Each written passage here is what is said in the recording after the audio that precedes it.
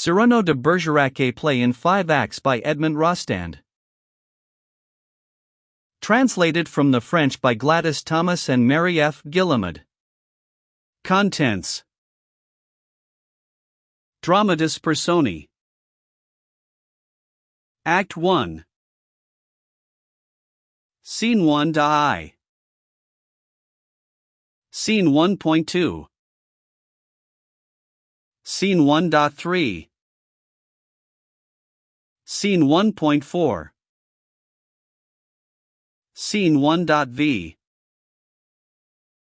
Scene 1.vi. Scene 1.7. Act 2. Scene 2.I. Scene 2.2. Scene 2.3. Scene 2.4. Scene 2.v. Scene 2.vi. Scene 2.7. Scene 2.8. Scene 2.9. Scene 2.x. Scene 2.11. Act 3. Scene 3.I. Scene 3.2. Scene 3.3. Scene 3.4. Scene 3.v. Scene 3.vi. Scene 3.7. Scene 3.8. Scene 3.9. Scene 3.x. Scene 3.11. Scene 3.12. Act 4. Scene 4.I.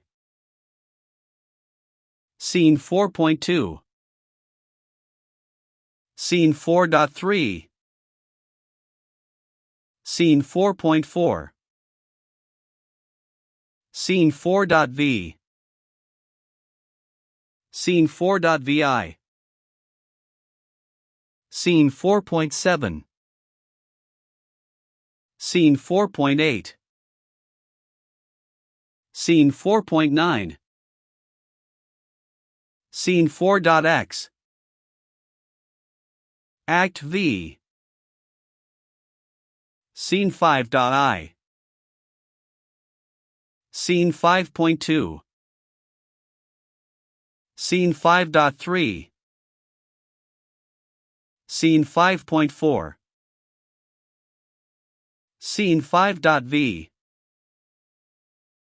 Scene 5.vi. Dramatis Personae.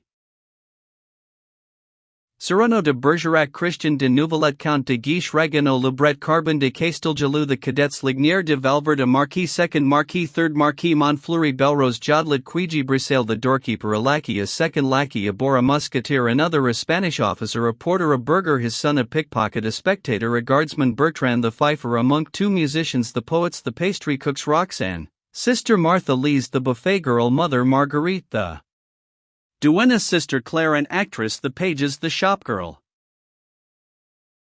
The crowd, troopers, burghers, male and female, marquises, musketeers, pickpockets, pastrycooks, poets, Gascons, cadets, actors, male and female, violinists, pages, children, soldiers, Spaniards, spectators, male and female, preciouses, nuns, etc.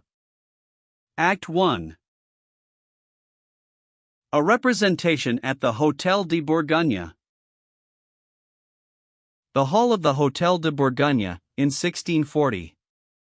A sort of tennis court arranged and decorated for a theatrical performance. The hall is oblong and seen obliquely, so that one of its sides forms the back of the right foreground, and meeting the left background makes an angle with the stage, which is partly visible. On both sides of the stage are benches. The curtain is composed of 2 tapestries which can be drawn aside. Above a harlequin's mantle are the royal arms. There are broad steps from the stage to the hall. On either side of these steps are the places for the violinists. Footlights. 2 rows, one over the other, of side galleries, the highest divided into boxes. No seats in the pit of the hall, which is the real stage of the theater. At the back of the pit, i.e., on the right foreground, some benches forming steps, and underneath, a staircase which leads to the upper seats. An improvised buffet ornamented with little lustres, vases, glasses, plates of tarts, cakes, bottles, etc. The entrance to the theater is in the center of the background, under the gallery of the boxes. A large door, half open to let in the spectators. On the panels of this door, in different corners, and over the buffet, red placards bearing the words, La Chloris. At the rising of the curtain the hall is in semi-darkness, and still empty. The lustres are lowered in the middle of the pit ready to be lighted. Scene 1 Die. The public, arriving by degrees. Troopers, burghers, lackeys, pages, a pickpocket, the doorkeeper, etc., followed by the marquises. Queegee, Brissail, the buffet girl, the violinists, etc. A confusion of loud voices is heard outside the door. A trooper enters hastily. The doorkeeper, following him, "Hullo! You there! Your money!" The trooper, "I enter gratis." The doorkeeper, "Why?" The trooper, "Why? I am of the king's household cavalry, faith." The doorkeeper, to another trooper who enters, "And you?" Second trooper, "I pay nothing." The doorkeeper, "How so?" Second trooper, "I am a musketeer." First trooper, to the second, "The play will not begin till 2. The pit is empty. Come, about with the foils to pass the time." They fence with the foils they have brought. A lackey, entering PST. Flanquin. Another, "Already their champagne?" The first, showing him cards and dice which he takes from his doublet. "See, here be cards and dice." He seats himself on the floor. "Let's play." The second, doing the same. "Good, I am with you, villain." First lackey, taking from his pocket a candle end, which he lights, and sticks on the floor. "I made free to provide myself with light at my master's expense." A guardsman, to a shopgirl who advances. "'Twas prettily done to come before the lights were lit." He takes her round the waist. One of the fencers, receiving a thrust, a hit. One of the card players, clubs. The guardsman, following the girl, a kiss. The shopgirl, struggling to free herself. "They're looking." The guardsman, drawing her to a dark corner. "No fear. No one can see." A man, sitting on the ground with others, who have brought their provisions by coming early. "One can eat in comfort." A burgher, conducting his son. "Let us sit here, son." A card player, triple ace. A man, taking a bottle from under his cloak, and also seating himself on the floor. A tippler may well quaff his burgundy. He drinks in the Burgundy Hotel. The burgher, to his son. "Faith, a man might think he had fallen in a bad house here." He points with his cane to the drunkard. "What with topers?" One of the fencers, in breaking off, jostles him. "Brawlers." He stumbles into the midst of the card players. "Gamblers." The guardsman, behind him, still teasing the shopgirl. "Come, one kiss." The burgher, hurriedly pulling his son away. "By all the holies, And this, my boy, is the theatre where they played Rotrou erewhile. The young man, I, and Corneille. A troop of pages, hand in hand, entered dancing the farandole, and singing tra-la, la, la, la, la, la, la, leer. The doorkeeper, sternly, to the pages, you pages there, none of your tricks. First page, with an air of wounded dignity, oh, sir, such a suspicion. Briskly, to the second page, the moment the doorkeeper's back is turned, have you string? The second, I, and a fishhook with it. First page, we can angle for wigs, then, up there ith gallery. A pickpocket, gathering about him some evil-looking youths. Hark ye, young cut-purses, lend an ear, while I give you your first lesson in thieving. Second page, calling up to others in the top galleries, you there. Have you pea-shooters? Third page, from above, I, have we, and peas withal. He blows, and peppers them with peas. The young man, to his father, what peace do they give us? The burgher, chloris. The young man, who may the author be? The burgher, Master Balthazar Barrow. It is a play. He goes arm in arm with his son. The pickpocket, to his pupils, have a care, above all, of the lace near ruffles, cut them off. A spectator, to another, showing him a corner in the gallery, I was up there, the first night of the Cid. The pickpocket, making with his fingers the gesture of filching thus for watches. The burgher, coming down again with his son. Ah! You shall presently see some renowned actors. The pickpocket, making the gestures of one who pulls something stealthily, with little jerks thus for handkerchiefs. The burgher, Montfleury. Someone, shouting from the upper gallery, light up, below there. The burgher, Belrose, Lepi, La Beaupre, Jodlet. A page, in the pit, here comes the buffet girl. The buffet girl, taking her place behind the buffet, oranges, milk, raspberry water, cedar bitters. A hubbub outside the door is heard. A falsetto voice, make place, brutes.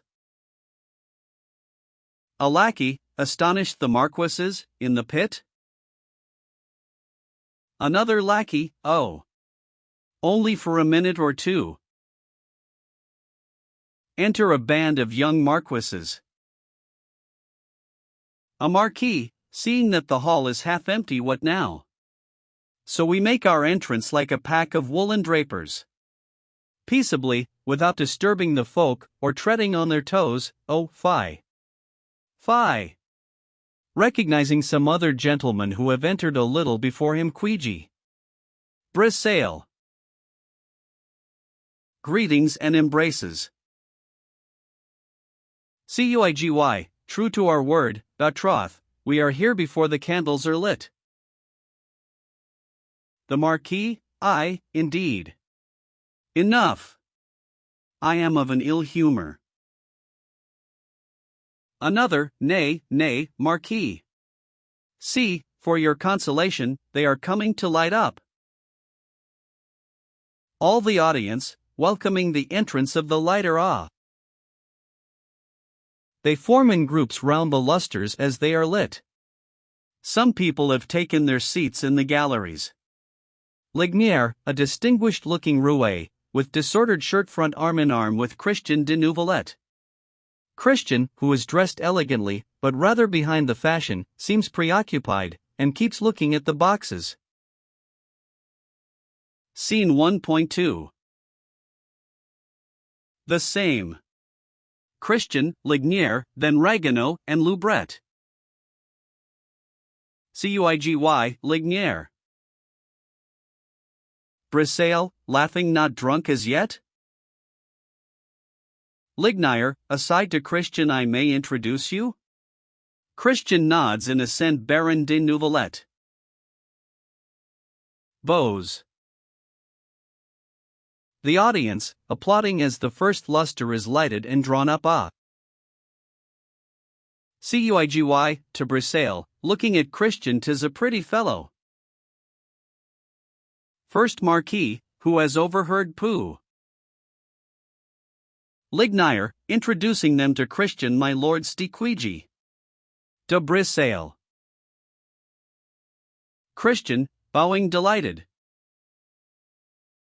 First Marquis, to second, he is not ill to look at, but certes, he is not costumed in the latest mode. Lignier, to Quigi, this gentleman comes from Touraine. Christian, yes, I have scarce been 20 days in Paris, tomorrow I join the guards, and the cadets. First Marquis, watching the people who are coming into the boxes, there is the wife of the Chief Justice. The buffet girl, oranges, milk. The violinists, tuning up la la. Cuigy to Christian, pointing to the hall, which is filling fast, 'tis crowded. Christian, yes, indeed. First Marquis, all the great world. They recognize and name the different elegantly dressed ladies who enter the boxes, bowing low to them. The ladies send smiles in answer. Second Marquis, Madame de Guémeny. Cuigy, Madame de Boisdauphin. First Marquis, adored by us all. Brissail, Madame de Chavigny. Second Marquis, who sports with our poor hearts. Lignier, ha! So Monsieur de Cornay has come back from Rouen. The young man, to his father, is the academy here? The burgher, oh, I see several of them. There is Boudou, Boisset, and Quiro de la Chambre, Porches, Colombi, Borzys, Borden, Arbod, that all names that will live. 'Tis fine. First Marquis, attention! Here come our preciouses, Barthenoid, Eurymedont, Cassandace, Felix Iri. Second Marquis, ah! How exquisite their fancy names are! Do you know them all, Marquis? First Marquis, Marquis, I do, every one. Lignier, drawing Christian aside, friend, I but came here to give you pleasure. The lady comes not. I will betake me again to my pet vice. Christian, persuasively, no, no. You, who are ballad maker to court and city alike, can tell me better than any who the lady is for whom I die of love. Stay yet a while. The first violin, striking his bow on the desk. Gentlemen violinists. He raises his bow. The buffet girl, macaroons, lemon drink. The violins begin to play. Christian, ah! I fear me she is coquettish, and over nice and fastidious. I, who am so poor of wit, how dare I speak to her, how address her? This language that they speak today, and write, confounds me. I am but an honest soldier, and timid withal. She has ever her place, there, on the right, the empty box, see you. Lignier, making as if to go, I must go. Christian, detaining him, nay, stay. Lignier, I cannot.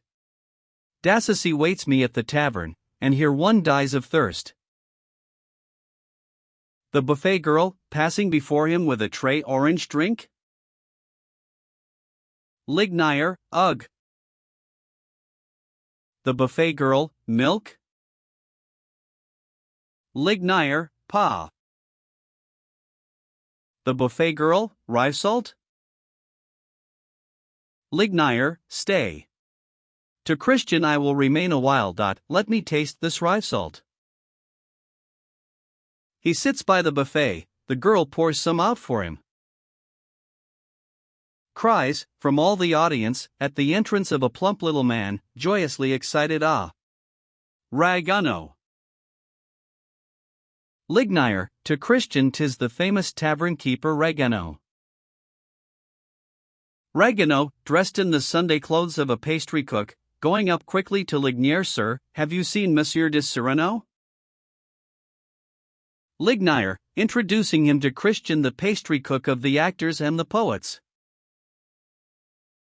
Ragano, overcome, you do me too great honor. Lignier, nay, hold your peace, Maecenas that you are. Ragano, true, these gentlemen employ me. Lignier, on credit. He is himself a poet of a pretty talent. Ragano, so they tell me. Lignier, mad after poetry.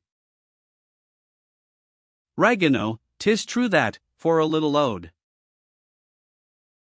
Lignier, you give a tart. Ragano, oh, a tartlet. Lignier, brave fellow. He would fain excuse himself. And for a triolet, now, did you not give in exchange? Ragano, some little rolls. Lignier, severely they were milk rolls. And as for the theatre, which you love. Ragano, oh, to distraction. Lignier, how pay you your tickets? Ha, with cakes. Your place, tonight, come tell me in my ear, what did it cost you? Ragano, for custards, and 15 cream puffs. He looks around on all sides. Monsieur de Cyrano is not here? 'Tis strange. Lignier, why so? Ragano, Montfleury plays. Lignier, 'tis true that old wine barrel is to take Fedon's part tonight, but what matter is that to Cyrano? Ragano, how? Know you not? He has got a hot hate for Montfleury, and so, has forbid him strictly to show his face on the stage for 1 whole month. Lignier, drinking his 4th glass well? Ragano, Montfleury will play. Cuigy, he cannot hinder that. Ragano, oh, that I have come to see. First Marquis, who is this Cyrano? Cuigy, a fellow well skilled in all tricks of fence. Second Marquis, is he of noble birth? Cuigy, aye, noble enough. He is a cadet in the guards. Pointing to a gentleman who was going up and down the hall as if searching for someone, but 'tis his friend Lebret, yonder, who can best tell you. He calls him Lebret. Lebret comes towards them. Seek you for de Bergerac? Lebret, I am uneasy. Cuigy, is it not true that he is the strangest of men? Lebret, tenderly true, that he is the choicest of earthly beings. Ragano, poet. Cuigy, soldier. Brissail, philosopher. Lebret, musician. Lignier, and of how fantastic a presence. Ragano, marry, 'twould puzzle even our grim painter Philippe de Champagne to portray him. Methinks, whimsical, wild, comical as he is, only Jacques Callot, now dead and gone, had succeeded better, and had made of him the maddest fighter of all his visored crew, with his triple-plumed beaver and 6-pointed doublet, the sword point sticking up neath his mantle like an insolent cocktail. He's prouder than all the fierce Artabans of whom Gascony has ever been and will ever be the prolific alma mater. Above his toby ruff he carries a nose, ah, good my lords, what a nose is his! When one sees it one is fain to cry aloud, nay, 'tis too much. He plays a joke on us. Then one laughs, says he will anon take it off. But no, Monsieur de Bergerac always keeps it on. Lebret, throwing back his head he keeps it on, and cleaves in two any man who dares remark on it. Ragueneau, proudly his sword, 'tis one half of the fate's shears. First Marquis, shrugging his shoulders he will not come. Ragueneau, I say he will. And I wager a fowl à la Ragueneau. The Marquis, laughing good. Murmurs of admiration in hall. Roxane has just appeared in her box. She seats herself in front, the duenna at the back. Christian, who is paying the buffet girl, does not see her entrance. Second Marquis, with little cries of joy, ah, gentlemen! She is fearfully, terribly ravishing. First Marquis, when one looks at her one thinks of a peach smiling at a strawberry. Second Marquis, and what freshness! A man approaching her too near might chance to get a bad chill at the heart. Christian, raising his head, sees Roxane, and catches Lignier by the arm. 'Tis she. Lignier, ah! Is it she? Christian, aye, tell me quick, I am afraid. Lignier, tasting his Rivesaltin sips Magdalene Robin Roxane, so called. A subtle wit, a precious. Christian, woe is me. Lignier, free.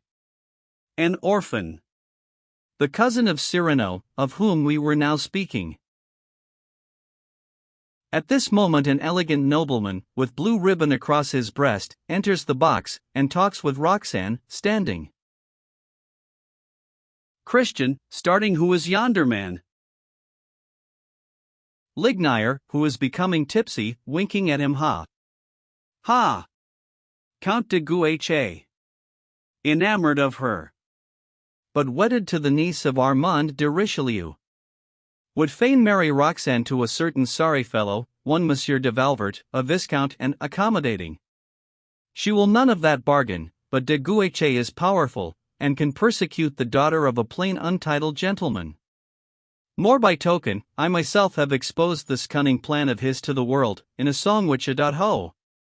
He must rage at me. The end hit home, listen.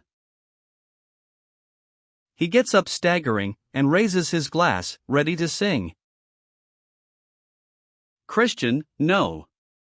Good night. Lignier, where go you? Christian, to Monsieur de Valvert. Lignier, have a care. It is he who will kill you, showing him Roxane by a look. Stay where you are, she is looking at you. Christian, it is true. He stands looking at her. The group of pickpockets, seeing him thus, head in air and open-mouthed, draw near to him. Lignier, 'tis I who am going. I am athirst. And they expect me in the taverns. He goes out, reeling. Lebret, who has been all round the hall, coming back to Ragueneau, reassured, no sign of Cyrano. Ragueneau, incredulously, all the same. Lebret, a hope is left to me that he has not seen the playbill. The audience, begin. Scene 1.3. The same, all but Lignier. De Guiche, Valvert, then Montfleury. A marquis, watching de Guiche, who comes down from Roxane's box, and crosses the pit surrounded by obsequious noblemen, among them the Viscount de Valvert. He pays a fine court, your de Guiche. Another, another Gascon. The first, but the cold, supple Gascon, that is the stuff success is made of.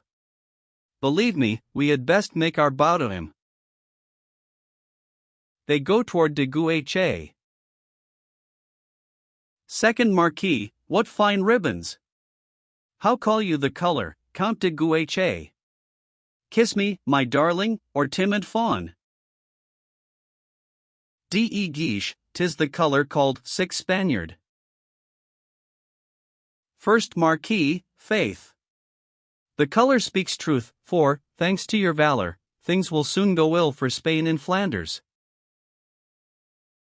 De Guiche, I go on the stage. Will you come? He goes toward the stage, followed by the marquises and gentlemen. Turning, he calls, come you Valvert.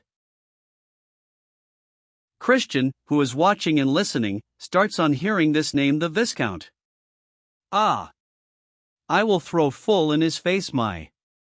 He puts his hand in his pocket, and finds there the hand of a pickpocket who is about to rob him.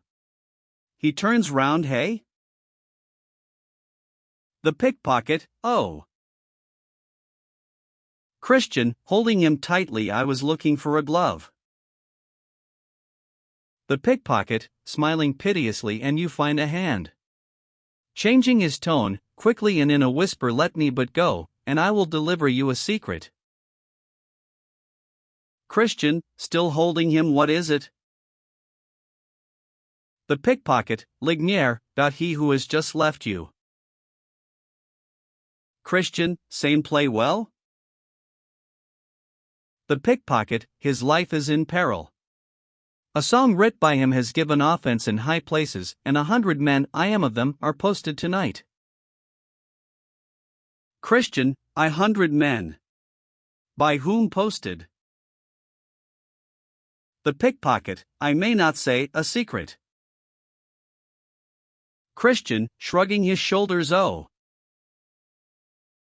The pickpocket, with great dignity, of the profession. Christian, where are they posted? The pickpocket, at the Porte de Nesle. On his way homeward. Warn him. Christian, letting go of his wrists, but where can I find him? The pickpocket, run round to all the taverns, the Golden Wine Press, the Pine Cone, the Belt that Bursts, the 2 Torches, the 3 Funnels, and at each leave a word that shall put him on his guard. Christian, good, I fly. Ah, the scoundrels! 100 men gainst one. Looking lovingly at Roxana, to leave her. Looking with rage at Valvert and him, but save Lignier I must. He hurries out.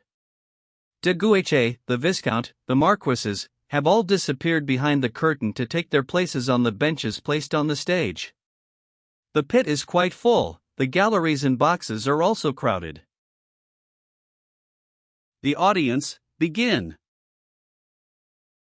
A burgher, whose wig is drawn up on the end of a string by a page in the upper gallery, my wig. Cries of delight, he is bald. Bravo, pages, ha! Ha! Ha! The burgher, furious, shaking his fist, young villain.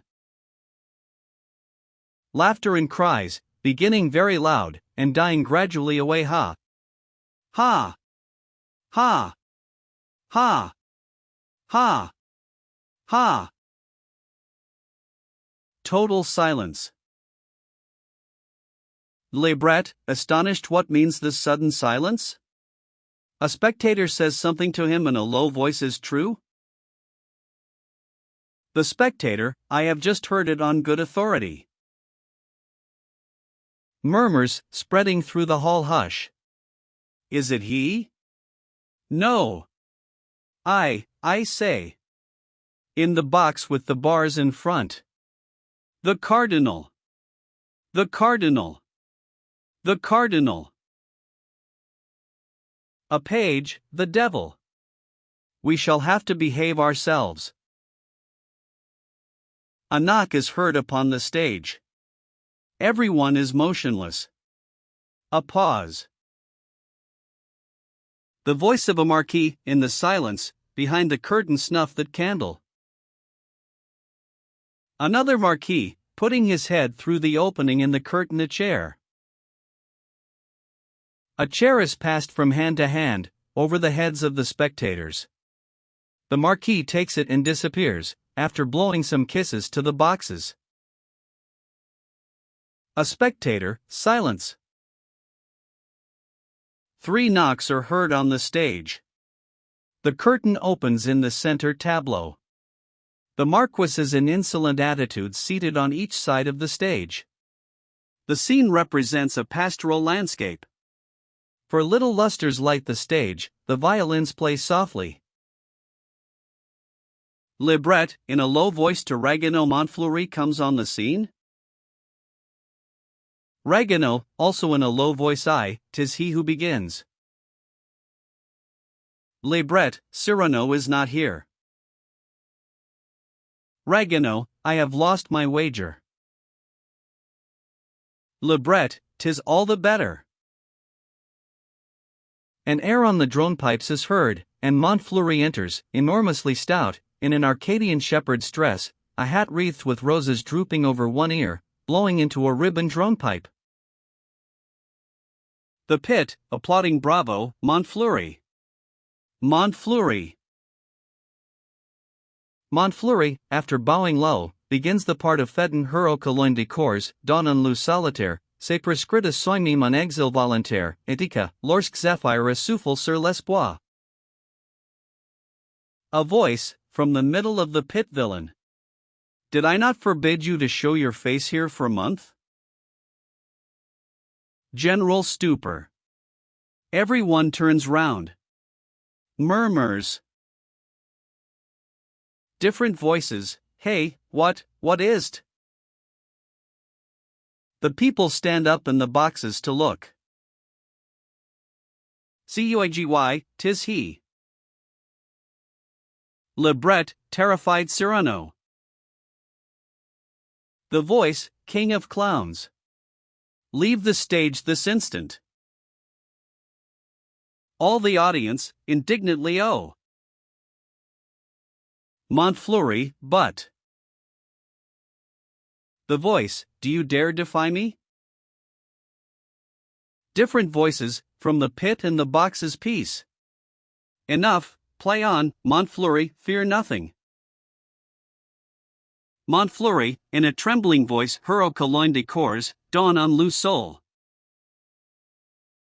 The voice, more fiercely well. Chief of all the blackguards, must I come and give you a taste of my cane? A hand holding a cane starts up over the heads of the spectators. Montfleury, in a voice that trembles more and more. Heroka. The cane is shaken. The voice, off the stage. The pit, oh. Montfleury, choking Hero Cologne de Cours. Cyrano, appearing suddenly in the pit, standing on a chair, his arms crossed, his beaver cocked fiercely, his mustache bristling, his nose terrible to see. I shall be angry in a minute. Sensation. Scene 1.4. The same. Cyrano, then Belrose, Jodlet. Montfleury, to the Marquis has come to my help, my lords. A marquis, carelessly go on. Go on. Cyrano, fat man, take warning. If you go on, I shall feel myself constrained to cuff your face. The marquis, have done. Cyrano, and if these lords hold not their tongue shall feel constrained to make them taste my cane. All the marquises, rising enough. Montfleury. Cyrano, if he goes not quick I will cut off his ears and slit him up. A voice, but. Cyrano, out he goes. Another voice, yet. Cyrano, is he not gone yet? He makes the gesture of turning up his cuffs. Good. I shall mount the stage now, buffet-wise, to carve this fine Italian sausage, thus. Montfleury, trying to be dignified, you outraged Talia in insulting me. Cyrano, very politely, if that muse, sir, who knows you not at all, could claim acquaintance with you, believe, seeing how urn-like, fat, and slow you are, that she would make you taste her buskin's soul. The pit, Montfleury. Montfleury. Come, Barrows, play. Cyrano, to those who are calling out, I pray you have a care. If you go on, my scabbard soon will render up its blade. The circle round him widens. The crowd, drawing back, take care. Cyrano, to Montfleury leave the stage. The crowd, coming near and grumbling, oh. Cyrano, did someone speak? They draw back again. A voice, singing at the back, Monsieur de Cyrano displays his tyrannies, a fig for tyrants. What, ho! Come! Play us La Chloris. All the pit, singing La Chloris. La Chloris. Cyrano, let me but hear once more that foolish rhyme, I slaughter every man of you. A burgher, oh. Samson?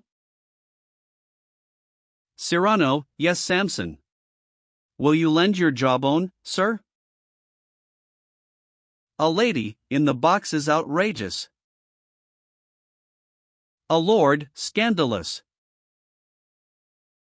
A burgher, 'tis most annoying. A page, fair good sport. The pit, KSS, Montfleury. Cyrano. Cyrano, silence. The pit, wildly excited, ho-oh-h. Quack. Cock-a-doodle-doo.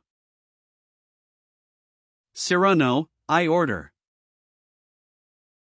A page, Miao.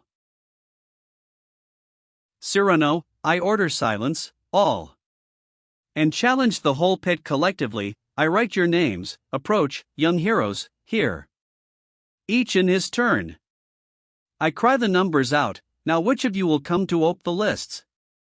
You, sir? No. You? No.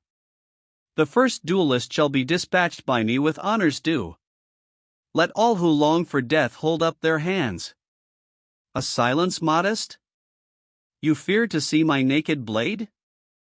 Not one name, not one hand, good, I proceed. Turning toward the stage, where Montfleury waits in an agony, the theatre's too full, congested, I would clear it out, if not. Puts his hand on his sword, the knife must act. Montfleury, I.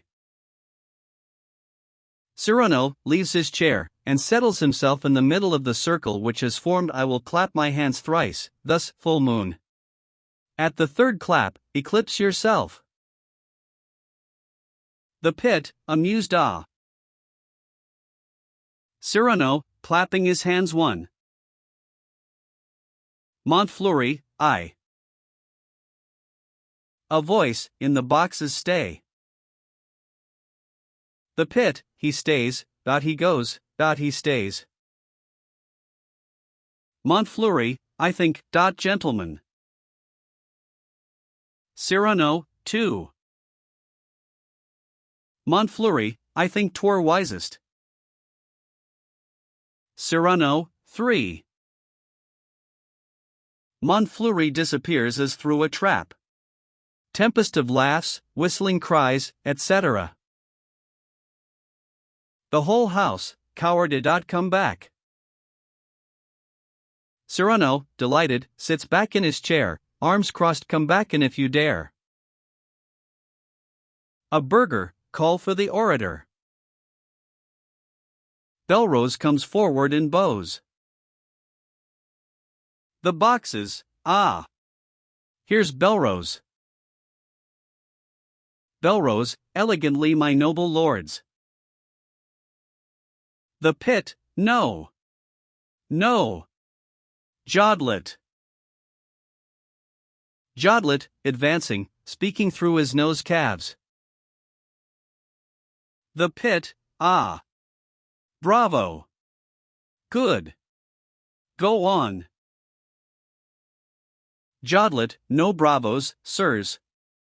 The fat tragedian whom you all love felt. The pit, coward. Jodlet, that was obliged to go. The pit, come back. Some, no. Others, yes. A young man, to Cyrano, but pray, sir, for what reason, say, hate you Montfleury? Cyrano, graciously, still seated youthful gander, no, I have 2 reasons, either will suffice. Primo. An actor villainous. Who mouths, and heaves up like a bucket from a well the verses that should, bird-like, fly. Secundo, that is my secret. The old burgher, behind him shameful. You deprive us of the chorus. I must insist. Cyrano, turning his chair toward the burgher, respectfully, old mule. The verses of old Barrow are not worth a doit. I'm glad to interrupt. The preciouses in the boxes are Barrow, my dear. How dares he venture? Cyrano, turning his chair toward the boxes, gallantly fairest ones, radiate, bloom, hold to our lips the cup of dreams intoxicating, Hebe-like. Or, when death strikes, charm death with your sweet smiles, inspire our verse, but criticize it not. Belrose, we must give back the entrance fees. Cyrano, turning his chair toward the stage. Belrose, you make the first intelligent remark. Would I rend Thespis' sacred mantle? Nay. He rises and throws a bag on the stage. Catch then the purse I throw, and hold your peace. The house, dazzled, ah. Oh. Jodlet, catching the purse dexterously and weighing it at this price, you've authority to come each night, and stop chorus, sir. The pit, ho, ho. Ho. Jodlet, e'en if you chase us in a pack. Belrose, clear out the hall. Jodlet, get you all gone at once. The people begin to go out, while Cyrano looks on with satisfaction. But the crowd soon stop on hearing the following scene, and remain where they are. The women, who, with their mantles on, are already standing up in the boxes, stop to listen, and finally reseat themselves. Libret, to Cyrano, 'tis mad. A boor, coming up to Cyrano the actor Montfleury. 'Tis shameful. Why, he's protected by the Duke of Candel. Have you a patron? Cyrano, no. The boor, no patron? Cyrano, none. The boor, what? No great lord to shield you with his name? Cyrano, irritated, no, I have told you twice. Must I repeat? No. No protector. His hand on his sword a protectress, got here. The boor, but you must leave the town? Cyrano, well, that depends. The boor, the Duke has a long arm. Cyrano, but not so long as mine, when it is lengthened out. Shows his sword as thus. The boor, you think not to contend? Cyrano, 'tis my idea. The boor, but. Cyrano, show your heels. Now. The boor, but I. Cyrano, or tell me why you stare so at my nose. The boar, staggered eye. Cyrano, walking straight up to him. Well, what is there strange? The boar, drawing back. Your grace mistakes. Cyrano, how now?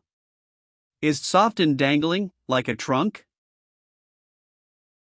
The boar, same play I never. Cyrano, is it crooked, like an owl's beak? The boar, aye. Cyrano, do you see a wart upon the tip? The boar, nay. Cyrano, or a fly, that takes the air there? What is there to stare at? The boar, oh. Cyrano, what do you see? The boar, but I was careful not to look. Knew better. Cyrano, and why not look at it, and if you please? The boar, I was. Cyrano, oh. It disgusts you. The boar, sir. Cyrano, its hue unwholesome seems to you? The boar, sir. Cyrano, or its shape?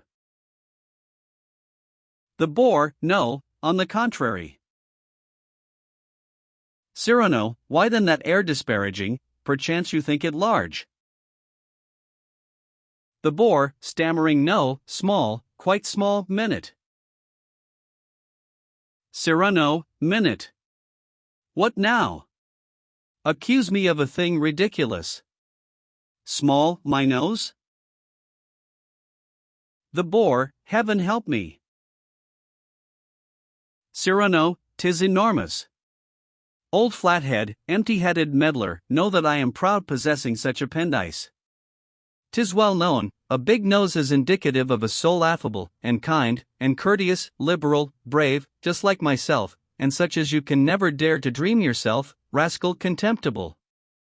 For that witless face that my hand soon will come to cuff is all as empty. He cuffs him. The boar, aie. Cyrano, of pride, of aspiration, of feeling, poetry, of godlike spark, of all that appertains to my big nose, he turns him by the shoulders, suiting the action to the word as, what my boot will shortly come and kick. The boar, running away, help. Call the guard. Cyrano, take notice, boobies all, who find my visage's centre ornament a thing to jest at, that it is my wont, and if the jester's noble air we part, to let him taste my steel, and not my boot.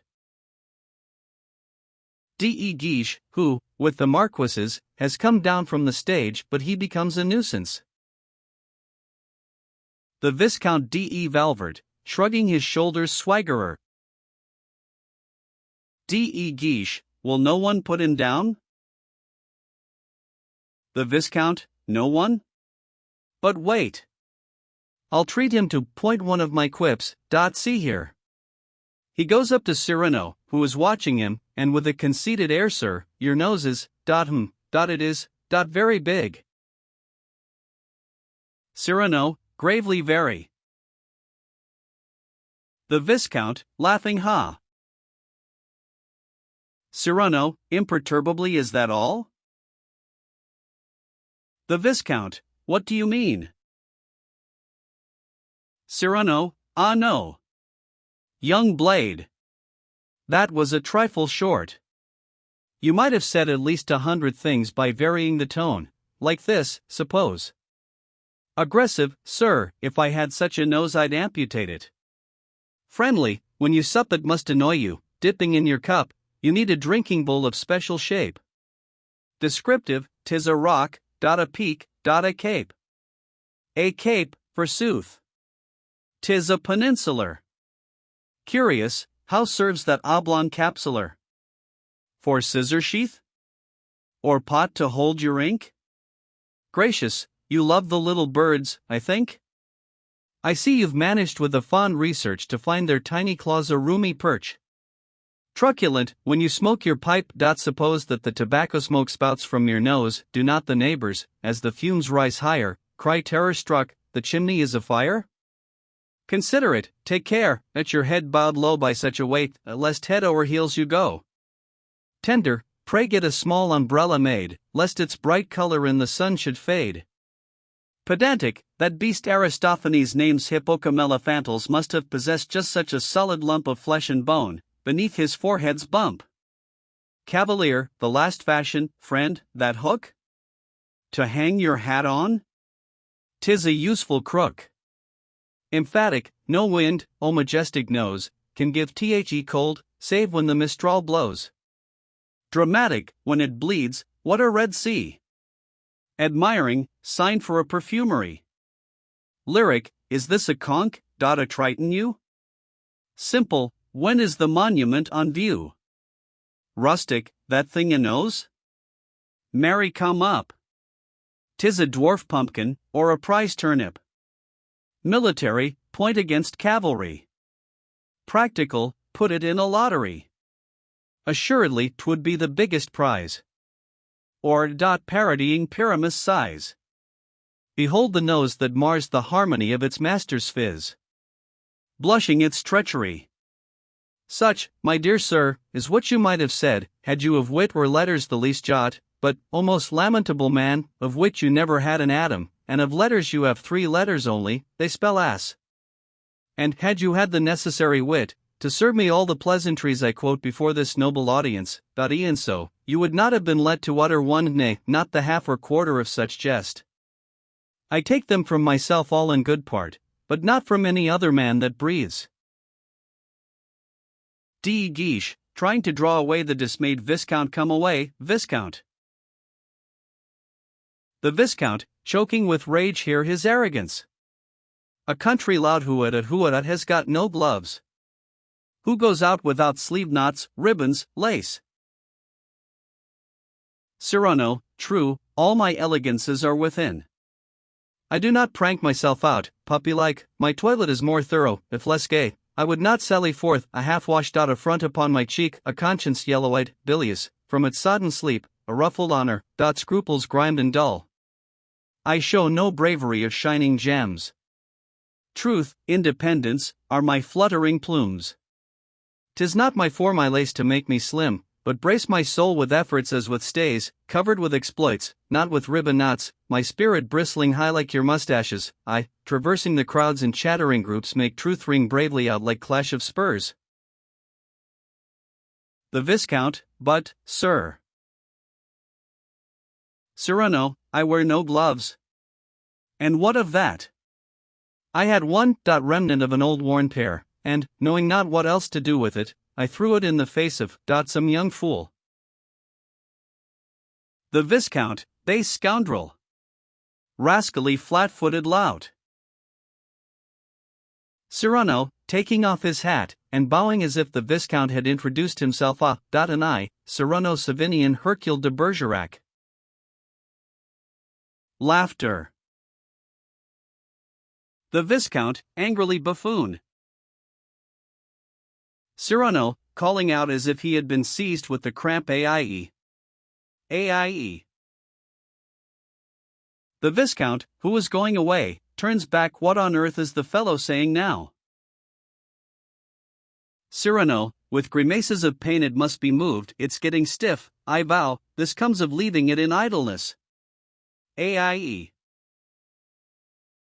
The Viscount, what ails you? Cyrano, the cramp. Cramp in my sword. The Viscount, drawing his sword. Good. Cyrano, you shall feel a charming little stroke. The Viscount, contemptuously poet. Cyrano, I, poet, sir. In proof of which, while we fence, presto. All extempore I will compose a ballade. The Viscount, a ballade? Cyrano, belike you know not what a ballade is. The Viscount, but. Cyrano, reciting, as if repeating a lesson. Know then that the ballade should contain 3 8-versed couplets. The Viscount, stamping O. Cyrano, still reciting and an envoy of 4 lines. The Viscount, U. Cyrano, I'll make one while we fight, and touch you at the final line. The Viscount, no. Cyrano, no? Declaiming the duel in Hotel of Burgundy, fought by de Bergerac and a good for naught. The Viscount, what may that be, and if you please? Cyrano, the title. The house, in great excitement give room, good sport, make place, fair play, no noise. Tableau. A circle of curious spectators in the pit, the marquises and officers mingled with the common people, the pages climbing on each other's shoulders to see better. All the women standing up in the boxes. To the right, de Guiche and his retinue. Left, Lebret, Ragueneau, Cyrano, etc. Cyrano, shutting his eyes for a second. Wait while I choose my rhymes, I have them now. He suits the action to each word. I gaily doff my beaver low, and, freeing hand and heel, my heavy mantle off I throw, and I draw my polished steel, graceful as Phoebus, round I will, alert as Scaramouch, a word in your ear, Sir Spark, I steal, at the envoy's end, I touch. They engage better for you had you lain low, or skewer my cock. In the heel, in the heart, your ribbon blue below, in the hip, and make you kneel?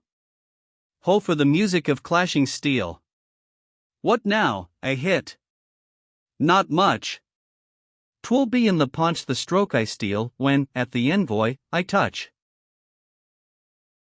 Oh, for a rhyme, or rhyme in O, you wriggle, starch white, my eel? A rhyme. A rhyme. The white feather you show.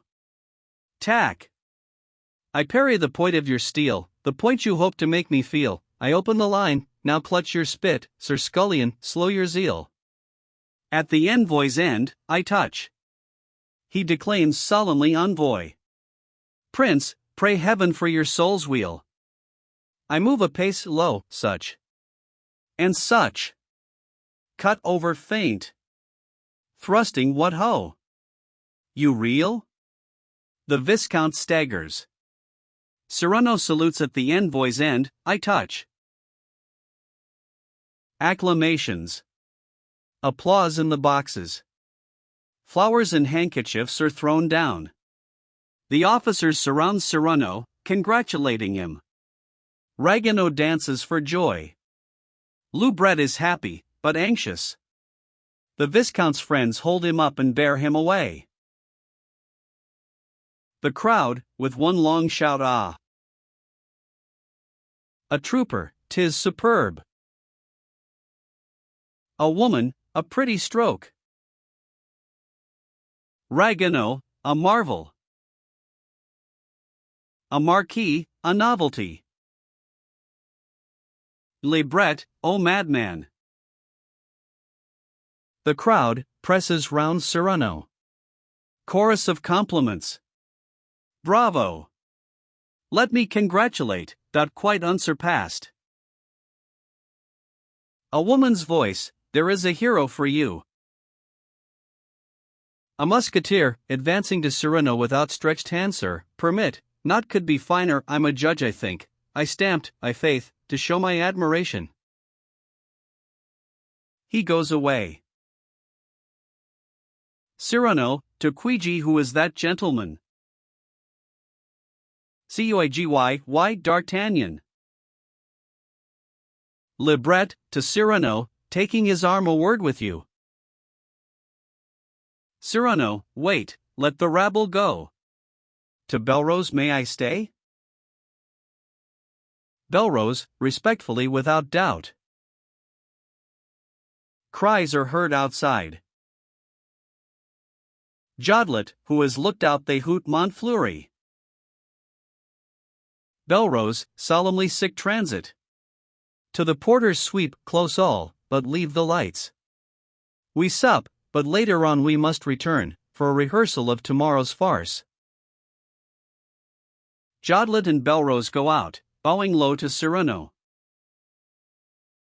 The porter, to Cyrano, you do not dine, sir? Cyrano, no. The porter goes out. Ilibret, because? Cyrano, proudly because. Changing his tone as the porter goes away, I have no money.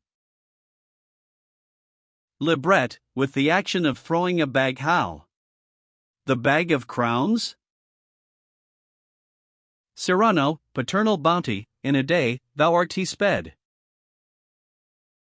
Libret, how live the next month? Cyrano, I have nothing left. Libret, folly. Cyrano, but what a graceful action! Think. The buffet girl, coughing, behind her counter hum. Cyrano and Libret turn. She comes timidly forward, sir, my heart mislikes to know you fast. Showing the buffet, see, all you need. Serve yourself. Cyrano, taking off his hat, gentle child, although my Gascon pride would else forbid to take the least bestowal from your hands, my fear of wounding you outweighs that pride, and bids accept. He goes to the buffet a trifle, these few grapes. She offers him the whole bunch. He takes a few, nay, but this bunch. She tries to give him wine, but he stops her a glass of water fair. And half a macaroon. He gives back the other half. Libret, what foolery! The buffet girl, take something else. Cyrano, I take your hand to kiss. He kisses her hand as though she were a princess. The buffet girl, thank you, kind sir. She courtesies good night. She goes out. Scene 1.v. Cyrano, Libret. Cyrano, to Libret, now talk, I listen. He stands at the buffet, and placing before him first the macaroon dinner. Then the grapes dessert. Then the glass of water wine. He seats himself so. And now to table. Ah! I was hungry, friend, nay, ravenous. Eating, you said?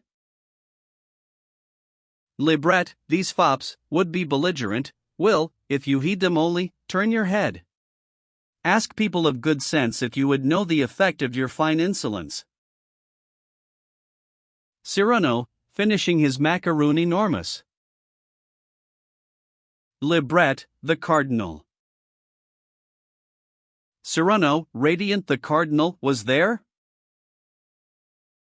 Libret, must have thought it. Cyrano, original, I faith. Libret, but. Cyrano, he's an author.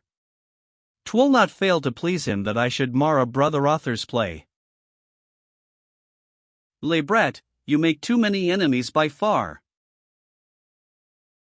Cyrano, eating his grapes, how many think you I have made tonight? Libret, 40, no less, not counting ladies. Cyrano, count. Libret, Montfleury first, the bourgeois, then de Guiche, the viscount, Barrow, the academy. Cyrano, enough. I am overjoyed. Libret, but these strange ways, where will they lead you, at the end? Explain your system, come. Cyrano, I in a labyrinth was lost, too many different paths to choose, I took. Libret, which? Cyrano, oh. By far the simplest path. Decided to be admirable in all. Libret, shrugging his shoulders, so be it. But the motive of your hate to Montfleury, come, tell me. Cyrano, rising this Silenus, big-bellied, coarse, still deems himself apparel a danger to the love of lovely ladies, and, while he sputters out his actor's part, makes sheep's eyes at their boxes, goggling frog. I hate him since the evening he presumed to raise his eyes to hers, at me seemed I saw a slug crawl slavering o'er a flower's petals. Libret, stupefied, how now? What can it be? Cyrano, laughing bitterly, that I should love? Changing his tone, gravely, I love. Libret, and may I know, that you never said? Cyrano, come now, bethink you, doth the fond hope to be beloved, e'en by some poor graceless lady, is, by this nose of mine, for I bereft me, this lengthy nose which, go where'er I will, pokes yet a quarter mile ahead of me, but I may love, and who? 'Tis fate's decree I love the fairest, how were it otherwise? Libret, the fairest? Cyrano, I, the fairest of the world, most brilliant, most refined, most golden-haired. Libret, who is this lady? Cyrano, she's a danger mortal, all unsuspicious, full of charms unconscious, like a sweet perfumed rose, a snare of nature, within whose petals Cupid lurks in ambush. He who has seen her smile has known perfection, instilling into trifles grace's essence, divinity in every careless gesture. Not Venus' self can mount her conch-blown seaward, as she can step into her chaise a porteurs, nor Dian fleet across the woods spring-flowered, light as my lady o'er the stones of Paris. Libret, sapristi. All is clear. Cyrano, as spider-webs. Libret, your cousin, Madeline Robin? Cyrano, Roxane. Libret, well, but so much the better. Tell her so. She saw your triumph here this very night. Cyrano, look well at me, then tell me, with what hope this vile protuberance can inspire my heart. I do not load me with illusions, yet at times am weak, in evening hours dim I enter some fair pleasance, perfume sweet, with my poor ugly devil of a nose I scent spring's essence, in the silver rays I see some knight, a lady on his arm, and think, to saunter thus, neath the moonshine, I were fain to have my lady, too, beside. Thought soars to ecstasy, that o sudden fall. The shadow of my profile on the wall. Libret, tenderly my friend. Cyrano, my friend, at times 'tis hard, 'tis bitter, to feel my loneliness, my own ill favor. Libret, taking his hand you weep? Cyrano, no, never. Think, how vilely suited adown this nose at tear its passage tracing. I never will, while of myself I'm master, let the divinity of tears, their beauty be wedded to such common ugly grossness. Nothing more solemn than a tear sublimer, and I would not by weeping turn to laughter the grave emotion that a tear engenders. Libret, never be sad. What's love, a chance of fortune? Cyrano, shaking his head, look I as Caesar to woo Cleopatra? A Tito to aspire to Berenice? Libret, your courage and your wit, the little maid who offered you refreshment even now, her eyes did not abhor you, you saw well. Cyrano, impressed true. Libret, well, how then, that I saw Roxane herself was death pale as she watched the duel. Cyrano, pale? Libret, her heart, her fancy, are already caught. Put it to touch. Cyrano, that she may mock my face? That is the one thing on this earth I fear. The porter, introducing someone to Cyrano, sir, someone asks for you. Cyrano, seeing the duenna god. Her duenna. Scene 1.vi. Cyrano, Libret, the duenna. The duenna, With a low bow I was bid ask you where a certain lady could see her valiant cousin, but in secret. Cyrano, overwhelmed see me? The duenna, courtesying I, sir. She has somewhat to tell. Cyrano, somewhat? The duenna, still courtesying I, private matters. Cyrano, staggering my God. The duenna, tomorrow, at the early blush of dawn, we go to hear Mass at St. Roch. Cyrano, leaning against Libret my God. The duenna, after what place for a few minutes' speech. Cyrano, confused where?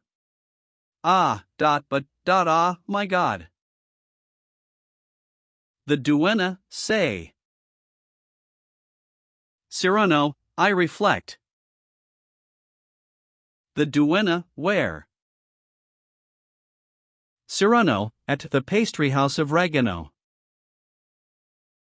The duenna, where lodges he? Cyrano, the Rue God, Saint Honoré. The duenna, going good. Be you there? At 7. Cyrano, without fail. The duenna goes out. Scene 1.7. Cyrano, Libret. Then actors, actresses, Quigi, Bressail, Lignier, the porter, the violinists. Cyrano, falling into Libret's arms a rendezvous. From her. Libret, you're sad no more. Cyrano, let the world go burn. She knows I live. Libret, now you'll be calm, I hope? Cyrano, beside himself for joy calm? I now calm? I'll be frenetic, frantic, raving mad. Oh, for an army to attack, a host. I've 10 hearts in my breast, a score of arms, no dwarfs to cleave in twain. Wildly no. Giants now. Poetry off. For a few moments the shadows of the actors have been moving on the stage, whispers are heard, the rehearsal is beginning. The violinists are in their places. A voice from the stage, hollow there. Silence. We rehearse. Cyrano, laughing we go. He moves away. By the big door enter Quigi, Bressail, and some officers, holding up Lignier, who is drunk. Cuigi, Cyrano. Cyrano, well, what now? Cuigi, a lusty thrush they're bringing you. Cyrano, recognizing him Lignier, at what has chanced? Cuigi, he seeks you. Bressail, he dare not go home. Cyrano, why not? Lignier, in a husky voice, showing him a crumpled letter. This letter warns me, that 100 men. Revenge that threatens me, that song, you know, at the Porte de Nassau. To get to my own house I must pass there, I dare not, give me leave to sleep tonight beneath your roof. Allow. Cyrano, 100 men?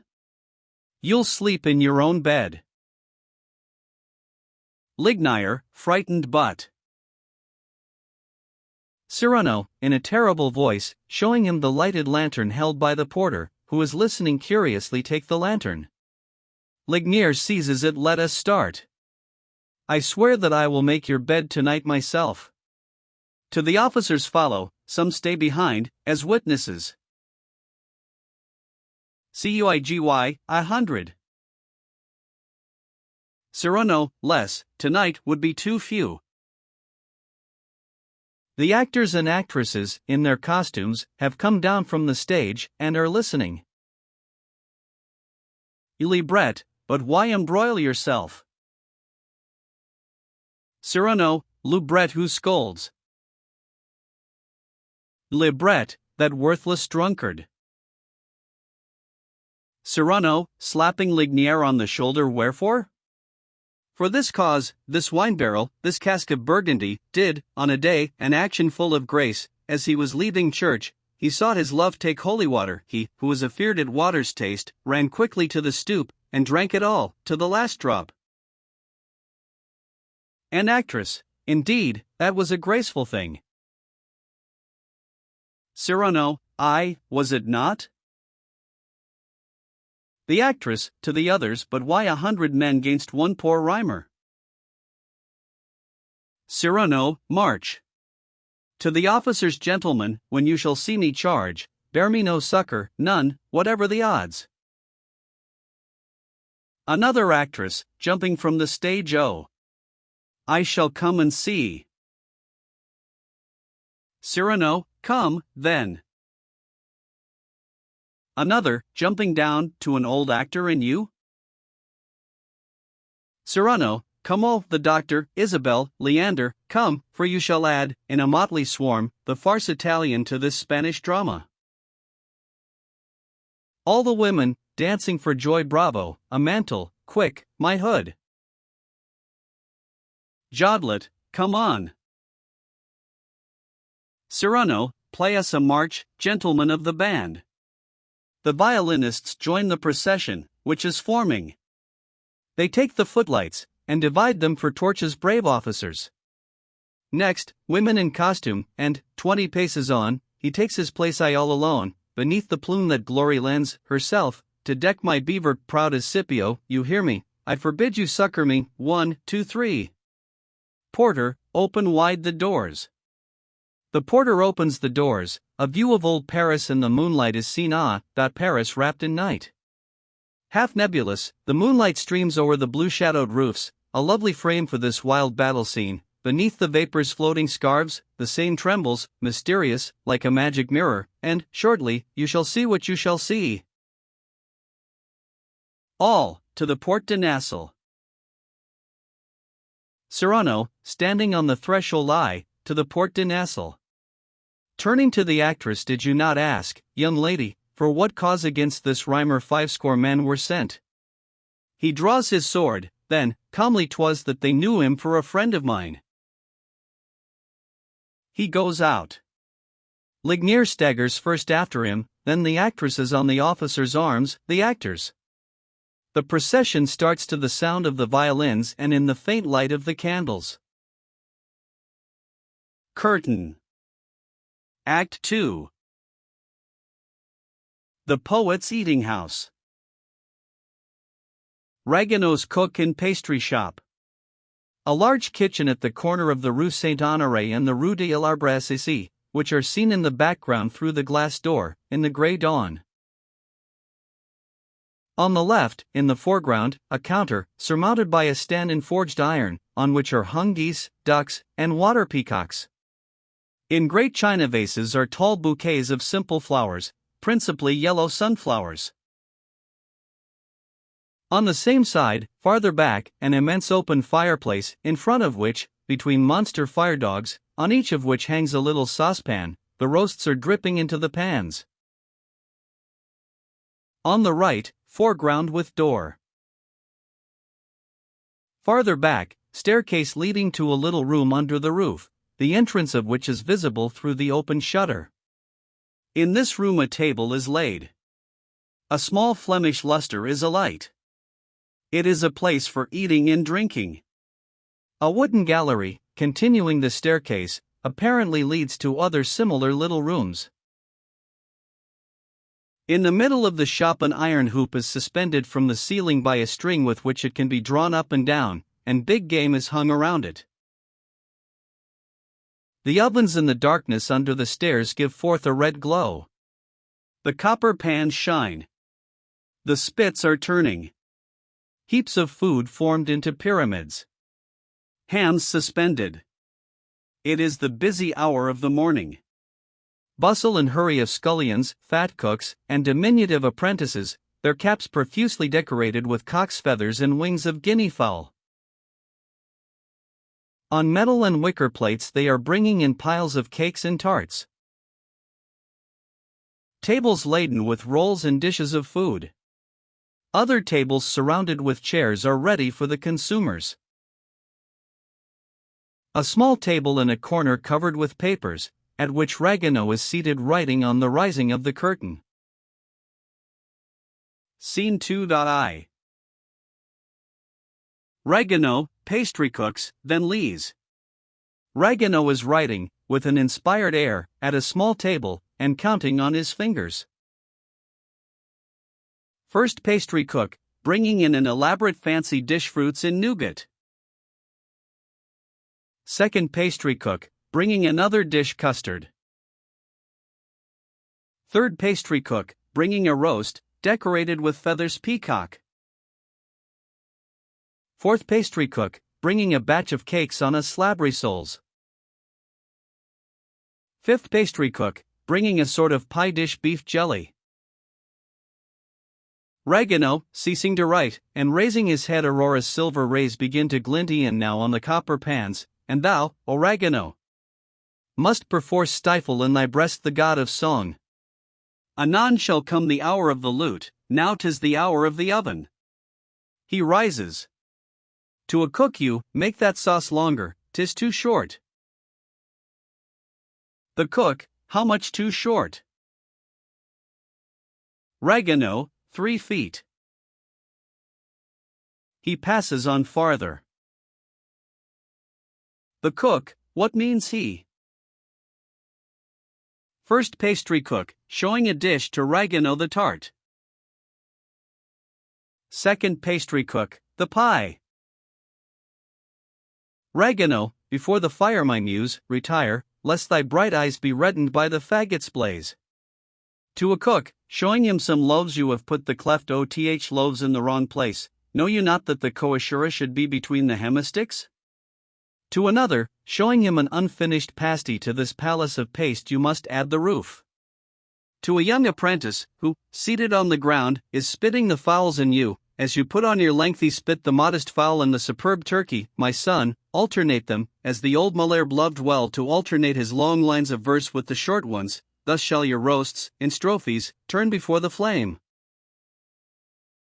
Another apprentice, also coming up with a tray covered by a napkin, master, I bethought me erewhile of your tastes, and made this, which will please you, I hope. He uncovers the tray, and shows a large lyre made of pastry. Ragueneau, enchanted a lyre. The apprentice, 'tis of brioche pastry. Ragueneau, touched with conserved fruits. The apprentice, the strings, see, are of sugar. Ragueneau, giving him a coin, go, drink my health. Seeing Lise enter, hush. My wife. Bustle, pass on, and hide that money. To Lise, showing her the lyre, with a conscious look, is it not beautiful? Lise, 'tis passing silly. She puts a pile of papers on the counter. Ragueneau, bags? Good. I thank you. He looks at them, heavens. My cherished leaves. The poems of my friends. Torn, dismembered, to make bags for holding biscuits and cakes, ah, 'tis the old tale again, Orpheus and the Bacchantes. Lise, dryly, and am I not free to turn at last to some use the sole thing that your wretched scribblers of halting lines leave behind them by way of payment? Ragueneau, groveling ant, insult not the divine grasshoppers, the sweet singers. Lise, before you were the sworn comrade of all that crew, my friend, you did not call your wife ant and bacchante. Ragueneau, to turn fair verse to such a use. Lise, faith, 'tis all it's good for. Ragueneau, pray then, madam, to what use would you degrade prose? Scene 2.2. The same. Two children, who have just trotted into the shop. Ragueneau, what would you, little ones? First child, 3 pies. Ragueneau, serving them see, hot and well browned. Second child, if it please you, sir, will you wrap them up for us? Ragueneau, aside, distressed alas. One of my bags. To the children what? Must I wrap them up? He takes a bag, and just as he is about to put in the pies, he reads Ulysses thus, I'm leaving fair Penelope, not that one. He puts it aside, and takes another, and as he is about to put in the pies, he reads the gold-locked Phoebus, nay, nor that one. Same play. Lise, impatiently, what are you dallying for? Ragueneau, here. Here. Here, he chooses a third, resignedly the sonnet to Phyllis, but 'tis hard to part with it. Lise, by good luck he has made up his mind at last. Shrugging her shoulders, Nicodemus. She mounts on a chair, and begins to range plates on a dresser. Ragueneau, taking advantage of the moment she turns her back, calls back the children, who are already at the door. Hist! Children, render me back the sonnet to Phyllis, and you shall have 6 pies instead of 3. The children give him back the bag, seize the cakes quickly, and go out. Ragueneau, smoothing out the paper, begins to declaim Phyllis, on that sweet name a smear of butter. Phyllis. Cyrano enters hurriedly. Scene 2.3. Ragueneau, Lise, Cyrano, then the musketeer. Cyrano, what's o'clock? Ragueneau, bowing low, 6 o'clock. Cyrano, with emotion, in 1 hour's time. He paces up and down the shop. Ragueneau, following him, bravo. I saw. Cyrano, well, what saw you, then? Ragueneau, your combat. Cyrano, which? Ragueneau, that in the Burgundy Hotel, faith. Cyrano, contemptuously, the duel. Ragueneau, admiringly, the duel in verse. Lise, he can talk of naught else. Cyrano, well. Good. Let be.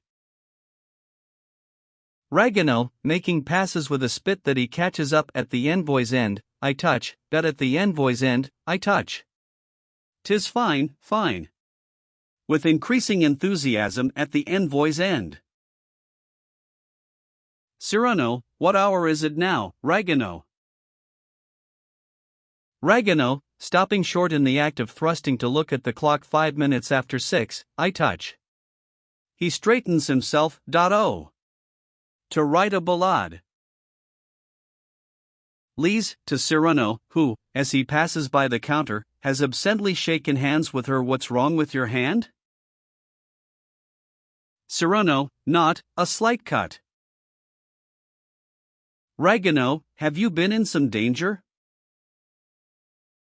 Cyrano, none in the world. Lise, shaking her finger at him, methinks you speak not the truth in saying that. Cyrano, did you see my nose quiver when I spoke? Faith, it must have been a monstrous lie that should move it. Changing his tone, I wait someone here. Leave us alone, and disturb us for naught, and it were not for crack of doom. Ragueneau, but 'tis impossible, my poets are coming. Lise, ironically, for their first meal o' the day. Cyrano, prithee, take them aside when I shall make you sign to do so. What's o'clock? Ragueneau, 10 minutes after 6. Cyrano, nervously seating himself at Ragueneau's table, and drawing some paper toward him, a pen. Ragueneau, giving him the one from behind his ear. Here, a swan's quill. A musketeer, with fierce mustache, enters, and in a stentorian voice, "Good day." Lise goes up to him quickly. Cyrano, turning round, "Who's that?" Ragueneau, "'Tis a friend of my wife, a terrible warrior, at least so says he himself." Cyrano, taking up the pen, and motioning Ragueneau away, "Hush. To himself I will write, fold it, give it her, and fly." Throws down the pen. "Coward, but strike me dead if I dare to speak to her, even one single word." To Ragueneau, "What time is it?" Ragueneau, 6:15. Cyrano, striking his breast, "A single word of all those here. Here. But writing, 'tis easier done." He takes up the pen. "Go to, I will write it, that love letter. Oh! I have read it and reread it in my own mind so oft that it lies there ready for pen and ink, and if I lay but my soul by my letter sheet, 'tis not to do but to copy from it." He writes. Through the glass of the door the silhouettes of their figures move uncertainly and hesitatingly. Scene 2.4. Ragueneau, Lise, the musketeer. Cyrano at the little table writing. The poets, dressed in black, their stockings ungartered, and covered with mud. Lise, entering, to Ragueneau, "Here they come, your mud-bespattered friends." First poet, entering, to Ragueneau, "Brother in art." Second poet, to Ragueneau, shaking his hands, "Dear brother." Third poet, high-soaring eagle among pastry cooks. He sniffs merry. "It smells good here in your airy." Fourth poet, "'Tis at Phoebus' own rays that thy roasts turn." Fifth poet, Apollo among master cooks. Ragueneau, whom they surround and embrace, ah! How quick a man feels at his ease with them. First poet, "We were stayed by the mob, they are crowded all round the Porte de Nesle." Second poet, "8 bleeding brigand carcasses strew the pavements, they're all slit open with sword gashes." Cyrano, raising his head a minute, 8. Hold, methought 7. He goes on writing. Ragueneau, to Cyrano, "Know you who might be the hero of the fray?" Cyrano, carelessly, "Not I." Lise, to the musketeer, "And you? Know you?" The musketeer, twirling his mustache, "Maybe." Cyrano, writing a little way off, he is heard murmuring a word from time to time, "I love thee." First poet, "'Twas one man, say they all, I swear to it, one man who, single-handed, put the whole band to the rout." Second poet, "'Twas a strange sight, pikes and cudgels strewed thick upon the ground." Cyrano, writing, "Thine eyes." Third poet, "And they were picking up hats all the way to the Quai d'Orfèvres." First poet, "Sapristi. But he must have been a ferocious." Cyrano, same play, "Thy lips." First poet, "'Twas a parlous fearsome giant that was the author of such exploits." Cyrano, same play, "And when I see thee come, I faint for fear." Second poet, "Filching a cake, what hast rhymed of late, Ragueneau?" Cyrano, same play, "Who worships thee?" He stops, just as he is about to sign, and gets up, slipping the letter into his doublet. "No need I sign, since I give it her myself." Ragueneau, to second poet, "I have put a recipe into verse."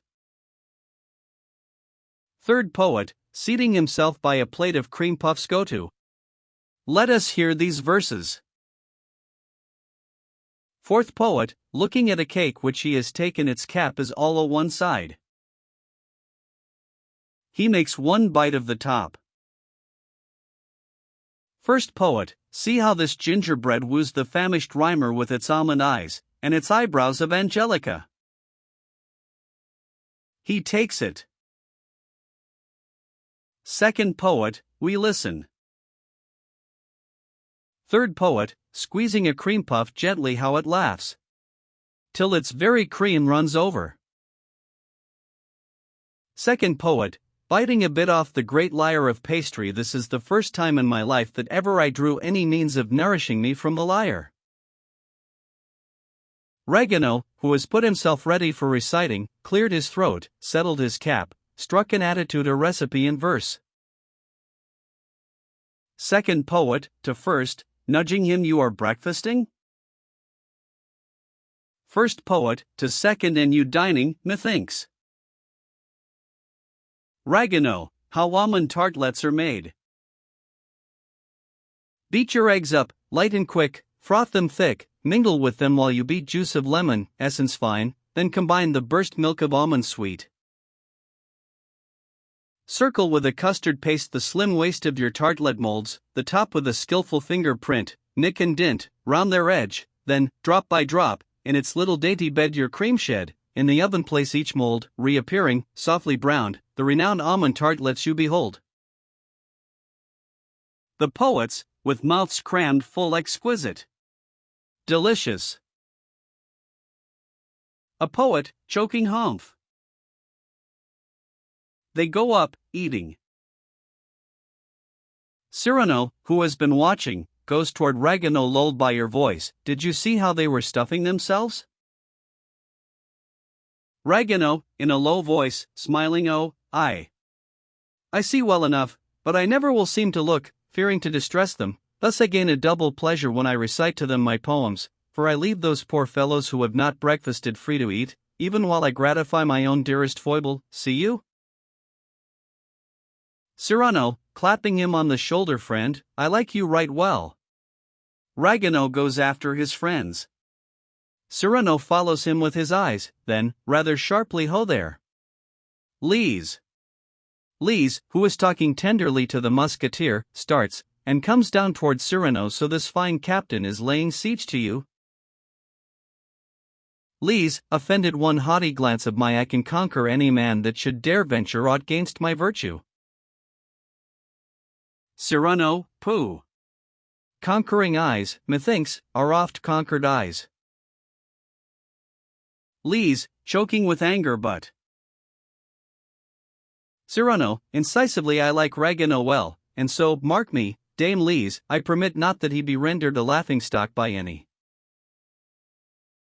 Lise, but Cyrano, who has raised his voice so as to be heard by the gallant, a word to the wise. He bows to the musketeer, and goes to the doorway to watch, after looking at the clock. Lise, to the musketeer, who has merely bowed in answer to Cyrano's bow, how now? Is this your courage, but why turn you not a jest on his nose? The musketeer, on his nose, his nose. He goes quickly farther away, Lise follows him. Cyrano, from the doorway, signing to Ragueneau to draw the poets away, hissed. Ragueneau, showing them the door on the right, we shall be more private there. Cyrano, impatiently hissed. Ragueneau, drawing them farther to read poetry, 'tis better here. First poet, despairingly, with his mouth full, what? Leave the cakes? Second poet, never. Let's take them with us. They all follow Ragueneau in procession, after sweeping all the cakes off the trays. Scene 2.v. Cyrano, Roxane, the duenna. Cyrano, ah! If I see but the faint glimmer of hope, then I draw out my letter. Roxane, masked, followed by the duenna, appears at the glass pane of the door. He opens quickly. Enter. Walking up to the duenna. 2 words with you, duenna. The duenna, 4, sir, and it like you. Cyrano, are you fond of sweet things? The duenna, I could eat myself sick on them. Cyrano, catching up some of the paper bags from the counter. Good. See you these 2 sonnets of Monsieur Buzarade. The duenna, hey? Cyrano, at which I fill for you with cream cakes. The duenna, changing her expression. Ha.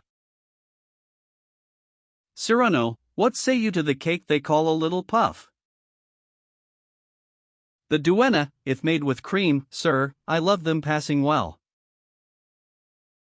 Cyrano, here I plunge 6 for your eating into the bosom of a poem by Saint Amant. And in these verses of Chapelaine I glide a lighter morsel. Stay, love you hot cakes? The duenna, I, to the core of my heart. Cyrano, filling her arms with the bags. Pleasure me then, go eat them all in the street. The duenna, but. Cyrano, pushing her out, and come not back till the very last crumb be eaten. He shuts the door, comes down toward Roxane, and, uncovering, stands at a respectful distance from her. Scene 2.vi. Cyrano, Roxane. Cyrano, blessed be the moment when you condescend, remembering that humbly I exist, to come to meet me, and to say, to tell? Roxane, who is unmasked, to thank you first of all. That dandy count, whom you checkmated in brave swordplay last night, he is the man whom a great lord, desirous of my favor. Cyrano, de Guiche? Roxane, casting down her eyes, sought to impose on me, for husband. Cyrano, I. Husband, dupe husband, husband a la mode.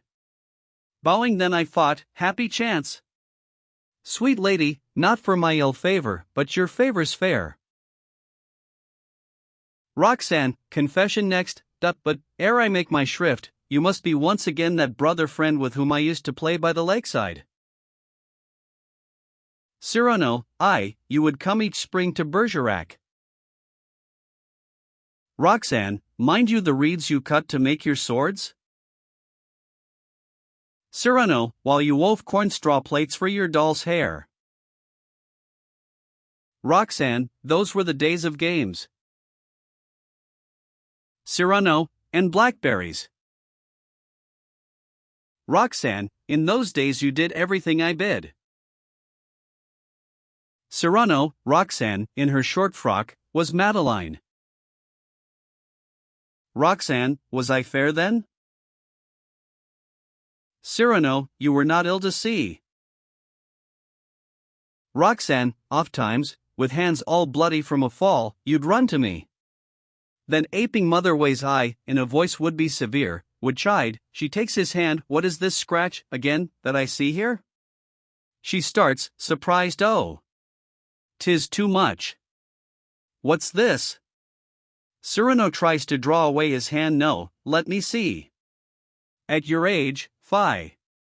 Where did you get that scratch? Cyrano, I got it, playing at the Porte de Nassau.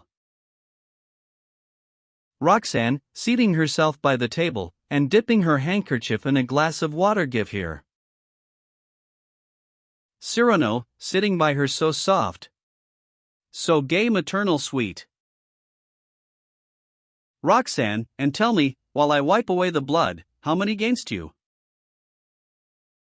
Cyrano, 100, near. Roxane, come, tell me. Cyrano, no, let be. But you, come tell the thing, just now, you dared not. Roxane, keeping his hand. Now, I dare.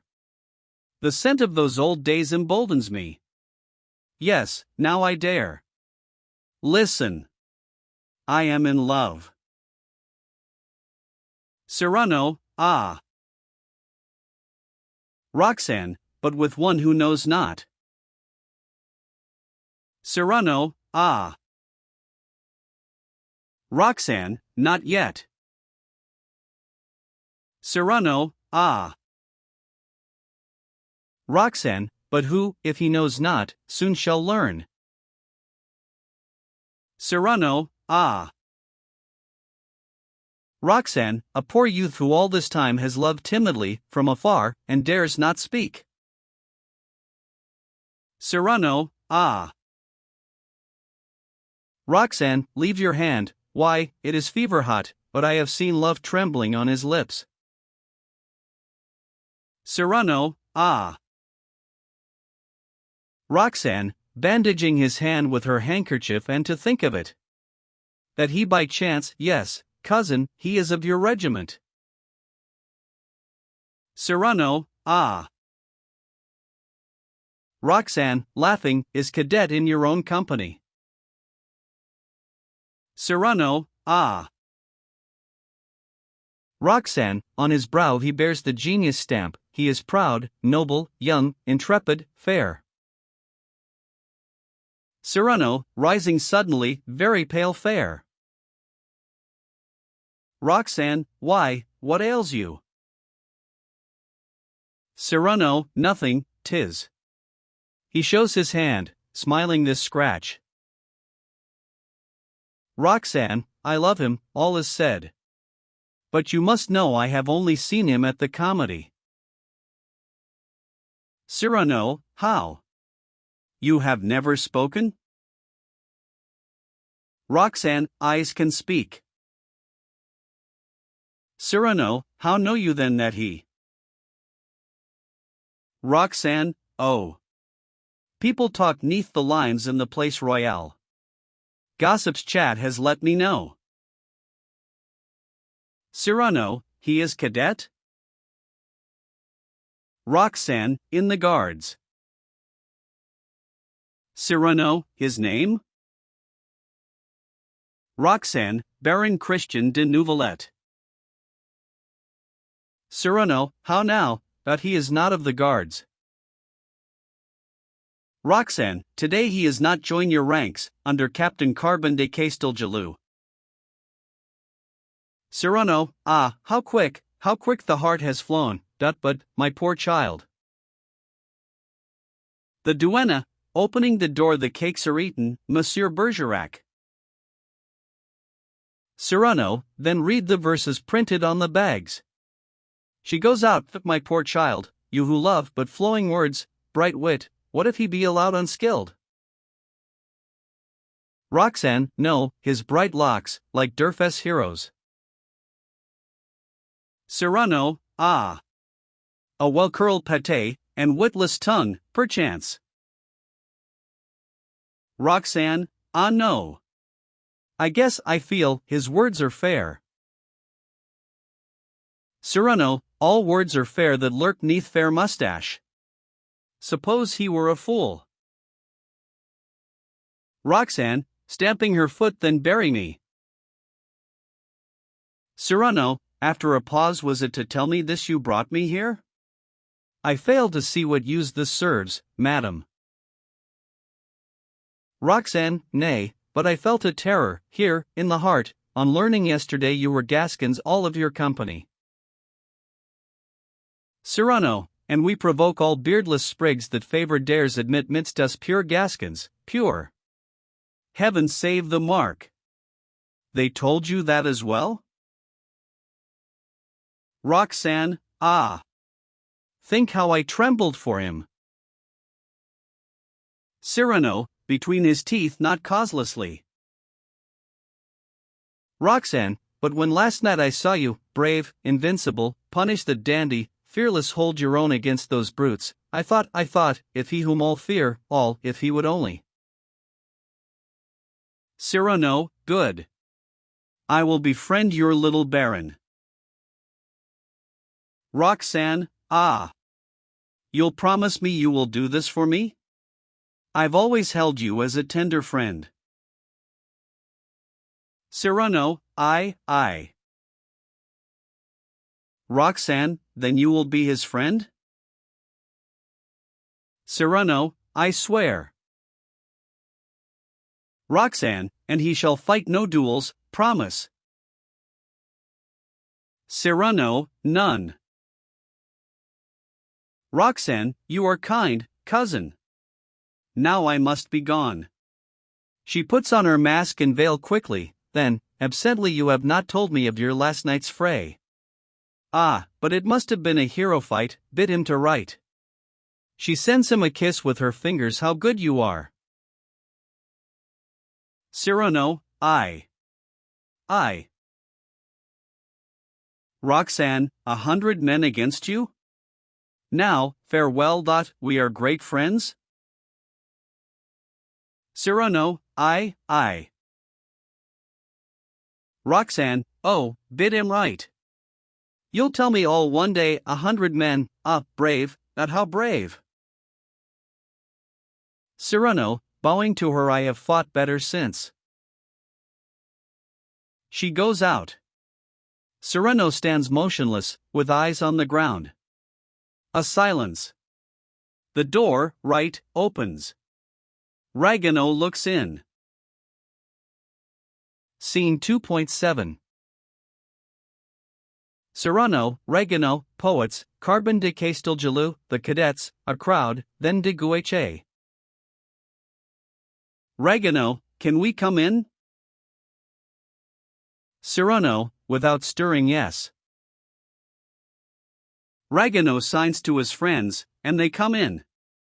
At the same time, by door at back, enters Carbon de Castelgelou, in captain's uniform. He makes gestures of surprise on seeing Cyrano. Carbon, here he is. Cyrano, raising his head, Captain. Carbon, delightedly, our hero. We heard all. 30 or more of my cadets are there. Cyrano, shrinking back, but. Carbon, trying to draw him away, come with me. They will not rest until they see you. Cyrano, no. Carbon, they're drinking opposite, at the Bear's Head. Cyrano, I. Carbon, going to the door and calling across the street in a voice of thunder, he won't come. The heroes in the sulks. A voice, outside, Sandius. Tumult outside. Noise of boots and swords is heard approaching. Carbon, rubbing his hands, they are running cross the street. Cadets, entering Mildias. Cap Didius. Po Cap Didius. Ragueneau, drawing back, startled, gentlemen, are you all from Gascony? The cadets, all. A cadet, to Cyrano, bravo. Cyrano, Baron. Another, shaking his hands, vivat. Cyrano, Baron. Third cadet, come. I must embrace you.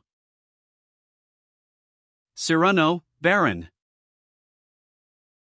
Several Gascons, we'll embrace him, all in turn. Cyrano, not knowing whom to reply to Baron, I beg. Ragueneau, are you all barons, sirs?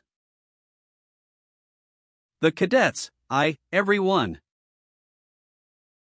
Ragueneau, is it true? First cadet, why, you could build a tower with nothing but our coronets, my friend. Libret, entering, and running up to Cyrano, they're looking for you. Here's a crazy mob led by the men who followed you last night. Cyrano, alarmed, what? Have you told them where to find me? Libret, rubbing his hands, yes. A burgher, entering, followed by a group of men. Sir, all the marais is coming here. Outside the street has filled with people. Chaises of porteurs and carriages have drawn up.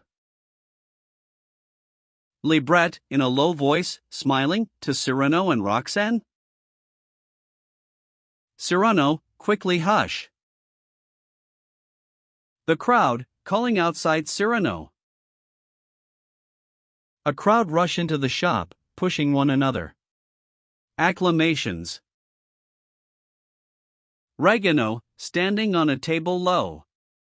My shop invaded. They break all. Magnificent. People, crowding round Cyrano. My friend, my friend. Cyrano, meseems that yesterday I had not all these friends. Libret, delighted success. A young marquis, hurrying up with his hands held out. My friend, didst thou but know? Cyrano, thou, did marry, did thou, pray when did we herd swine together, you and I? Another, I would present you, sir, to some fair dames who in my carriage yonder. Cyrano, coldly ah. And who will first present you, sir, to me? Libret, astonished, what's wrong? Cyrano, hush. A man of letters, with writing board a few details? Cyrano, no. Libret, nudging his elbow, 'tis Theophrast, Renaudet, of the Court Gazette. Cyrano, who cares? Libret, this paper, but it is of great importance. They say it will be an immense success. A poet, advancing. Sir. Cyrano, what, another? The poet, pray permit I make a pentacrostic on your name. Someone, also advancing. Pray, sir. Cyrano, enough. Enough. A movement in the crowd. De Guiche appears, escorted by officers. Quigi, Brissail, the officers who went with Cyrano the night before. Quigi comes rapidly up to Cyrano. Cuigy, to Cyrano, here is Monsieur de Guiche? A murmur, everyone makes way. He comes from the Marshal of Gassyon. De Guiche, bowing to Cyrano, but who would express his admiration, sir, for your new exploit noised so loud abroad. The crowd, bravo. Cyrano, bowing, the Marshal is a judge of valor. De Guiche, he could not have believed the thing, unless these gentlemen had sworn they witnessed it. Cuigy, with our own eyes. Libret, aside to Cyrano, who has an absent air, but, you. Cyrano, hush. Libret, but, you suffer? Cyrano, starting before this rabble, I? He draws himself up, twirls his mustache, and throws back his shoulders. Wait, you shall see. De Guiche, to whom Quigi has spoken in a low voice in feats of arms, already your career abounded, you serve with those crazy pates of Gascons? Cyrano, I, with the cadets. A cadet, in a terrible voice, with us. De Guiche, looking at the cadets, ranged behind Cyrano. But all these gentlemen of haughty mien, are they the famous? Carbon, Cyrano. Cyrano, I, Captain. Carbon, since all my company's assembled here, pray favor me, present them to my lord. Cyrano, making 2 steps toward de Guiche. My lord de Guiche, permit that I present, pointing to the cadets, the bold cadets of Gascony, of Carbon of Castelgelou. Brawling and swaggering boastfully, the bold cadets of Gascony. Spouting of armory, heraldry, their veins a brimming with blood so blue, the bold cadets of Gascony, of Carbon of Castelgelou. Eagle eye, and spindle-shanks, fierce mustache, and wolfish tooth. Slash the rabble and scatter their ranks, eagle eye and spindle-shanks, with a flaming feather that gaily pranks, hiding the holes in their hats, forsooth. Eagle eye and spindle-shanks, fierce mustache, and wolfish tooth. Pink your doublet and slit your trunk are their gentlest sobriquets, with fame and glory their soul is drunk. Pink your doublet and slit your trunk, in brawl and skirmish they show their spunk, give rendezvous in broil and fray, pink your doublet and slit your trunk are their gentlest sobriquets. What, ho! Cadets of Gascony!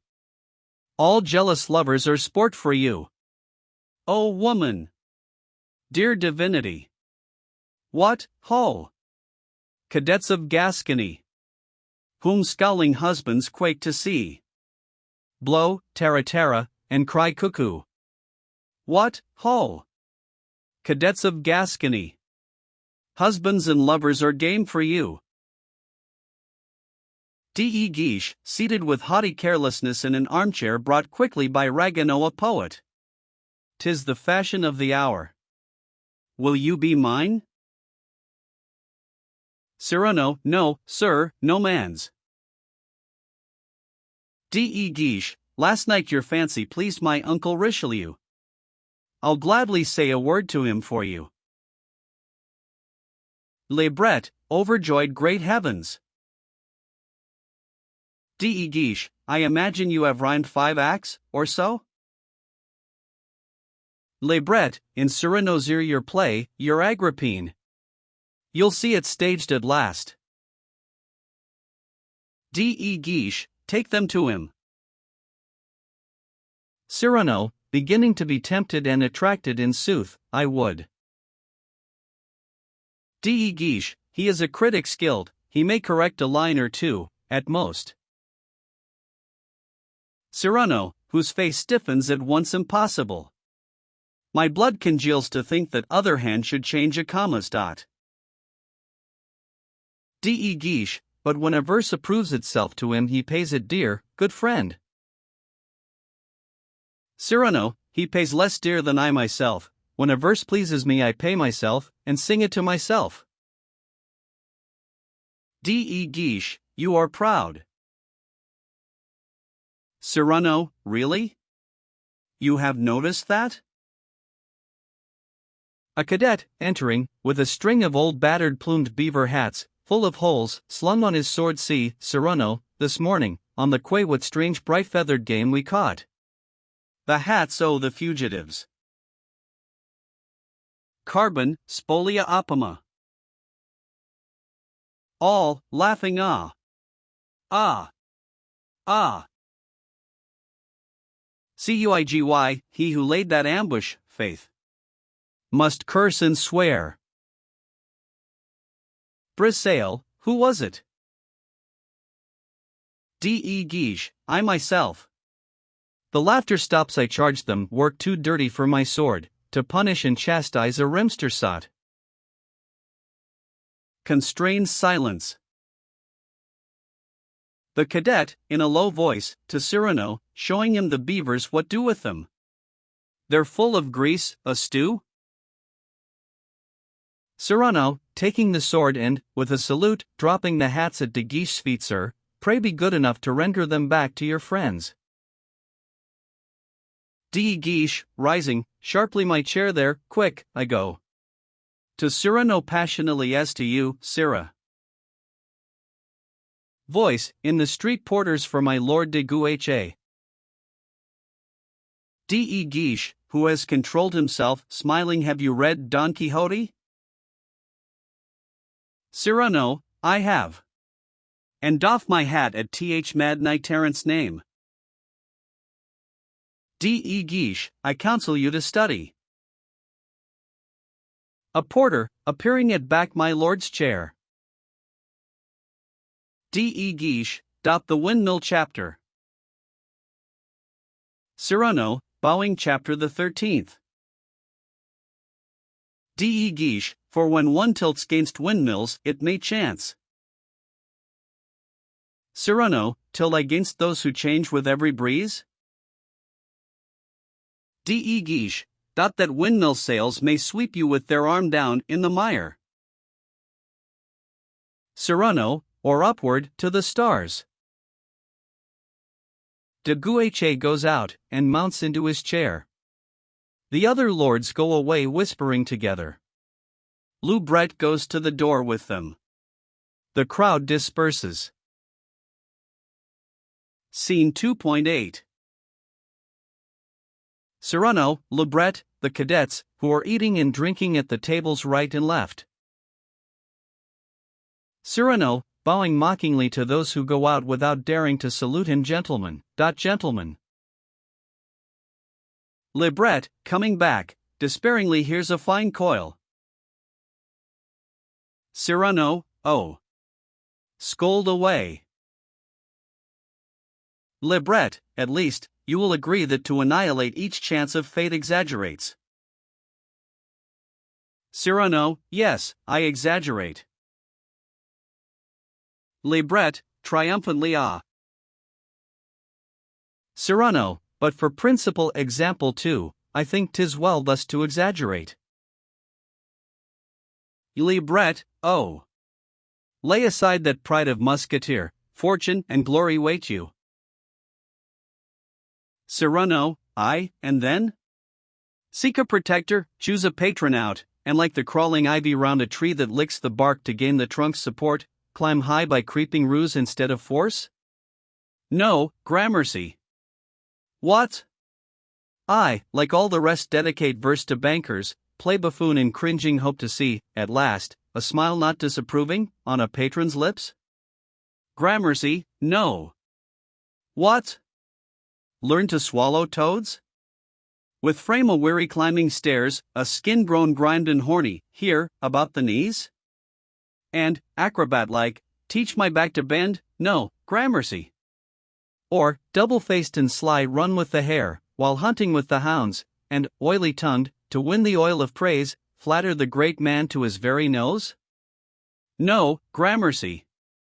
Steal soft from lap to lap, a little great man in a circle small, or navigate, with madrigals for sails, blown gently windward by old ladies' sighs? No, gramercy. Bribe kindly editors to spread abroad my verses? Gramercy. Or try to be elected as the Pope of tavern councils held by imbeciles? No, gramercy. Toil to gain reputation by one small sonnet, stead of making many? No, gramercy. Or flatter sorry bunglers? Be terrorized by every prating paper? Say ceaselessly, oh, had I but the chance of a fair notice in the Mercury. Gramercy, no. Grow pale, fear, calculate? Prefer to make a visit to a rhyme? Seek introductions, draw petitions up? No, gramercy. And no. And no again. But sing? Dream, laugh, colightly, solitary, free, with eyes that look straight forward, fearless voice. To cock your beaver just the way you choose, for yes or no show fight, or turn a rhyme. To work without one thought of gain or fame, to realize the journey to the moon. Never to pen a line that has not sprung straight from the heart within. Embracing then modesty, say to oneself, good my friend, be thou content with flowers, fruit, nay, leaves, but pluck them from no garden but thine own. And then, if glory come by chance your way, to pay no tribute unto Caesar, none, but keep the merit all your own. In short, disdaining tendrils of the parasite, to be content, if neither oak nor elm, not to mount high, perchance, but mount alone. Loubret, alone, and if you will. But not with hand gainst every man. How in the devil's name have you conceived this lunatic idea, to make foes for yourself at every turn? Cyrano, by dint of seeing you at every turn make friends, and fawn upon your frequent friends with mouth wide smiling, slit from ear to ear. I pass, still unsaluted, joyfully, and cry, what, ho! Another enemy? Libret, lunacy. Cyrano, well, what if it be my vice, my pleasure to displease, to love men hate me? Ah, friend of mine, believe me, I march better neath the crossfire of glances inimical. How droll the stains one sees on fine laced doublets, from gall of envy, or the poltroon's drivel! The enervating friendship which enfolds you is like an open-laced Italian collar, floating around your neck in woman's fashion. One is at ease thus, but less proud the carriage. The forehead, free from mainstay or coercion, bends here, there, everywhere. But I, embracing hatred, she lends, forbidding, stiffly fluted, the rough starched folds that hold the head so rigid, each enemy, another fold, a gopher, who adds constraint, and adds a ray of glory, for hatred, like the ruff worn by the Spanish, grips like a vice, but frames you like a halo. Libret, after a silence, taking his arm speak proud aloud, and bitter, in my ear whisper me simply this, she loves thee not. Cyrano, vehemently hush. Christian has just entered, and mingled with the cadets, who do not speak to him. He has seated himself at a table, where Lise serves him. Scene 2.9. Cyrano, Libret, the cadets, Christian de Neuvillette. A cadet, seated at a table, glass in hand. Cyrano. Cyrano turns round the story. Cyrano, in its time. He goes up on Libret's arm. They talk in low voices. The cadet, rising and coming down the story of the fray. 'Twill lesson well, he stops before the table where Christian is seated, this timid young apprentice. Christian, raising his head. Prentice. Who? Another cadet, the sickly northern greenhorn. Christian, sickly. First cadet, mockingly hark. Monsieur de Neuvillette, this in your ear, there's somewhat here, one no more dares to name, than to say rope to one whose sire was hanged. Christian, what may that be? Another cadet, in a terrible voice. See here. He puts his finger 3 times, mysteriously, on his nose. Do you understand? Christian, oh. 'Tis the. Another, hush. Oh, never breathe that word, unless you'd reckon with him yonder. He points to Cyrano, who is talking with Libret. Another, who has meanwhile come up noiselessly to sit on the table, whispering behind him. Hark!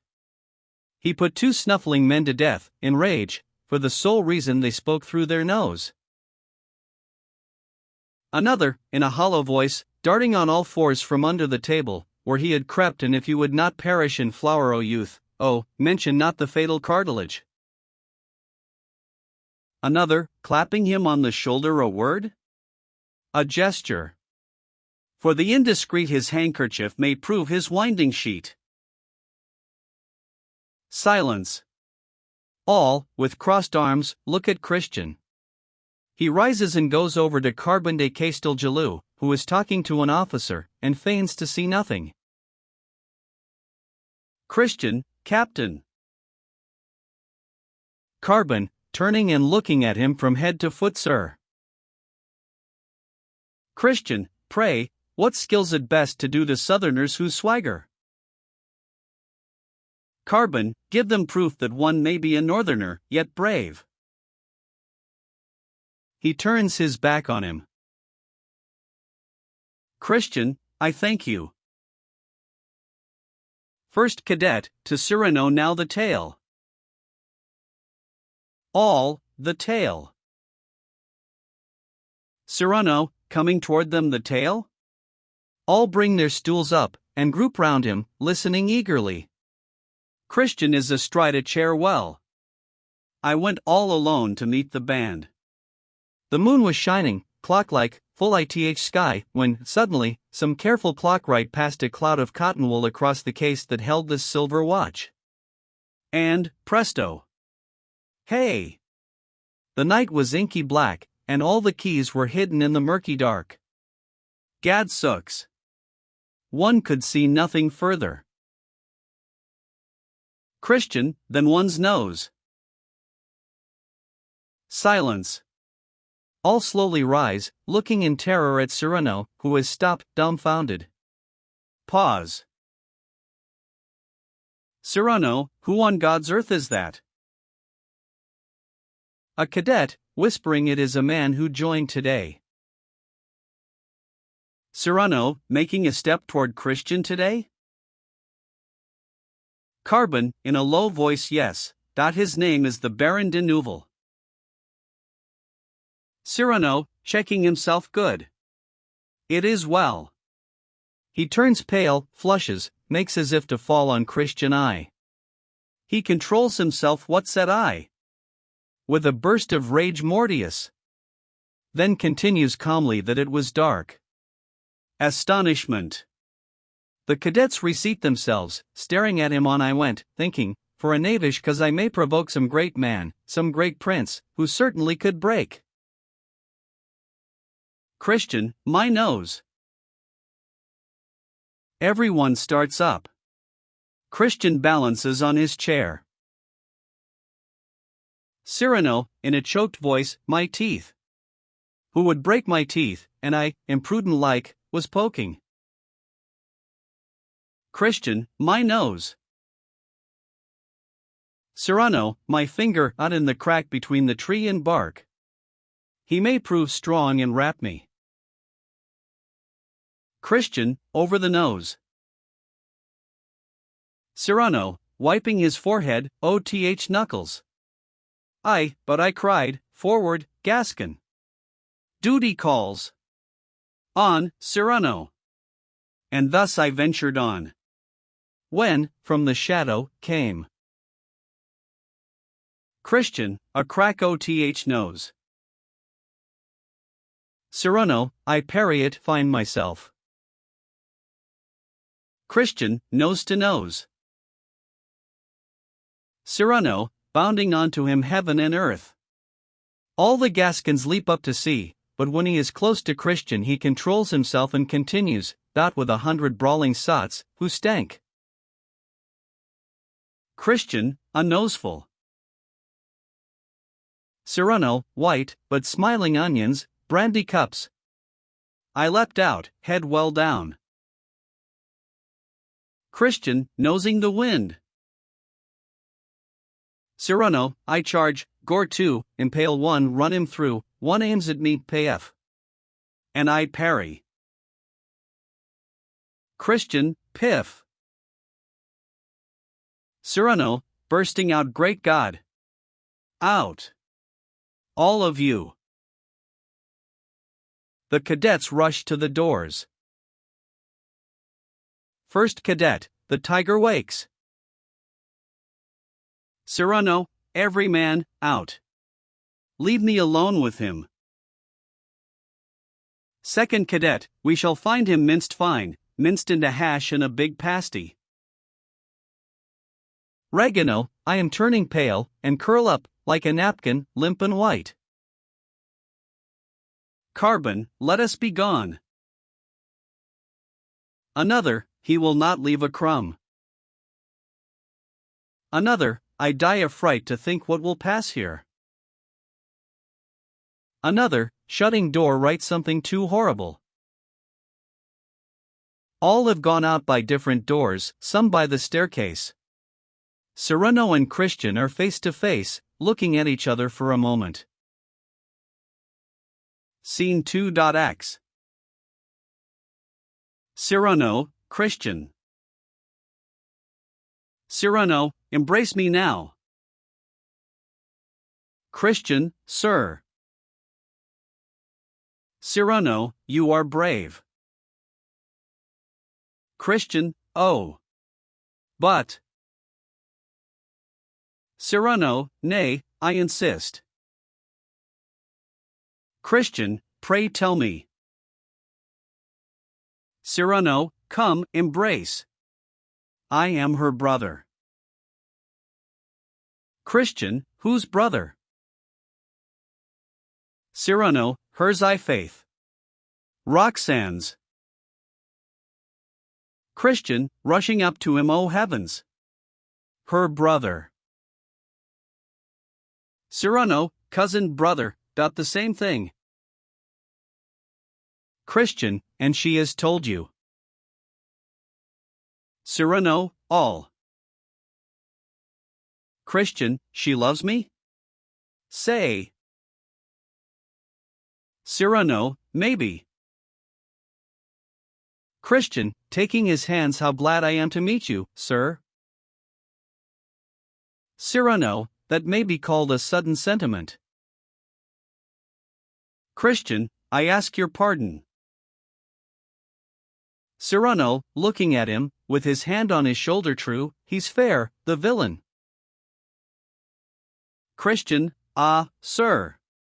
If you but knew my admiration. Cyrano, but all those noses? Christian, oh. I take them back. Cyrano, Roxanne expects a letter. Christian, woe the day. Cyrano, how?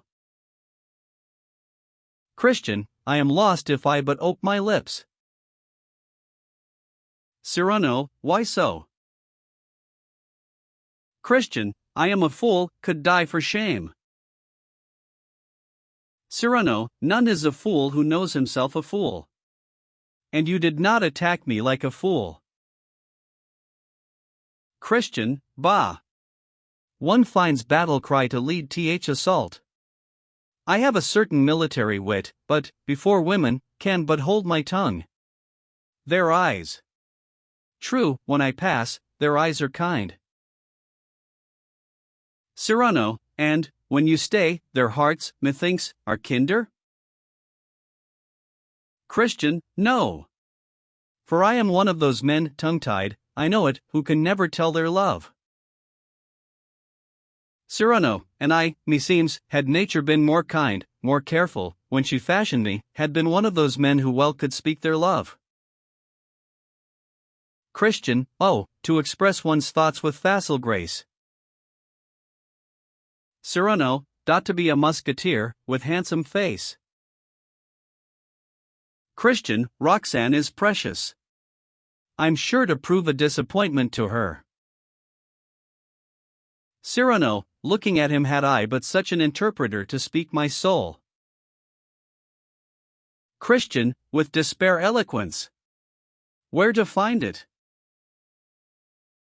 Cyrano, abruptly that I lend, if you lend me your handsome victor charms, blended, we make a hero of romance. Christian, how so? Cyrano, think you can repeat what things I daily teach your tongue? Christian, what do you mean? Cyrano, Roxanne shall never have a disillusion. Say, wilt thou that we woo her, double-handed? Wilt thou that we two woo her, both together? Feel'st thou, passing from my leather doublet, through thy laced doublet, all my soul inspiring? Christian, but, Cyrano. Cyrano, will you, I say? Christian, I fear. Cyrano, since, by yourself, you fear to chill her heart, will you to kindle all her heart to flame, wed into one my phrases and your lips? Christian, your eyes flash. Cyrano, will you? Christian, will it please you so? Give you such pleasure?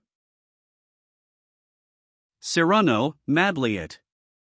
Then calmly, businesslike, it would amuse me. It is an enterprise to tempt a poet. Will you complete me, and let me complete you? You march victorious, I go in your shadow, let me be wit for you, be you my beauty. Christian, the letter, that she waits for even now. I never can.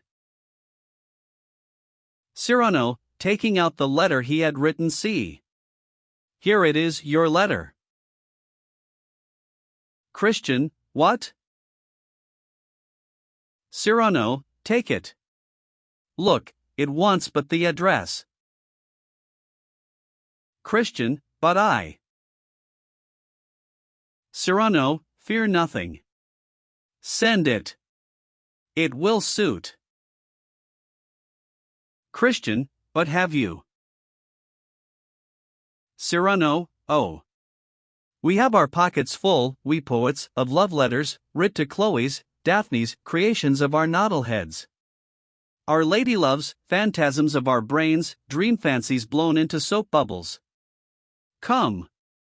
Take it, and change vain love words into true. I breathe my sighs and moans haphazard wise, call all these wandering lovebirds home to nest. You'll see that I was in these lettered lines, eloquent all the more, the less sincere. Take it, and make an end. Christian, were it not well to change some words? Written haphazard wise, will it fit Roxanne? Cyrano, 'twill fit like a glove. Christian, but. Cyrano, ah, credulity of love. Roxanne will think each word inspired by herself. Christian, my friend. He throws himself into Cyrano's arms. They remain thus. Scene 2.11. Cyrano, Christian, the Gascons, the Musketeer, Lise. A cadet, half opening the door, not here, the silence of the grave. I dare not look. He puts his head in Y. All the cadets, entering, and seeing Cyrano and Christian embracing O. A cadet, this passes all. Consternation. The Musketeer, mockingly ho, ho. Carbon, our demon has become a saint? Struck on one nostril, lo. He turns the other. Musketeer, then we may speak about his nose, henceforth. Calling to Lise, boastfully, ah, Lise, see here. Sniffing ostentatiously, oh heavens, at what a stink. Going up to Cyrano, you, sir, without a doubt have sniffed it up. What is the smell I notice here? Cyrano, cuffing his head, clove heads. General delight. The cadets have found the old Cyrano again. They turn somersaults. Curtain. Act 3. Roxanne's kiss. A small square in the old Marais. Old houses. A perspective of little streets. On the right, Roxanne's house and the wall of her garden overhung with thick foliage. Window and balcony over the door. A bench in front. From the bench and the stones jutting out of the wall, it is easy to climb to the balcony. In front of an old house in the same style of brick and stone. The knocker of this door is bandaged with linen like a sore thumb. At the rising of the curtain, the duenna is seated on the bench. The window on Roxanne's balcony is wide open. Ragueneau is standing near the door in a sort of livery. He has just finished relating something to the duenna, and is wiping his eyes. Scene 3.I. Ragueneau, the duenna. Then Roxanne, Cyrano, and 2 pages. Ragueneau, and then, off she went, with a musketeer. Deserted and ruined too, I would make an end of all, and so hanged myself. My last breath was drawn, then in comes Monsieur de Bergerac. He cuts me down, and begs his cousin to take me for her steward. The duenna, well, but how came it about that you were thus ruined? Ragueneau, oh. Lise loved the warriors, and I loved the poets. What cakes there were that Apollo chanced to leave were quickly snapped up by Mars. Thus ruin was not long a coming. The duenna, rising, and calling up to the open window, Roxanne, are you ready? They wait for us. Roxane's voice, from the window I will but put me on a cloak. The duenna, to Ragueneau, showing him the door opposite. They wait us there opposite, at Clamire's house. She receives them all there today, the preciouses, the poets. They read a discourse on the tender passion. Ragueneau, the tender passion? The duenna, in a mincing voice, I, indeed. Calling up to the window, Roxane, and you come not down quickly, we shall miss the discourse on the tender passion. Roxane's voice, I come. I come. A sound of stringed instruments approaching. Cyrano's voice, behind the scenes, singing la, la, la, la. The duenna, surprised they serenade us? Cyrano, followed by 2 pages with archlutes. I tell you they are demi-semi-quavers, demi-semi-fool. First page, ironically, you know then, sir, to distinguish between semi-quavers and demi-semi-quavers? Cyrano, is not every disciple of Gassendi a musician? The page, playing and singing la, la. Cyrano, snatching the lute from him, and going on with the phrase in proof of which, I can continue. La, la, la, la. Roxane, appearing on the balcony. What? 'Tis you? Cyrano, going on with the air, and singing to it. 'Tis I, who come to serenade your lilies, and pay my devoir to your aroses. Roxane, I am coming down. She leaves the balcony. The duenna, pointing to the pages. How come these 2 virtuosi here? Cyrano, 'tis for a wager I won of Dacici. We were disputing a nice point in grammar, contradictions raged hotly. 'Tis so. Nay, 'tis so, when suddenly he shows me these 2 long shanks, whom he takes about with him as an escort, and who are skillful in scratching lute strings with their skinny claws. I will wager you a day's music, says he, and lost it. Thus, see you, till Phoebus' chariot starts once again, these lute twangers are at my heels, seeing all I do, hearing all I say, and accompanying all with melody. 'Twas pleasant at the first, but I faith, I begin to weary of it already. To the musicians, ho there! Go serenade Montfleury for me. Play a dance to him. The pages go toward the door. To the duenna I have come, as is my wont, nightly, to ask Roxane whether. To the pages, who are going out, play a long time, and play out of tune. To the duenna, whether her soul's elected is ever the same, ever faultless. Roxane, coming out of the house. Ah! How handsome he is, how brilliant a wit! And how well I love him! Cyrano, smiling Christian, has so brilliant a wit? Roxane, brighter than even your own cousin. Cyrano, be it so, with all my heart. Roxane, ah! Methinks 'twere impossible that there could breathe a man on this earth skilled to say as sweetly as he all the pretty nothings that mean so much, that mean all. At times his mind seems far away, the muse says naught, and then, presto! He speaks, bewitchingly. Enchantingly. Cyrano, incredulously, no, no. Roxane, fie! That is ill said. But lo! Men are ever thus. Because he is fair to see, you would have it that he must be dull of speech. Cyrano, he hath an eloquent tongue in telling his love? Roxane, in telling his love? Why, 'tis not simple telling, 'tis dissertation, 'tis analysis. Cyrano, how is he with the pen? Roxane, still better. Listen, here, reciting, the more of my poor heart you take, the larger grows my heart. Triumphantly to Cyrano, how like you those lines? Cyrano, pooh! Roxanne, and thus it goes on. And, since some target I must show for Cupid's cruel dart, oh, if mine own you deign to keep, then give me your sweetheart. Cyrano, Lord. First he has too much, then anon not enough. How much heart does the fellow want? Roxanne, you would vex a saint, but 'tis your jealousy.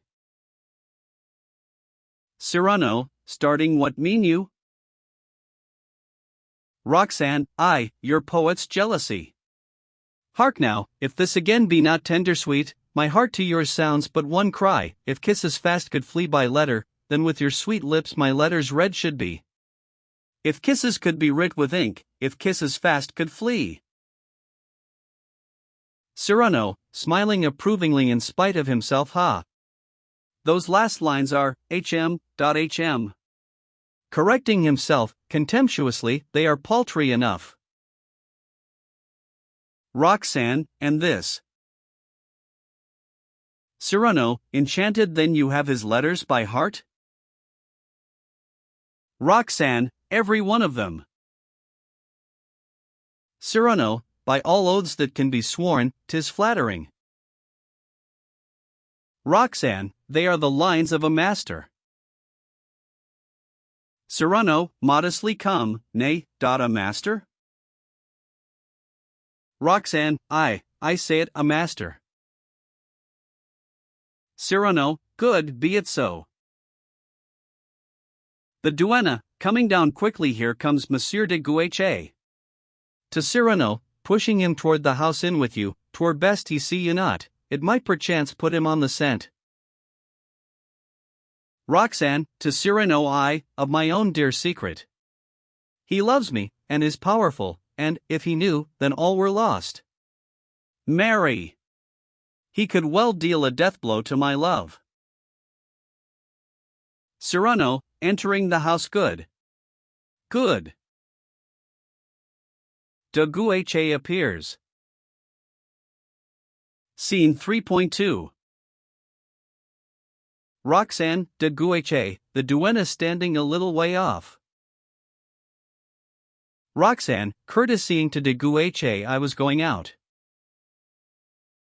De Guiche, I come to take my leave. Roxanne, whither go you? De Guiche, to the war. Roxanne, De Guiche, tonight. Roxanne, oh. De Guiche, I am ordered away. We are to besiege Arras. Roxanne, to besiege? De Guiche, my going moves you not, meseems. Roxanne, nay. De Guiche, I am grieved to the core of the heart. Shall I again behold you, when? I know not. Heard you that I am named commander? Roxanne, indifferently, bravo. De Guiche, of the Guards Regiment. Roxanne, startled, what? The Guards? De Guiche, where serves your cousin, the swaggering boaster. I will find a way to revenge myself on him at Arras. Roxanne, choking, what mean you? The Guards go to Arras? De Guiche, laughing, bethink you, is it not my own regiment? Roxanne, falling seated on the bench aside, Christian. De Guiche, what ails you? Roxanne, moved deeply, oh, I am in despair. The man one loves, at the war. De Guiche, surprised and delighted you say such sweet words to me. 'Tis the first time, and just when I must quit you. Roxanne, collected, and fanning herself thus, you would fain revenge your grudge against my cousin? De Guiche, my fair lady is on his side? Roxanne, nay, against him. D.E. Guiche, do you see him often? Roxanne, but very rarely. D.E. Guiche, he is ever to be met now in company with one of the cadets. Point one nude villain Viller. Roxanne, of high stature? D.E. Guiche, fair-haired. Roxanne, I, a red-headed fellow. D.E. Guiche, handsome. Roxanne, tut. D.E. Guiche, but dull-witted. Roxanne, one would think so, to look at him. Changing her tone, how mean you to play your revenge on Cyrano? Perchance you think to put him I the thick of the shots? Nay, believe me, that were a poor vengeance, he would love such a post better than aught else. I know the way to wound his pride far more keenly. D.E. Guiche, what then? Tell. Roxanne, if, when the regiment marched to Arras, he were left here with his beloved boon companions, the cadets, to sit with crossed arms so long as the war lasted. There is your method. Would you enrage a man of his kind, cheat him of his chance of mortal danger, and you punish him right fiercely? D.E. Guiche, coming nearer, O woman. Woman! Who but a woman had e'er devised so subtle a trick? Roxanne, see you not how he will eat out his heart, while his friends gnaw their thick fists for that they are deprived of the battle? So are you best avenged. D.E. Guiche, you love me, then, a little? She smiles. I would fain, seeing you thus espouse my cause, Roxanne, believe it a proof of love. Roxanne, 'tis a proof of love. D.E. Guiche, showing some sealed papers. Here are the marching orders. They will be sent instantly to each company, except, he detaches one, this one. 'Tis that of the cadets. He puts it in his pocket, this I keep. Laughing ha! Ha! Ha! Cyrano! His love of battle, so you can play tricks on people, you, of all ladies. Roxanne, sometimes. D.E. Guiche, coming close to her. Oh, how I love you, to distraction. Listen. Tonight, true, I ought to start, but how lead you now that I feel your heart is touched? Hard by, in the Rue d'Orleans, is a convent founded by Father Athanasius, the syndic of the Capuchins. True that no layman may enter, but I can settle that with the good fathers. Their habit sleeves are wide enough to hide me in. 'Tis they who serve Richelieu's private chapel, and from respect to the uncle, fear the nephew. All will deem thee gone. I will come to you, masked. Give me leave to wait till tomorrow, sweet lady fanciful. Roxanne, but, of this be rumored, your glory. D.E. Guiche, bah. Roxanne, but the siege Arras. D.E. Guiche, 'twill take its chance. Grant but permission. Roxanne, no. D.E. Guiche, give me leave. Roxanne, tenderly it were my duty to forbid you. D.E. Guiche, ah. Roxanne, you must go. Aside, Christian stays here. Aloud, I would have you heroic, Antoine. D.E. Guiche, oh heavenly word! You love, then, him? Roxanne, for whom I trembled. D.E. Guiche, in an ecstasy, ah. I go then. He kisses her hand. Are you content? Roxanne, yes, my friend. He goes out. The duenna, making behind his back a mocking courtesy. Yes, my friend. Roxanne, to the duenna, not a word of what I have done. Cyrano would never pardon me for stealing his fighting from him. She calls toward the house cousin. Scene 3.3. Roxanne, the duenna, Cyrano. Roxanne, we are going to Clawmeyer's house. She points to the door opposite. Alcandra and Lissaman are to discourse. The duenna, putting her little finger in her ear. Yes. But my little finger tells me we shall miss them. Cyrano, 'twere a pity to miss such apes. They have come to Clawmeyer's door. The duenna, oh, see. The knocker is muffled up. Speaking to the knocker, so they have gagged that metal tongue of yours, little noisy one, lest it should disturb the fine orators. She lifts it carefully and knocks with precaution. Roxanne, seeing that the door opens, let us enter. On the threshold, to Cyrano, if Christian comes, as I feel sure he will, bid him wait for me. Cyrano, quickly, as she is going in, listen. She turns. What mean you to question him on, as is your wont, tonight? Roxanne, oh. Cyrano, eagerly, well, say. Roxanne, but you will be mute? Cyrano, mute as a fish. Roxanne, I shall not question him at all, but say, give rein to your fancy.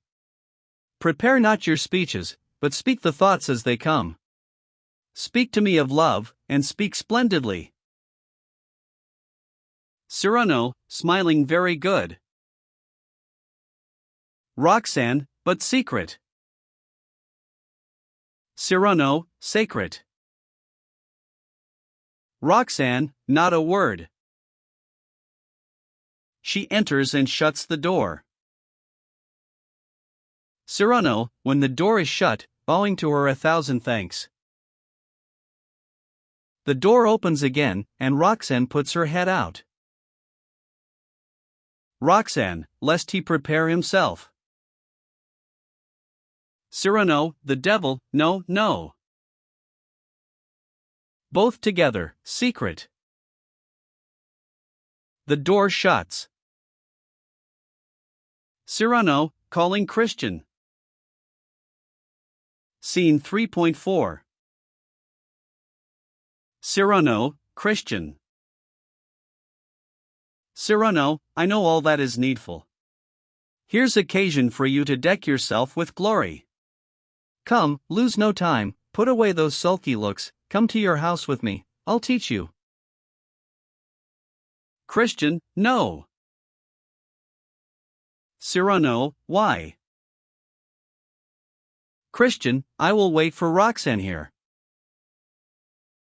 Cyrano, how? Crazy? Come quick with me and learn. Christian, no, no. I say. I am aweary of these borrowed letters, borrowed love-makings. Thus to act a part, and tremble all the time, 'twas well enough at the beginning, now I know she loves. I fear no longer, I will speak myself. Cyrano, mercy. Christian, and how know you I cannot speak? I am not such a fool when all is said. I've by your lessons profited. You'll see I shall know how to speak alone. The devil! I know at least to clasp her in my arms. Seeing Roxanne come out from Clawmeyer's house, it is she. Cyrano, no, leave me not. Cyrano, bowing, speak for yourself, my friend, and take your chance. He disappears behind the garden wall. Scene 3.v. Christian, Roxanne, the duenna. Roxanne, coming out of Clawmeyer's house, with a company of friends, whom she leaves. Bows and goodbyes Barthenoid, Alcandra, Gremione. The duenna, bitterly disappointed we've missed the speech upon the tender passion. Goes into Roxanne's house. Roxanne, still bowing Eurindant adieu. All bow to Roxanne and to each other, and then separate, going up different streets. Roxanne suddenly seeing Christian U. She goes to him. Evening falls.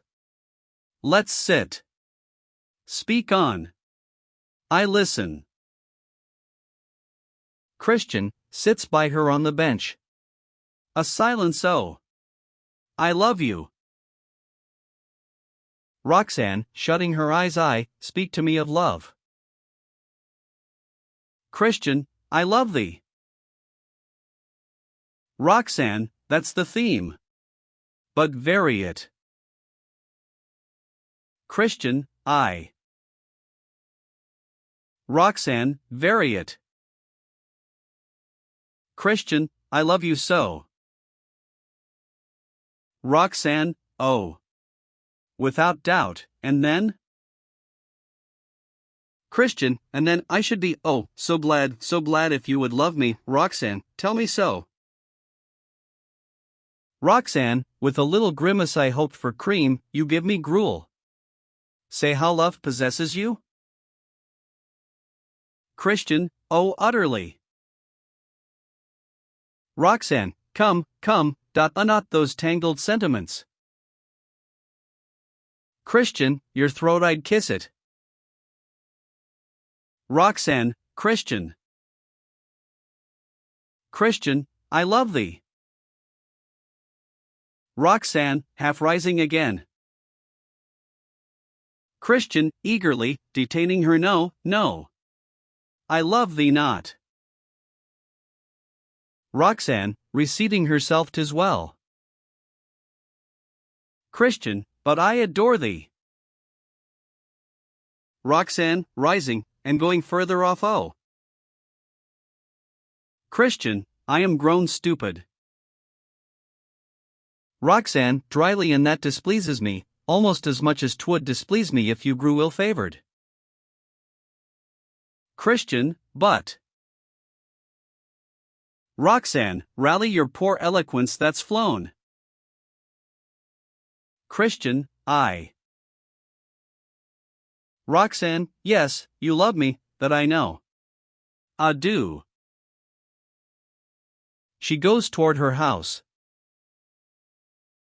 Christian, oh, go not yet.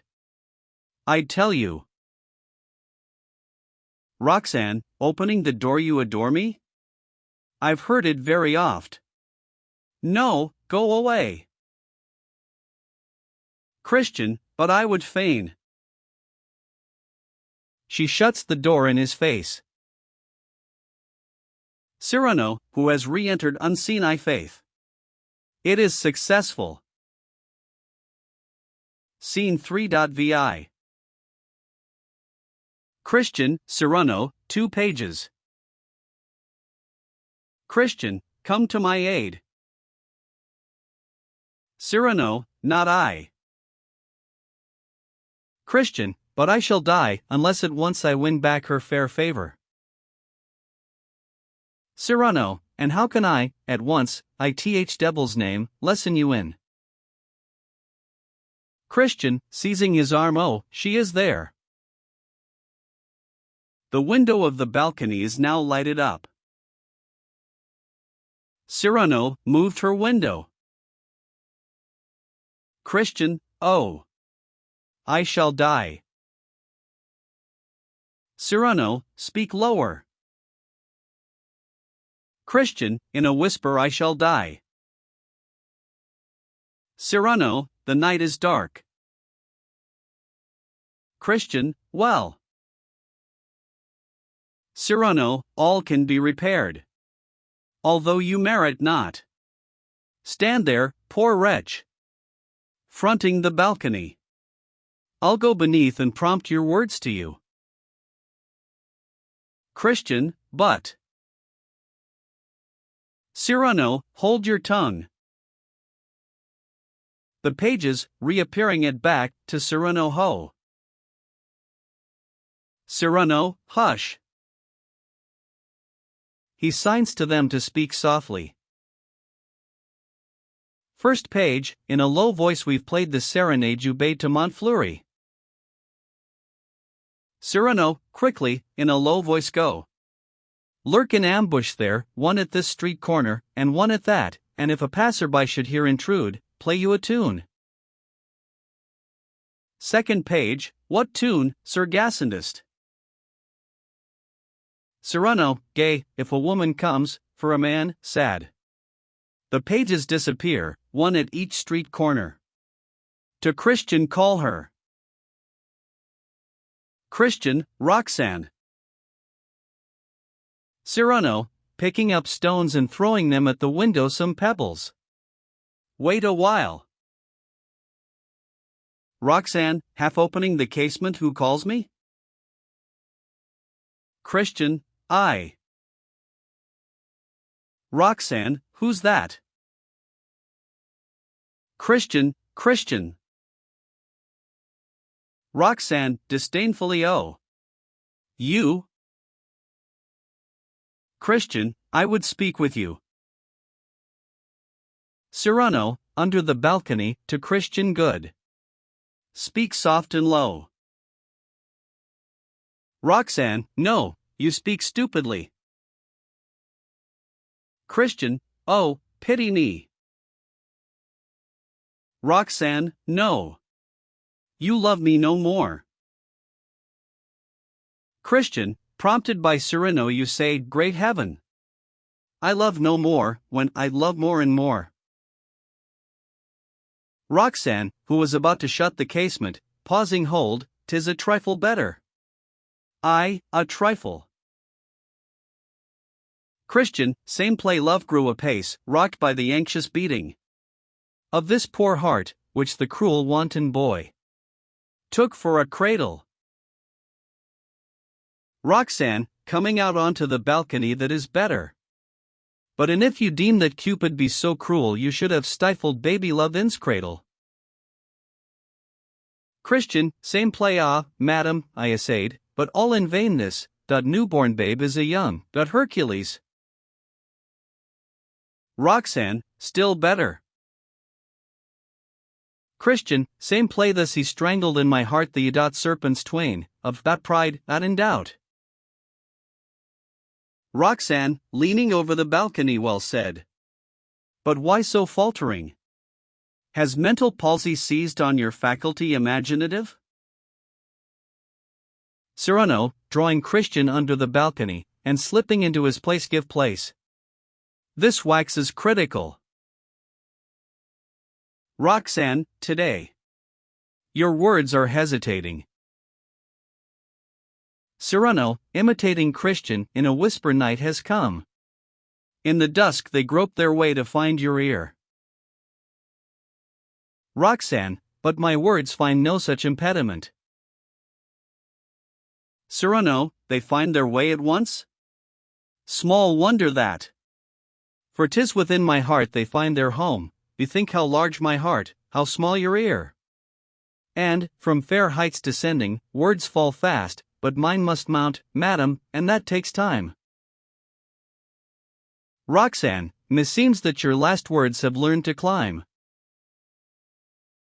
Cyrano, with practice such gymnastic grows less hard. Roxanne, in truth, I seem to speak from distant heights. Cyrano, true, far above, at such a height 'twere death if a hard word from you fell on my heart. Roxanne, moving I will come down. Cyrano, hastily no. Roxanne, showing him the bench under the balcony, mount then on the bench.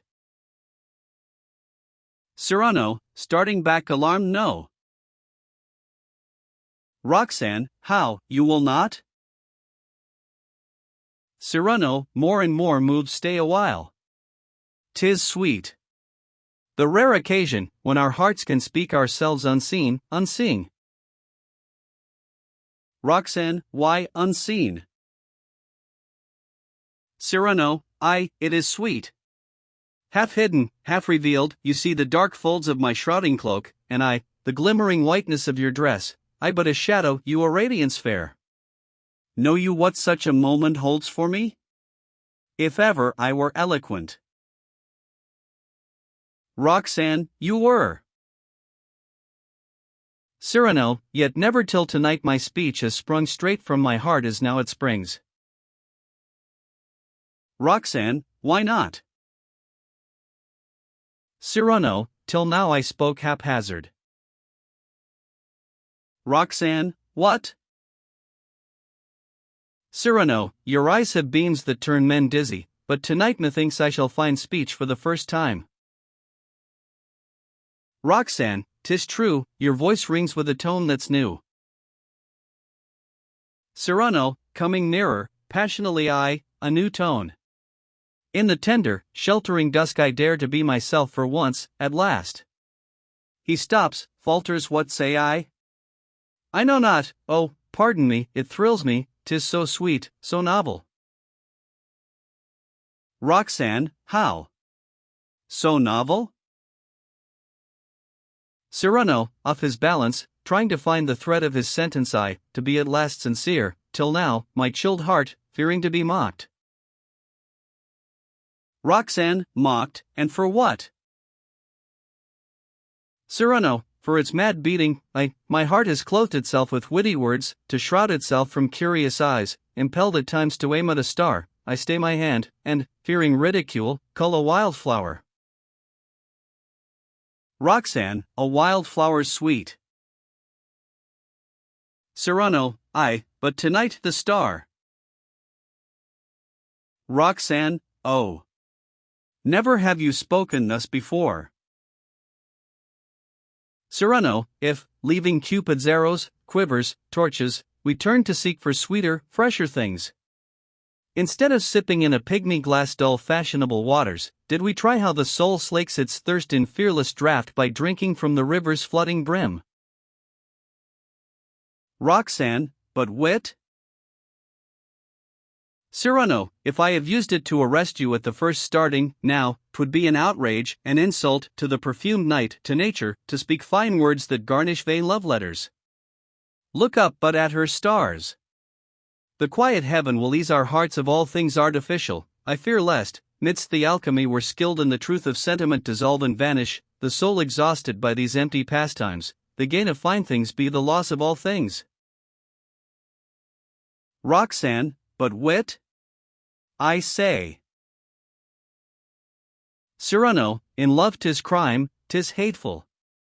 Turning frank loving into subtle fencing. At last the moment comes, inevitable, oh, woe for those who never know that moment. When feeling love exists in us, ennobling, each well-weighed word is futile and soul-saddening. Roxanne, well, if that moment's come for us, suppose it. What words would serve you? Cyrano, all, whatever that came to me, e'en as they came, I'd fling them in a wild cluster, not a careful bouquet. I love thee. I am mad. I love, I stifle. Thy name is in my heart as in a sheep bell, and as I ever tremble, thinking of thee, ever the bell shakes, ever thy name ringeth. All things of thine I mind, for I love all things. I know that last year on the 12th of May month, to walk abroad, one day you changed your hair plates. I am so used to take your hair for daylight that, like as when the eye stares on the sun's disk, one sees long after a red blot on all things, so, when I quit thy beams, my dazzled vision sees upon all things a blonde stain imprinted. Roxanne, agitated, why, this is love indeed. Cyrano, true, the feeling which fills me, terrible and jealous, truly love, which is ever sad amid its transports. Love, and yet, strangely, not a selfish passion. I for your joy would gladly lay mine own down, e'en though you never were to know it, never. If but at times I might, far off and lonely, hear some gay echo of the joy I bought you. Each glance of thine awakes in me a virtue, a novel, unknown valor. Dost begin, sweet, to understand? So late, dost understand me? Feel'st thou my soul, here, through the darkness mounting? Too fair the night. Too fair the moment. That I should speak thus, and that you should hearken. Too fair. In moments when my hopes rose proudest, I never hoped such guerdon. Not as left me but to die now. Have words of mine the power to make you tremble, thrown there in the branches? I, like a leaf among the leaves, you tremble. You tremble. For I feel, and if you will it, or will it not, your hands beloved trembling thrill through the branches, down your sprays of jasmine. He kisses passionately one of the hanging tendrils. Roxanne, I am trembling, weeping, I am thine. Thou hast conquered all of me. Cyrano, then let death come. 'Tis I myself, who conquered thee. One thing, but one, I dare to ask. Christian, under the balcony a kiss. Roxanne, drawing back what? Cyrano, oh. Roxanne, you ask. Cyrano, I. To Christian, whispering fool. You go too quick. Christian, since she is moved thus, I will profit by it. Cyrano, to Roxanne my words sprang thoughtlessly, but now I see shame on me, I was too presumptuous. Roxanne, a little chilled how quickly you withdraw. Cyrano, yes, I withdraw without withdrawing. Hurt I modesty? If so, the kiss I asked, oh, grant it not. Christian, to Cyrano, pulling him by his cloak, why? Cyrano, silence, Christian. Hush. Roxanne, leaning over, what whisper you? Cyrano, I chid myself for my too bold advances, said, silence, Christian. The lutes begin to play, hark. Wait a while. Steps come. Roxanne shuts the window. Cyrano listens to the lutes, one of which plays a merry, the other a melancholy, tune. Why, they play sad, then gay, then sad. What? Neither man nor woman, oh. A monk. Enter a Capuchin friar, with a lantern.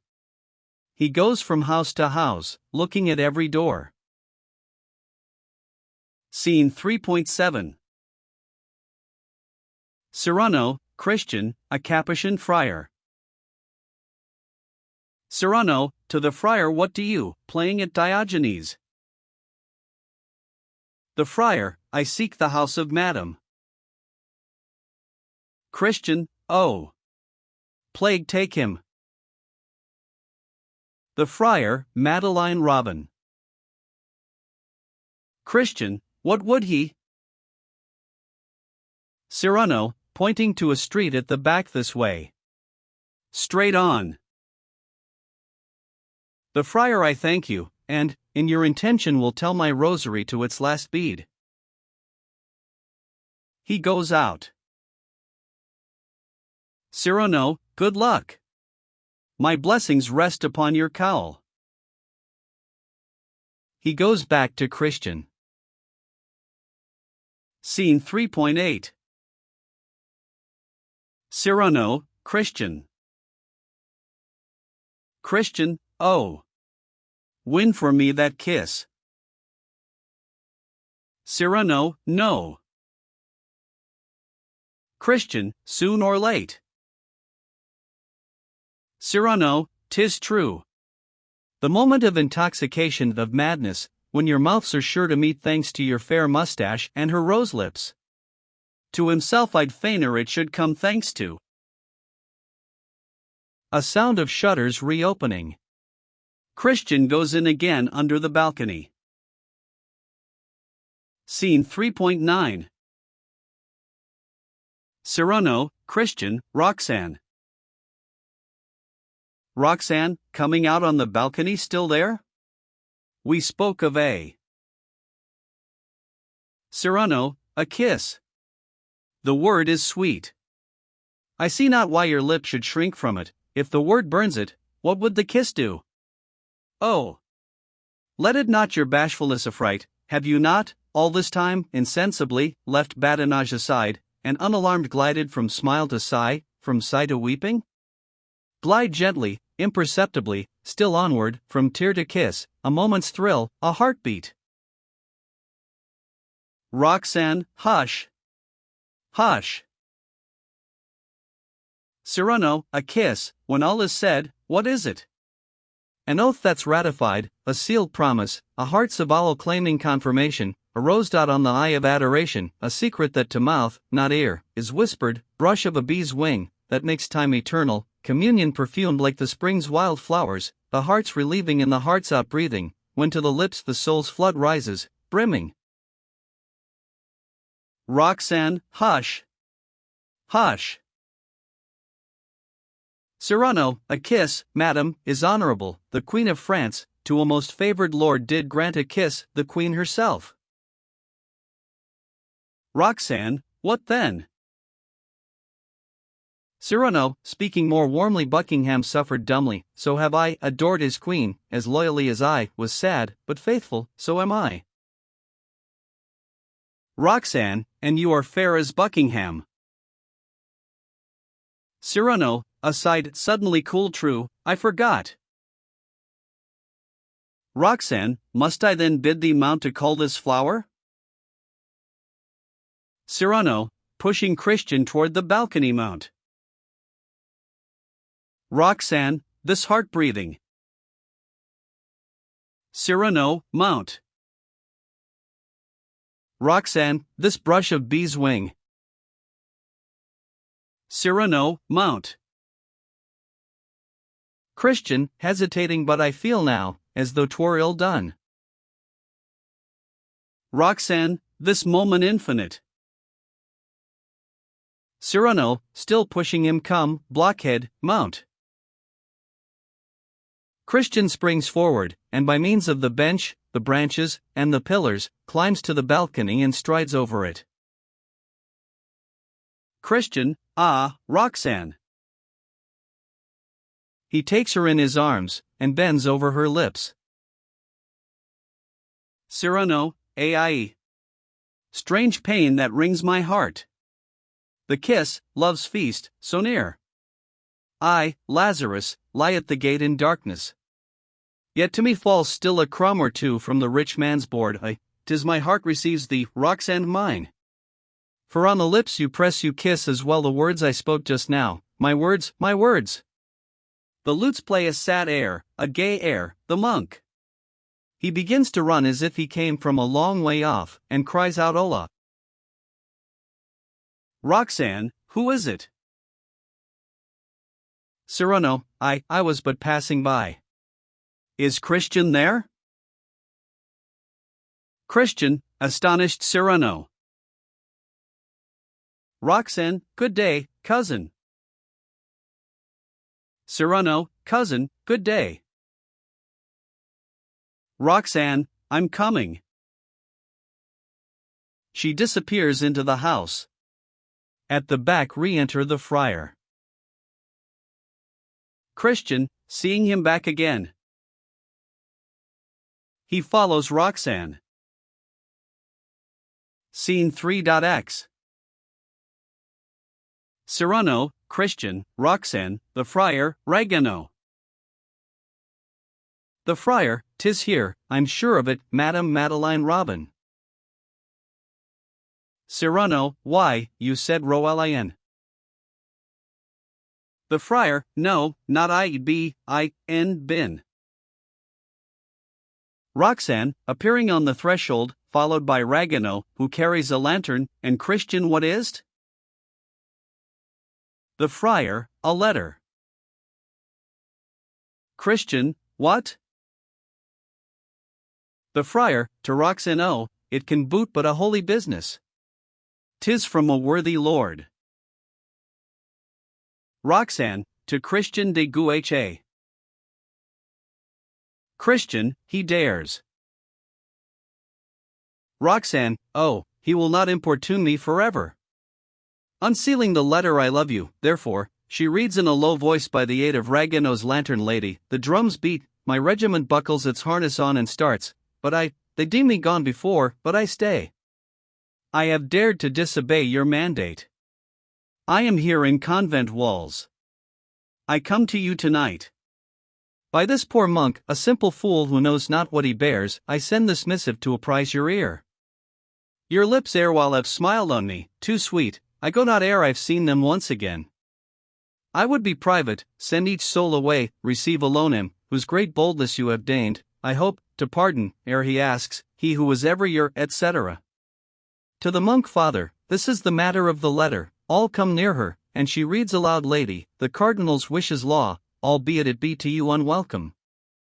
For this cause I send these lines to your fair ear addressed by a holy man, discreet, intelligent, it is our will that you receive from him, in your own house, the marriage, she turns the page benediction straightway, this night.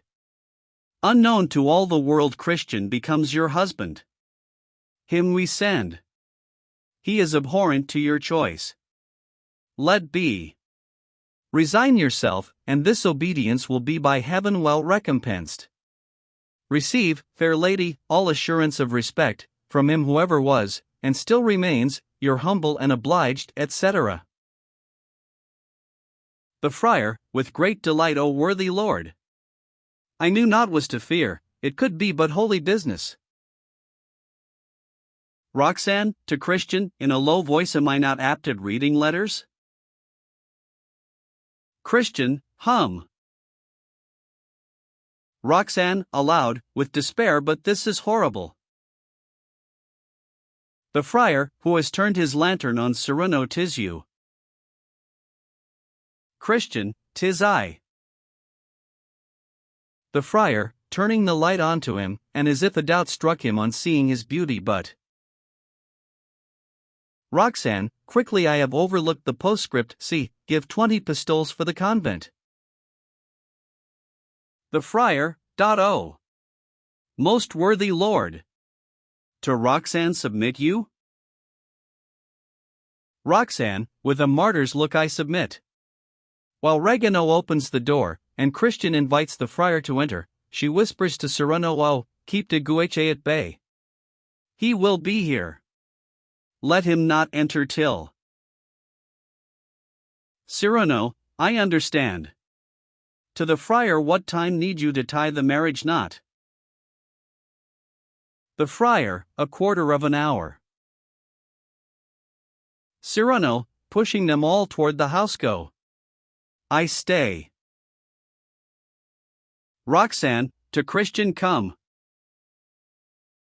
They enter. Cyrano, now, how to detain de Gueche so long?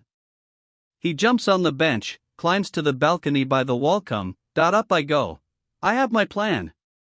The lutes begin to play a very sad air, what, ho! The tremolo grows more and more weird, it is a man. Aye, 'tis a man this time.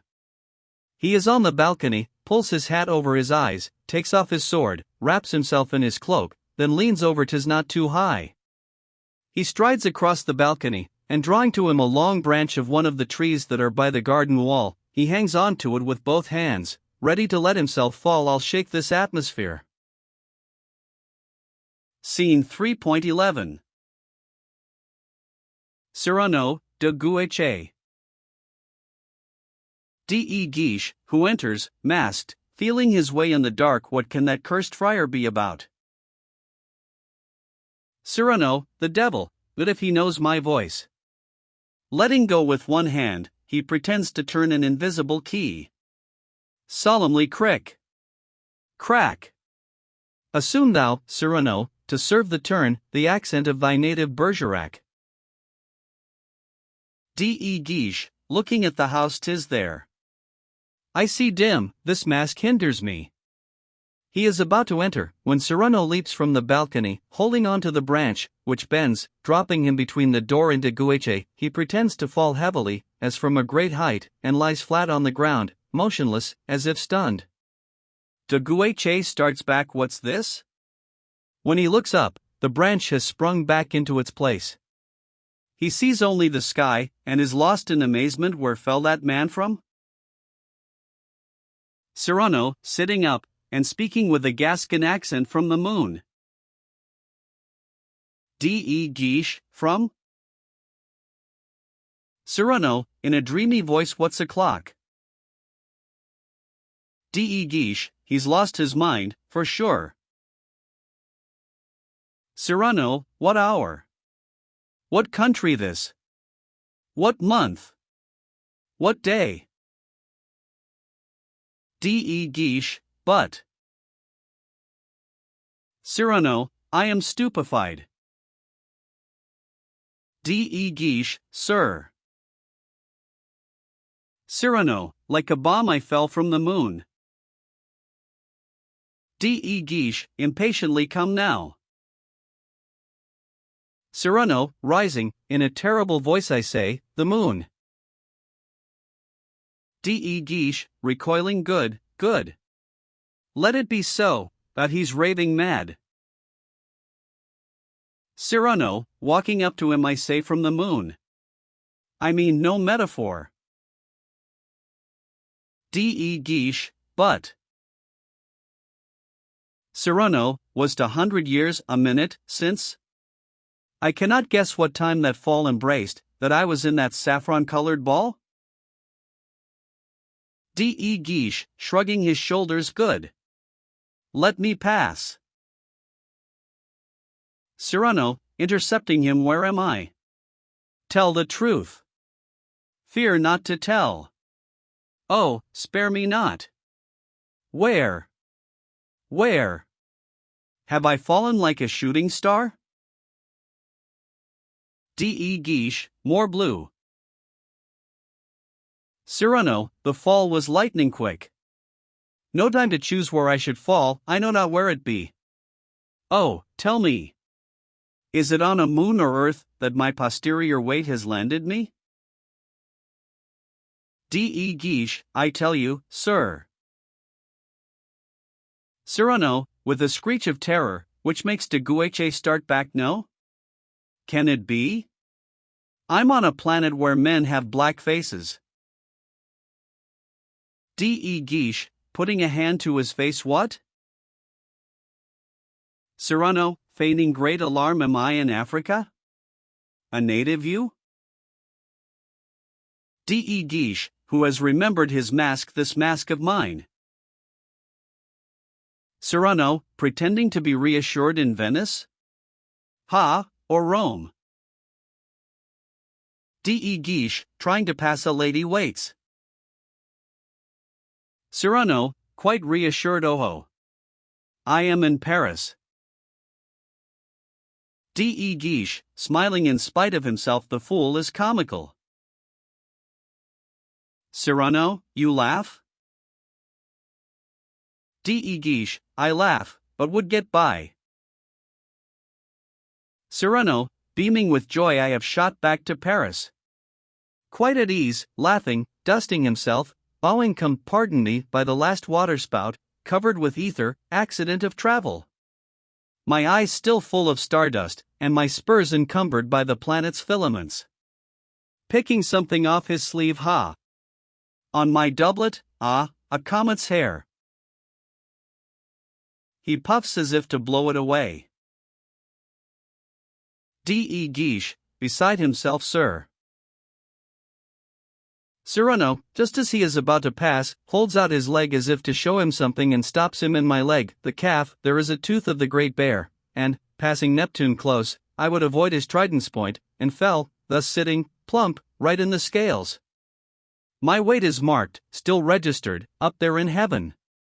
Hurriedly preventing de Guiche from passing, and detaining him by the button of his doublet I swear to you that if you squeezed my nose it would spout milk. D.E. Guiche, milk? Cyrano, from the Milky Way.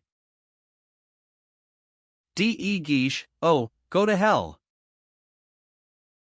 Cyrano, crossing his arms I fall, sir, out of heaven. Now, would you credit it, that as I fell I saw that Sirius wears a nightcap? True. Confidentially the other bear is still too small to bite. Laughing I would through the lyre, but I snapped a cord, grandiloquent I mean to write the whole thing in a book, the small gold stars, that, wrapped up in my cloak, I carried safe away at no small risks, will serve for asterisks at a printed page. D.E. Guiche, come, make an end. I want. Cyrano, oh ho! You are sly. D.E. Guiche, sir. Cyrano, you would worm all out of me, the way the moon is made, and if men breathe and live in its rotund cucurbita? D.E. Guiche, angrily no, no. I want. Cyrano, ha, ha, to know how I got up? Hark, it was by a method all my own. D.E. Guiche, wearied he's mad. Cyrano, contemptuously no. Not for me the stupid eagle of Regiomontanus, nor the timid pigeon of Arcadus, neither of those. D.E. Guiche, aye, 'tis a fool. But 'tis a learned fool. Cyrano, no imitator I of other men. De Guiche has succeeded in getting by, and goes toward Roxane's door. Cyrano follows him, ready to stop him by force. 6 novel methods, all, this brain invented. D.E. Guiche, turning round 6. Cyrano, volubly first, with body naked as your hand, festooned about with crystal flacons, full oth tears the early morning dew distills, my body to the sun's fierce rays exposed to let it suck me up, as tea sucks the dew. D.E. Guiche, surprised, making one step towards Cyrano. Ah! That makes one. Cyrano, stepping back, and enticing him further away, and then, the second way, to generate wind, for my impetus, to rarefy air, in a cedar case, by mirrors placed icosahedron-wise. D.E. Guiche, making another step too. Cyrano, still stepping backward, or, for I have some mechanic skill, to make a grasshopper, with springs of steel, and launch myself by quick succeeding fires saltpeter fed to the stars' pastures blue. D.E. Guiche, unconsciously following him and counting on his fingers 3. Cyrano, or, since fumes have property to mount, to charge a globe with fumes, sufficiently to carry me aloft. D.E. Guiche, same play, more and more astonished. Well, that makes 4. Cyrano, or smear myself with marrow from a bull, since, at the lowest point of zodiac, Phoebus well loves to suck that marrow up. D.E. Guiche, amazed. 5. Cyrano, who, while speaking, had drawn him to the other side of the square near a bench sitting on an iron platform, thence to throw a magnet in the air. This is a method well conceived, the magnet flown, infallibly the iron will pursue, then quick. Relaunch your magnet, and you thus can mount and mount unmeasured distances. D.E. Guiche, here are 6 excellent expedients. Which of the 6 chose you? Cyrano, why, none, a 7th. D.E. Guiche, astonishing. What was it? Cyrano, I'll recount. D.E. Guiche, this wild eccentric becomes interesting. Cyrano, making a noise like the waves, with weird gestures. How? How? D.E. Guiche, well. Cyrano, you have guessed? D.E. Guiche, not I. Cyrano, the tide. Witching hour when the moon was the wave, I laid me, fresh from a sea bath, on the shore, and, failing not to put head foremost, for the hair holds the seawater in its mesh, I rose in air, straight. Straight. Like angel's flight, and mounted, gently, effortless. When lo! A sudden shock. Then. D.E. Guiche, overcome by curiosity, sitting down on the bench then? Cyrano, oh. Then. Suddenly returning to his natural voice, the quarter's gone, I'll hinder you no more, the marriage vows are made. D.E. Guiche, springing up. What? Am I mad? That voice? The house door opens. Lackeys appear carrying lighted candelabra. Light. Cyrano gracefully uncovers that nose. Cyrano? Cyrano, bowing Cyrano. While we were chatting, they have plighted troth. D.E. Guiche, who? He turns round. Tableau. Behind the lackeys appear Roxane and Christian, holding each other by the hand. The friar follows them, smiling. Ragueneau also holds a candlestick. The duenna closes the rear, bewildered, having made a hasty toilet. Heavens. Scene 3.12. The same. Roxane, Christian, the friar, Ragueneau, lackeys, the duenna. D.E. Guiche, to Roxane you? Recognizing Christian, in amazement he? Bowing, with admiration, to Roxane cunningly contrived. To Cyrano my compliments, Sir Apparatus Maker. Your story would arrest at Peter's Gate saints eager for their paradise. Note well the details. Faith. They'd make a stirring book. Cyrano, bowing, I shall not fail to follow your advice. The friar, showing with satisfaction the two lovers to de Guiche, a handsome couple, son, made one by you. D.E. Guiche, with a freezing look I. To Roxane bid your bridegroom, madam, fond farewell. Roxane, why so? D.E. Guiche, to Christian, even now the regiment departs. Join it. Roxane, it goes to battle? D.E. Guiche, without doubt. Roxane, but the cadets go not? D.E. Guiche, oh aye. They go. Drawing out the paper he had put in his pocket, here is the order. To Christian Baron, bear it, quick. Roxane, throwing herself in Christian's arms. Christian. D.E. Guiche, sneeringly to Cyrano, the wedding night is far, methinks. Cyrano, aside, he thinks to give me pain of death by this. Christian, to Roxane, oh. Once again.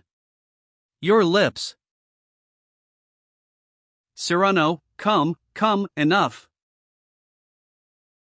Christian, still kissing Roxane, 'tis hard to leave her, you know not. Cyrano, trying to draw him away, I know. Sound of drums beating a march in the distance. D.E. Guiche, the regiment starts.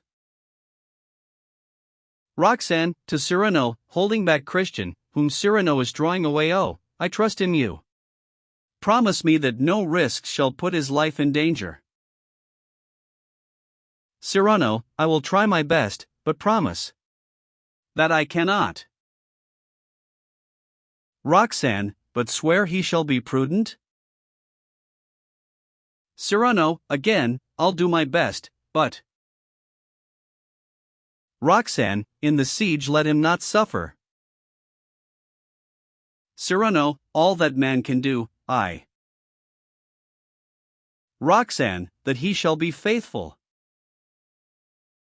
Cyrano, doubtless, but. Roxane, that he will write oft? Cyrano, pausing that, I promise you. Curtain. Act 4. The Cadets of Gascony. Post occupied by company of Carbon de Casteljaloux at the siege of Arras. In the background an embankment across the whole stage. Beyond, view of plain extending to the horizon. The country covered with entrenchments.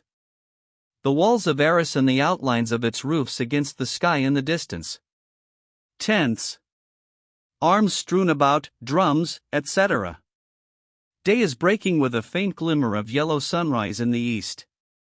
Sentinels at different points. Watchfires. The cadets of Gascony, wrapped in their mantles, are sleeping. Carbon de Castelgelou and Loubret are keeping watch. They are very pale and thin. Christian sleeps among the others in his cloak in the foreground, his face illuminated by the fire. Silence. Scene 4. Christian, Carbon de Castelgelou, Loubret, the cadets, then Cyrano. Loubret, 'tis terrible.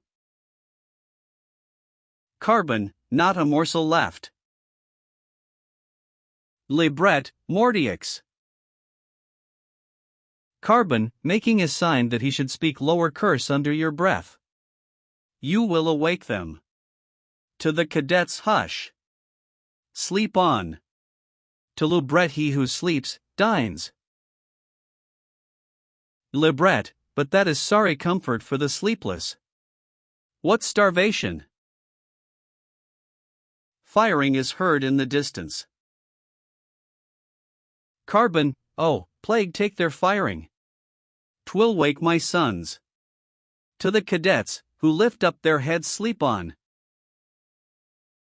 Firing is again heard, nearer this time. A cadet, moving the devil, again. Carbon, 'tis nothing. 'Tis Cyrano coming back. Those who have lifted up their heads prepare to sleep again. A sentinel, from without Ventribue. Who goes there? The voice of Cyrano, Bergerac. The sentinel, who is on the redoubt Ventribue. Who goes there? Cyrano, appearing at the top. Bergerac, idiot. He comes down, Loubret advances anxiously to meet him. Loubret, heavens. Cyrano, making signs that he should not awake the others, hush. Loubret, wounded? Cyrano, oh. You know it has become their custom to shoot at me every morning and to miss me. Loubret, this passes all. To take letters at each day's dawn. To risk. Cyrano, stopping before Christian, I promised he should write often. He looks at him, he sleeps. How pale he is. But how handsome still, despite his sufferings. If his poor little lady-love knew that he is dying of hunger. Loubret, get you quick to bed. Cyrano, nay, never scold, Loubret. I ran but little risk. I have found me a spot to pass the Spanish lines, where each night they lie drunk. Loubret, you should try to bring us back provision. Cyrano, a man must carry no weight who would get by there. But there will be surprise for us this night. The French will eat or die out if I mistake not. Loubret, oh, tell me. Cyrano, nay, not yet. I am not certain, that you will see. Carbon, it is disgraceful that we should starve while we're besieging. Loubret, alas, how full of complication is this siege of Arras. To think that while we are besieging, we should ourselves be caught in a trap and besieged by the Cardinal Infante of Spain. Cyrano, it were well done if he should be besieged in his turn. Loubret, I am in earnest. Cyrano, oh. Indeed. Loubret, to think you risk a life so precious, for the sake of a letter, thankless one. Seeing him turning to enter the tent, where are you going? Cyrano, I am going to write another. He enters the tent and disappears. Scene 4.2. The same, all but Cyrano. The day is breaking in a rosy light. The town of Arras is golden in the horizon. The report of cannon is heard in the distance, followed immediately by the beating of drums far away to the left. Other drums are heard much nearer. Sounds of stirring in the camp. Voices of officers in the distance. Carbon, sighing the reveille. The cadets move and stretch themselves, nourishing sleep. Thou art at an end. I know well what will be their first cry. A cadet, sitting up, I am so hungry. Another, I am dying of hunger. Together, oh. Carbon, up with you. Third cadet, cannot move a limb. Fourth cadet, nor can I. The first, looking at himself in a bit of armor, my tongue is yellow. The air at this season of the year is hard to digest. Another, my coronet for a bit of Chester. Another, if none can furnish to my gaster wherewith to make a pint of Kyle, I shall retire to my tent like Achilles. Another, oh. Something. Were it but a crust. Carbon, going to the tent and calling softly, Cyrano. All the cadets, we are dying. Carbon, continuing to speak under his breath at the opening of the tent, come to my aid, you, who have the art of quick retort and gay jest. Come, hearten them up. Second cadet, rushing toward another who was munching something, what are you crunching there? First cadet, cannon wads soaked in axle grease. 'Tis poor hunting round about Arras. A cadet, entering, I have been after game. Another, following him, and I after fish. All, rushing to the two newcomers, well. What have you brought, a pheasant, a carp? Come, show us quick. The angler, a gudgeon. The sportsman, a sparrow. Altogether, beside themselves, 'tis more than can be borne. We will mutiny. Carbon, Cyrano. Come to my help. The daylight has now come. Scene 4.3. The same. Cyrano. Cyrano, appearing from the tent, very calm, with a pen stuck behind his ear and a book in his hand. What is wrong? Silence. To the first cadet, why drag you your legs so sorrowfully? The cadet, I have something in my heels which weighs them down. Cyrano, and what may that be? The cadet, my stomach. Cyrano, so have I, faith. The cadet, it must be in your way? Cyrano, nay, I am all the taller. A third, my stomach's hollow. Cyrano, faith, 'twill make a fine drum to sound the assault. Another, I have a ringing in my ears. Cyrano, no, 'tis false, a hungry stomach has no ears. Another, oh, to eat something oily. Cyrano, pulling off the cadet's helmet and holding it out to him, behold your salad. Another, what, in God's name, can we devour? Cyrano, throwing him the book which he is carrying, the Iliad.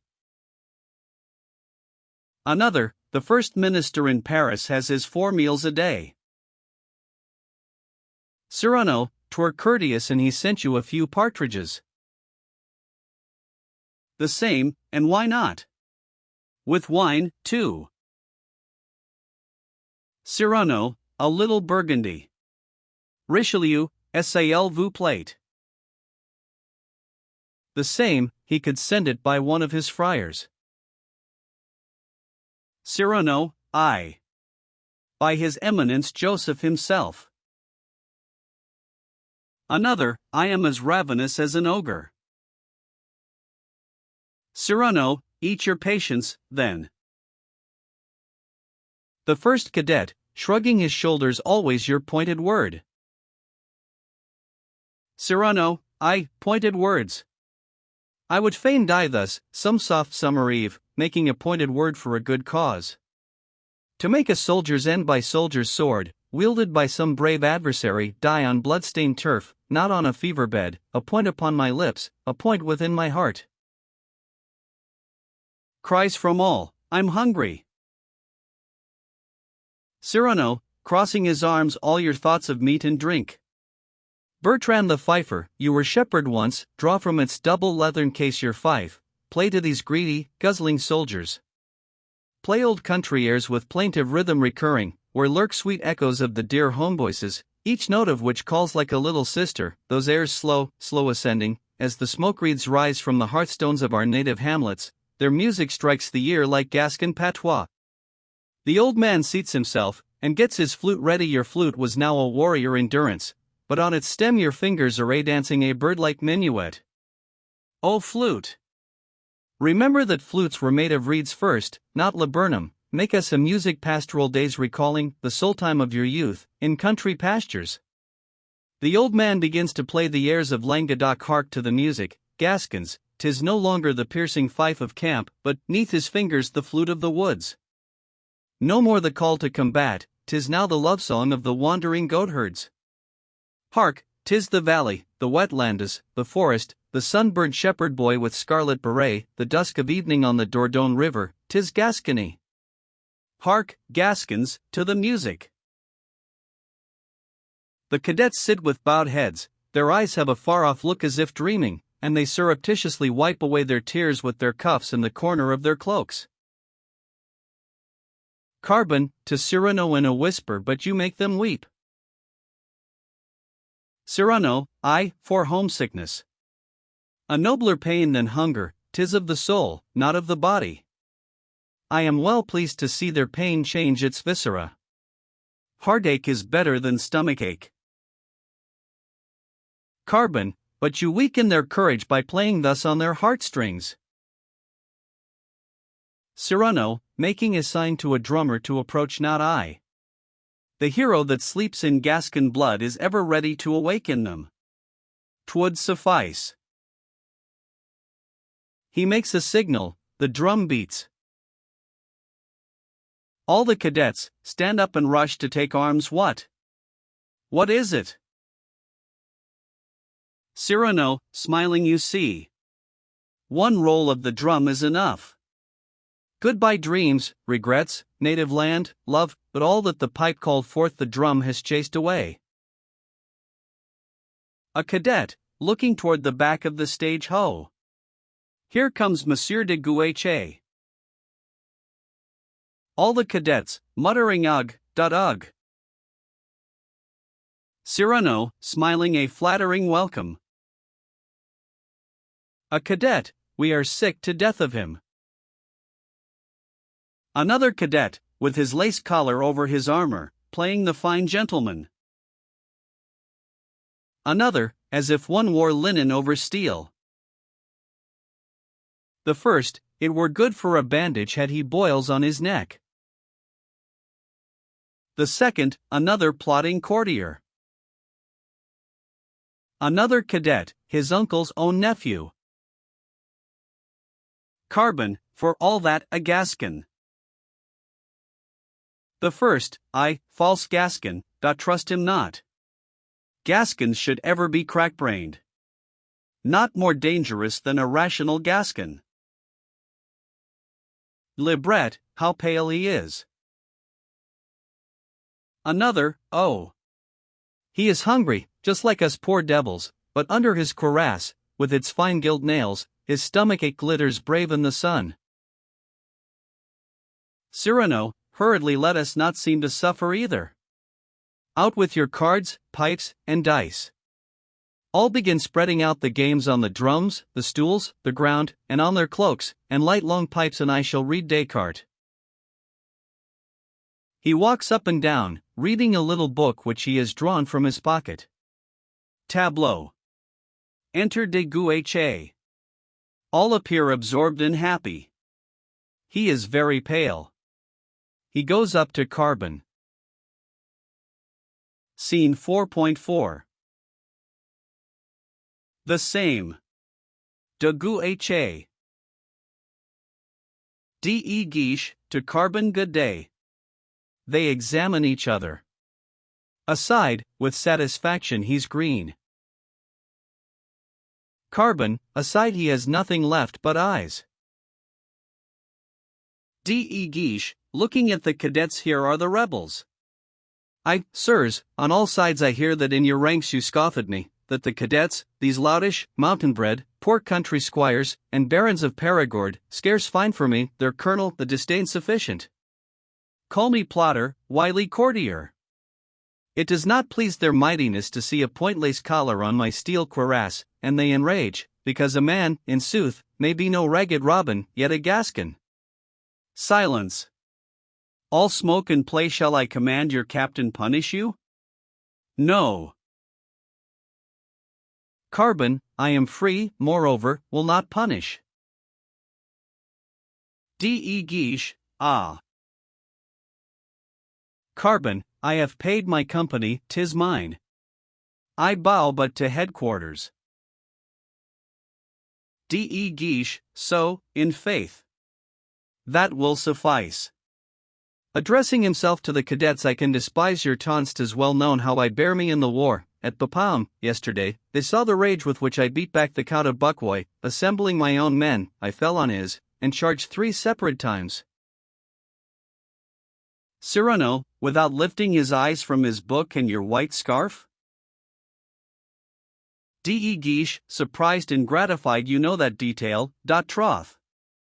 It happened thus: while caracoling to recall the troops for the 3rd charge, a band of fugitives bore me with them, close by the hostile ranks. I was in peril of capture, sudden death, when I thought of the good expedient to loosen and let fall the scarf which told my military rank. Thus I contrived, without attention waked, to leave the foes, and suddenly returning, reinforced with my own men, to scatter them. And now, what say you, sir?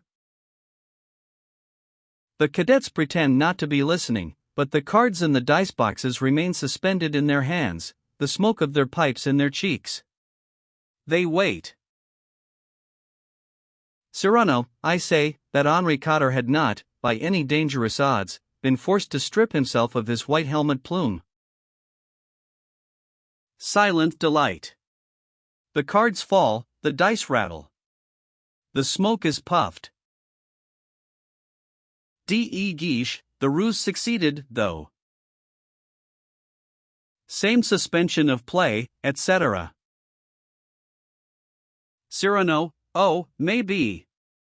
But one does not lightly abdicate the honor to serve as target to the enemy. Cards, dice, fall again, and the cadets smoke with evident delight. Had I been present when your scarf fell low, our courage, sir, is of a different sort. I would have picked it up and put it on. D.E. Guiche, oh, aye. Another Gascon boast. Cyrano, a boast? Lend it to me. I pledge myself, tonight, with it across my breast, to lead th assault. D.E. Guiche, another Gascon vaunt. You know the scarf lies with the enemy, upon the brink of the stream. The place is riddled now with shot, no one can fetch it hither. Cyrano, drawing the scarf from his pocket, and holding it out to him, here it is. Silence. The cadets stifle their laughter in their cards and dice boxes. De Guiche turns and looks at them. They instantly become grave, and set to play. One of them whistles indifferently the air just played by the fifer. D.E. Guiche, taking the scarf, I thank you. It will now enable me to make a signal, that I had forborne to make till now.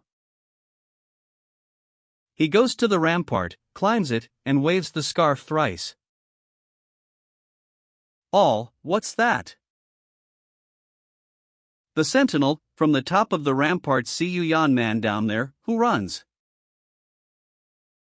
D.E. Guiche, descending, 'tis a false Spanish spy who is extremely useful to my ends. The news he carries to the enemy are those I prompt him with, so, in a word, we have an influence on their decisions. Cyrano, scoundrel. D.E. Guiche, carelessly nodding on his scarf, 'tis opportune. What were we saying? Ah! I have news for you. Last evening, to victual us, the marshal did attempt a final effort. Secretly he went to Darlens, where the king's provisions be. But, to return to camp more easily, he took with him a goodly force of troops. Those who attacked us now would have fine sport. Half of the army's absent from the camp. Carbon, if the Spaniards knew, 'twere ill for us, but they know nothing of it? D.E. Guiche, oh. They know. They will attack us. Carbon, D.E. Guiche, for my false spy came to warn me of their attack. He said, I can decide the point for their assault. Where would you have it? I will tell them 'tis the least defended, they'll attempt you there. I answered, good.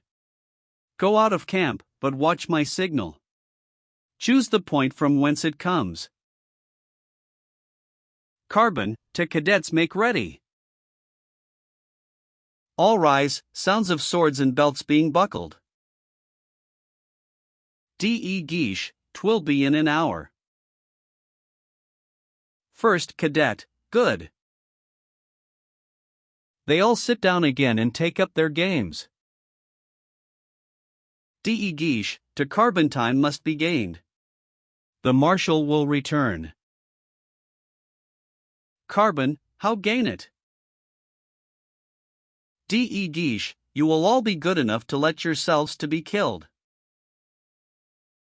Cyrano, vengeance. Oh ho! D. Guiche, I do not say that, if I loved you well, I had chosen you and yours, but, as things stand, your courage yielding to no corps the pomme, I serve my king, and serve my grudge as well. Cyrano, permit that I express my gratitude. D. Guiche, I know you love to fight against 50, you will not now complain of paltry odds. He goes up with Carbon. Cyrano, to the cadets we shall add to the Gascon coat of arms, with its 6 bars of blue and gold, one more, the blood-red bar that was missing there. De Guiche speaks in a low voice with Carbon at the back. Orders are given. Preparations go forward. Cyrano goes up to Christian, who stands with crossed arms. Cyrano, putting his hand on Christian's shoulder. Christian, shaking his head. Roxanne. Cyrano, alas. Christian, at least, I'd send my heart's farewell to her in a fair letter. Cyrano, I had suspicion it would be today. He draws a letter out of his doublet and had already writ. Christian, show. Cyrano, will you? Christian, taking the letter I. He opens and reads it hold. Cyrano, what? Christian, this little spot. Cyrano, taking the letter, with an innocent look. A spot? Christian, a tear. Cyrano, poets, at last, by dint of counterfeiting, take counterfeit for true, that is the charm. This farewell letter, it was passing sad, I wept myself in writing it. Christian, wept? Why? Cyrano, death itself is hardly terrible, but, ne'er to see her more. That is death's sting. For, I shall never. Christian looks at him. We shall. Quickly, I mean, you. Christian, snatching the letter from him, give me that letter. A rumor, far off in the camp. Voice of sentinel, who goes there? Halloo! Shots, voices, carriage bells. Carbon, what is it? A sentinel, on the rampart 'tis a carriage. All rush to see. Cries, in the camp? It enters, it comes from the enemy. Fire, no, the coachman cries, what does he say? On the king's service. Everyone is on the rampart, staring. The bells come nearer. D.E. Guiche, the king's service? How? All descend and draw up in line. Carbon, uncover, all. D.E. Guiche, the king's. Draw up in line. Let him describe his curve as it befits.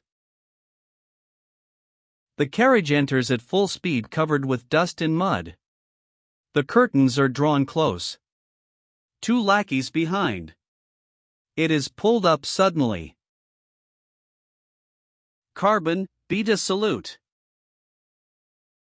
A roll of drums. The cadets uncover. D.E. Guiche, lower the carriage steps. 2 cadets rush forward. The door opens. Roxanne, jumping down from the carriage, good day. All are bowing to the ground, but at the sound of a woman's voice every head is instantly raised. Scene 4.v. The same. Roxanne.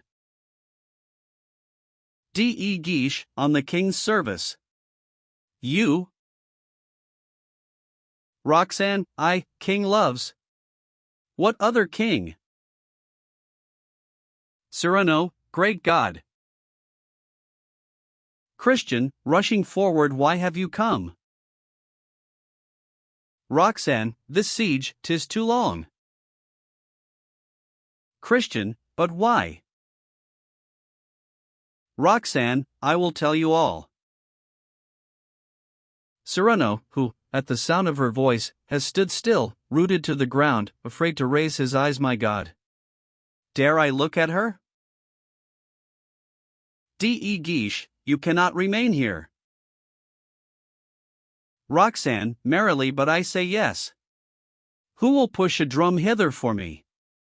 She seats herself on the drum, they roll forward so. I thank you. She laughs, my carriage was fired at, proudly by the patrol. Look!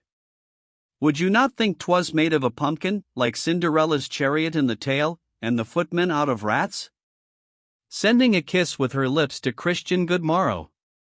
Examining them all, you look not merry, any of you. Ah! Know you that 'tis a long road to get to Arras? Seeing Cyrano, cousin, delighted. Cyrano, coming up to her, but how, in heaven's name? Roxanne, how found I the way to the army? It was simple enough, for I had but to pass on and on, as far as I saw the country laid waste. Ah, what horrors were there! Had I not seen, then I could never have believed it. Well, gentlemen, if such be the service of your king, I would fainer serve mine. Cyrano, but 'tis sheer madness. Where in the fiend's name did you get through? Roxanne, where? Through the Spanish lines. First cadet, for subtle craft, give me a woman. D.E. Guiche, but how did you pass through their lines? Ilebret, faith. That must have been a hard matter. Roxanne, none too hard. I but drove quietly forward in my carriage, and when some hidalgo of haughty mien would have stayed me, lo! I showed at the window my sweetest smile, and these seigneurs being, with no disrespect to you, the most gallant gentlemen in the world, I passed on. Carbon, true, that smile is a passport. But you must have been asked frequently to give an account of where you were going, madam? Roxanne, yes, frequently. Then I would answer, I go to see my lover. At that word the very fiercest Spaniard of them all would gravely shut the carriage door, and, with a gesture that a king might envy, make signal to his men to lower the muskets levelled at me. Then, with melancholy but withal very graceful dignity, his beaver held to the wind that the plumes might flutter bravely, he would bow low, saying to me, "Pass on, señorita."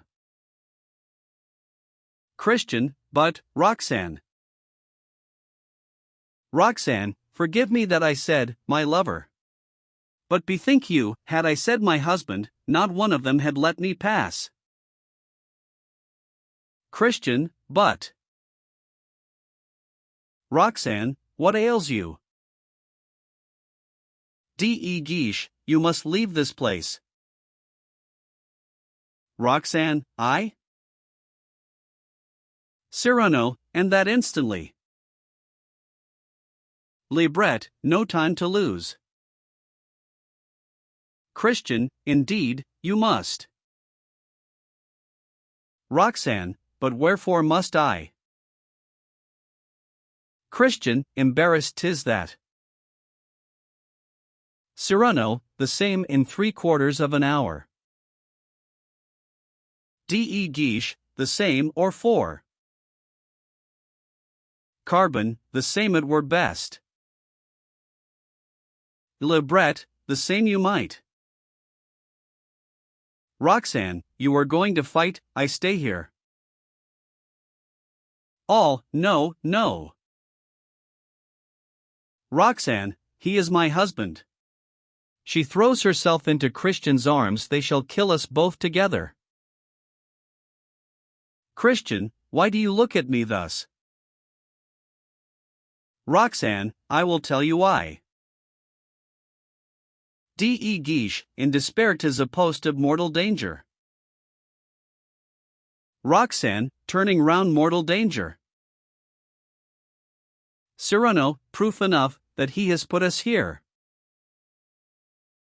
Roxanne, to de Guiche so, sir, you would have made a widow of me? D.E. Guiche, nay, on my oath. Roxanne, I will not go. I am reckless now, and I shall not stir from here, besides, 'tis amusing. Cyrano, oh ho! So our precious is a heroine. Roxanne, Monsieur de Bergerac, I am your cousin. A cadet, we will defend you well. Roxanne, more and more excited, I have no fear of that, my friends. Another, in ecstasy, the whole camp smells sweet of orris root. Roxanne, and, by good luck, I have chosen a hat that will suit well with the battlefield. Looking at de Guiche, but were it not wisest that the Count retire? They may begin the attack. D.E. Guiche, that is not to be brooked. I go to inspect the cannon, and shall return. You have still time, think better of it. Roxanne, never. De Guiche goes out. Scene 4.vi. The same, all but de Guiche. Christian, entreatingly Roxanne. Roxanne, no. First cadet, to the others she stays. All, hurrying, hustling each other, tidying themselves a comb, soap, my uniform is torn, a needle, a ribbon, lend your mirror, my cuffs, your curling iron, a razor. Roxanne, to Cyrano, who still pleads with her no. Naught shall make me stir from this spot. Carbon, who, like the others, has been buckling, dusting, brushing his hat, settling his plume, and drawing on his cuffs, advances to Roxanne, and ceremoniously it is perchance more seemly, since things are thus, that I present to you some of these gentlemen who are about to have the honor of dying before your eyes. Roxanne bows, and stands leaning on Christian's arm, while Carbon introduces the cadets to her Baron de Perescus de Colignac. The cadet, with a low reverence, madam. Carbon, continuing Baron de Castarac de Cavouzac, Vidame de Malgore Estressac Lesbos de Escarabiat, Chevalier d'Antignacjuzet, Baron Hillet de Blagnac Salacan de Castel Crabules. Roxanne, but how many names have you each? Baron Hillet, scores. Carbon, to Roxanne pray, open the hand that holds your kerchief. Roxanne opens her hand, and the handkerchief falls. Why? The whole company start forward to pick it up. Carbon, quickly raising it. My company had no flag. But now, by my faith, they will have the fairest in all the camp. Roxanne, smiling, 'tis somewhat small. Carbon, tying the handkerchief on the staff of his lance, but 'tis of lace. A cadet, to the rest I could die happy, having seen so sweet a face, if I had something in my stomach, were it but a nut. Carbon, who has overheard, indignantly, shame on you. What, talk of eating when, O lovely woman? Roxanne, but your camp air is keen, I myself am famished. Pasties, cold fricassee, old wines, there is my bill of fare? Pray bring it all here. Consternation. A cadet, all that? Another, but where on earth find it? Roxanne, quietly in my carriage. All, how? Roxanne, now serve up, carve. Look a little closer at my coachman, gentlemen, and you will recognize a man most welcome. All the sauces can be sent to table hot, if we will. The cadets, rushing pell-mell to the carriage, 'tis Ragueneau. Acclamations, oh, oh. Roxanne, looking after them, poor fellows. Cyrano, kissing her hand, kind fairy. Ragueneau, standing on the box like a quack doctor at a fair gentleman. General delight. The cadets, bravo! Bravo! Ragueneau, the Spaniards, gazing on a lady so dainty fair, overlooked the fair so dainty. Applause. Cyrano, in a whisper to Christian, hark, Christian. Ragueneau, and, occupied with gallantry, perceived not, he draws a plate from under the seat, and holds it up, the galantine. Applause. The galantine passes from hand to hand. Cyrano, still whispering to Christian, prithee, one word. Ragueneau and Venus so attracted their eyes that Diana could secretly pass by with, he holds up a shoulder of mutton, her fawn. Enthusiasm. 20 hands are held out to seize the shoulder of mutton. Cyrano, in a low whisper to Christian, I must speak to you. Roxanne, to the cadets, who come down, their arms laden with food, put it all on the ground.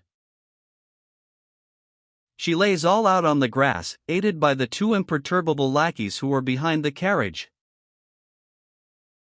Roxanne, to Christian, just as Cyrano is drawing him apart, come, make yourself of use. Christian comes to help her. Cyrano's uneasiness increases. Ragueneau, truffled peacock. First cadet, radiant, coming down, cutting a big slice of ham by the mass. We shall not brave the last hazard without having had a gulletful, quickly correcting himself on seeing Roxanne, pardon. A Balthazar feast. Ragueneau, throwing down the carriage cushions. The cushions are stuffed with ortolans. Hubbub. They tear open and turn out the contents of the cushions. Bursts of laughter, merriment. Third cadet, ah! Vi days. Ragueneau, throwing down to the cadets bottles of red wine, flasks of rubies, and white wine, flasks of topaz. Roxane, throwing a folded tablecloth at Cyrano's head. Unfold me that napkin, come, come. Be nimble. Regano, waving a lantern. Each of the carriage lamps is a little larder. Cyrano, in a low voice to Christian, as they arrange the cloth together. I must speak with you ere you speak to her. Regano, my whip handle is an all sausage. Roxane, pouring out wine, helping since we are to die, let the rest of the army shift for itself. All for the Gascons. And mark. If de Guiche comes, let no one invite him. Going from one to the other there. There. You have time enough. Do not eat too fast, drink a little. Why are you crying? First Cadet, it is all so good. Roxane, tut, red or white, some bread for Monsieur de Carbon, a knife. Pass your plate, a little of the crust? Some more? Let me help you, some champagne, a wing? Cyrano, who follows her, his arms laden with dishes, helping her to wait on everybody. How I worship her. Roxane, going up to Christian. What will you? Christian, nothing. Roxane, nay, nay, take this biscuit, steeped in muscat, come. But 2 drops. Christian, trying to detain her. Oh. Tell me why you came? Roxane, wait, my first duty is to these poor fellows. Hush. In a few minutes. Lebret, who had gone up to pass a loaf on the end of a lance to the sentry on the rampart de Guiche. Cyrano, quick. Hide flasks, plates, pie dishes, game baskets. Hurry, let us all look unconscious. To Regano, up on your seat, is everything covered up? In an instant all has been pushed into the tents, or hidden under doublets, cloaks, and beavers. De Guiche enters hurriedly, stops suddenly, sniffing the air. Silence. Scene 4.7. The same. De Guiche. De Guiche, it smells good here. A cadet, humming low. Low, low. De Guiche, looking at him. What is the matter? You are very red. The cadet, the matter, nothing, 'tis my blood boiling at the thought of the coming battle. Another, pum, pum, pum. De Guiche, turning round. What's that? The cadet, slightly drunk. Nothing, 'tis a song, a little. De Guiche, you are merry, my friend. The cadet, the approach of danger is intoxicating. De Guiche, calling Carbon de Castelgelou, to give him an order. Captain. I. He stops short on seeing him. Plague take me. But you look bravely, too. Carbon, crimson in the face, hiding a bottle behind his back, with an evasive movement. Oh. De Guiche, I have 1 cannon left, and have had it carried there. He points behind the scenes, in that corner, that your men can use it in case of need. A cadet, reeling slightly. Charming attention. Another, with a gracious smile. Kind solicitude. De Guiche, how? They are all gone crazy? Drilly as you are not used to cannon, beware of the recoil. First Cadet, pooh. De Guiche, furious, going up to him. But the cadet, Gascon cannons never recoil. De Guiche, taking him by the arm and shaking him. You are tipsy, but what with? The cadet, grandiloquently, with the smell of powder. De Guiche, shrugging his shoulders and pushing him away, then going quickly to Roxane. Briefly, madam, what decision do you deign to take? Roxane, I stay here. De Guiche, you must fly. Roxane, no. I will stay. De Guiche, since things are thus, give me a musket, one of you. Carbon, wherefore? De Guiche, because I too mean to remain. Cyrano, at last. This is true valor, sir. First cadet, then you are Gascon after all, spite of your lace collar? Roxane, what is all this? De Guiche, I leave no woman in peril. Second cadet, to the first hark you. Think you not we might give him something to eat? All the viands reappear as if by magic. De Guiche, whose eyes sparkle victuals. The third cadet, yes, you'll see them coming from under every coat. De Guiche, controlling himself, haughtily, do you think I will eat your leavings? Cyrano, saluting him, you make progress. De Guiche, proudly, with a light touch of accent on the word breaking, I will fight without breaking my fast. First cadet, with wild delight, breaking. He has got the accent. De Guiche, laughing eye. The cadet, 'tis a Gascon. All begin to dance. Carbon de Castelgelou, who had disappeared behind the rampart, reappearing on the ridge, I have drawn my pikemen up in line. They are a resolute troop.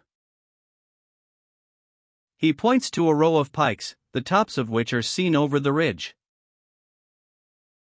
De Guiche, bowing to Roxane, will you accept my hand, and accompany me while I review them? She takes it, and they go up toward the rampart. All uncover and follow them. Christian, going to Cyrano, eagerly, tell me quickly. As Roxane appears on the ridge, the tops of the lances disappear, lowered for the salute, and a shout is raised. She bows. The pikemen, outside, vivat. Christian, what is this secret? Cyrano, if Roxane should. Christian, should? Cyrano, speak of the letters? Christian, yes, I know. Cyrano, do not spoil all by seeming surprised. Christian, at what? Cyrano, I must explain to you, .o. 'Tis no great matter, I but thought of it today on seeing her. You have. Christian, tell quickly.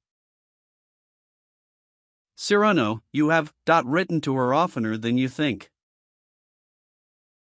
Christian, how so? Cyrano, thus, faith. I had taken it in hand to express your flame for you, at times I wrote without saying, I am writing. Christian, ah. Cyrano, 'tis simple enough.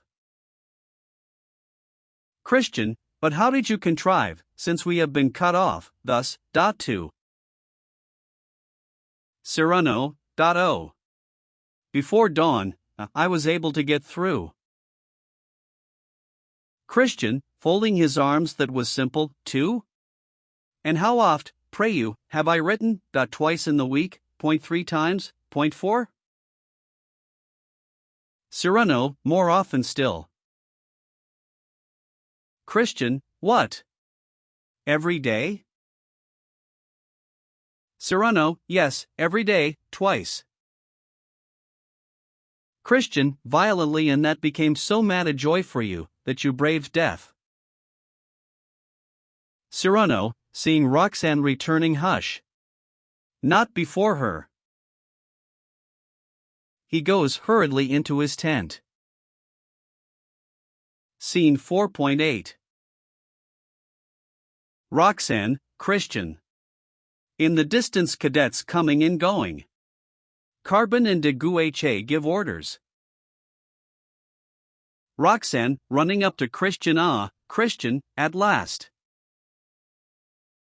Christian, taking her hands. Now tell me why, by these fearful paths so perilous, across these ranks of ribald soldiery, you have come? Roxanne, love, your letters brought me here. Christian, what say you? Roxanne, 'tis your fault if I ran risks. Your letters turned my head. Ah! All this month, how many, and the last one ever bettered the one that went before? Christian, what, for a few inconsequent love letters? Roxanne, hold your peace. Ah! You cannot conceive it. Ever since that night, when, in a voice all new to me, under my window you revealed your soul, ah! Ever since I have adored you. Now your letters all this whole month long, me seemed as if I heard that voice so tender, true, sheltering, close. Thy fault, I say. It drew me, the voice OTH night. Oh! Wise Penelope would ne'er have stayed to broider on her hearthstone, if her Ulysses could have writ such letters. But would have cast away her silken bobbins, and fled to join him, mad for love as Helen. Christian, but. Roxanne, I read again, grew faint for love, I was thine utterly. Each separate page was like a fluttering flower petal, loosed from your own soul, and wafted thus to mine. Imprinted in each burning word was love sincere, all-powerful. Christian, a love sincere. Can that be felt, Roxanne? Roxanne, aye, that it can. Christian, you come. Roxanne, oh, Christian, my true lord, I come, were I to throw myself, here, at your knees, you would raise me, but 'tis my soul I lay at your feet, you can raise it nevermore. I come to crave your pardon. Aye, 'tis time to sue for pardon, now that death may come. For the insult done to you when, frivolous, at first I loved you only for your face. Christian, horror-stricken Roxanne. Roxanne, and later, love less frivolous, like a bird that spreads its wings, but cannot fly arrested by your beauty, by your soul drawn close, I loved for both at once. Christian, and now? Roxanne, ah! You yourself have triumphed o'er yourself, and now, I love you only for your soul. Christian, stepping backward. Roxanne. Roxanne, be happy. To be loved for beauty, a poor disguise that time so soon wears threadbare, must be to noble souls, to souls aspiring, a torture. Your dear thoughts have now effaced that beauty that so won me at the outset. Now I see clearer, and I no more see it. Christian, oh! Roxanne, you are doubtful of such victory? Christian, pained Roxanne. Roxanne, I see you cannot yet believe it. Such love. Christian, I do not ask such love as that. I would be loved more simply, for Roxanne, for that which they have all in turns loved in the shame. Oh! Be loved henceforth in a better way. Christian, no. The first love was best. Roxanne, ah! How you err! 'Tis now that I love best, love well. 'Tis that which is thy true self, see, that I adore. Were your brilliance dimmed? Christian, hush! Roxanne, I should love still. Aye, if your beauty should today depart. Christian, say not so. Roxanne, I say it. Christian, ugly? How? Roxanne, ugly. I swear I'd love you still. Christian, my God. Roxanne, are you content at last? Christian, in a choked voice, I. Roxanne, what is wrong? Christian, gently pushing her away, nothing. I have 2 words to say, 1 second. Roxanne, but? Christian, pointing to the cadets, those poor fellows, shortly doomed to death, my love deprives them of the sight of you. Go, speak to them, smile on them ere they die. Roxanne, deeply affected, dear Christian. She goes up to the cadets, who respectfully crowd round her. Scene 4.9. Christian, Cyrano. At back, Roxanne talking to Carbon and some cadets. Christian, calling towards Cyrano's tent. Cyrano. Cyrano, reappearing, fully armed. What? Why so pale? Christian, she does not love me. Cyrano, what? Christian, 'tis you she loves. Cyrano, no. Christian, for she loves me only for my soul. Cyrano, truly? Christian, yes. Thus, you see, that soul is you. Therefore, 'tis you she loves, and you love her. Cyrano, I? Christian, oh, I know it. Cyrano, I, 'tis true. Christian, you love to madness. Cyrano, I. And worse. Christian, then tell her so. Cyrano, no. Christian, and why not? Cyrano, look at my face, be answered. Christian, she'd love me were I ugly. Cyrano, said she so? Christian, I. In those words. Cyrano, I'm glad she told you that. But pooh, believe it not.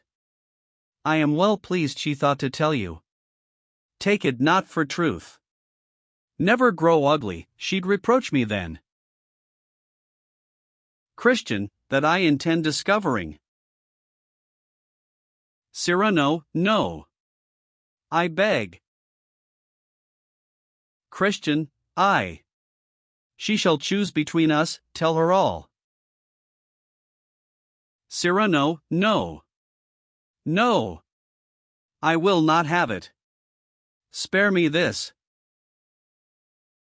Christian, because my face is haply fair, shall I destroy your happiness? 'Twere too unjust. Cyrano, and I, because by nature's freak I have the gift to say all that perchance you feel. Shall I be fatal to your happiness? Christian, tell all. Cyrano, it is ill done to tempt me thus. Christian, too long I've borne about within myself a rival to myself, I'll make an end. Cyrano, Christian. Christian, our union, without witness, secret, clandestine, can be easily dissolved if we survive. Cyrano, my God, he still persists. Christian, I will be loved myself or not at all. I'll go see what they do there, at the end of the post, speak to her, and then let her choose one of us two. Cyrano, it will be you. Christian, pray God. He calls Roxanne. Cyrano, no. No. Roxanne, coming up quickly, what? Christian, Cyrano has things important for your ear. She hastens to Cyrano. Christian goes out. Scene 4.x. Roxane, Cyrano. Then Libret, Carbon de Castelgelot, the cadets, Regano, de Guiche, etc. Roxane, important, how? Cyrano, in despair. To Roxane he's gone.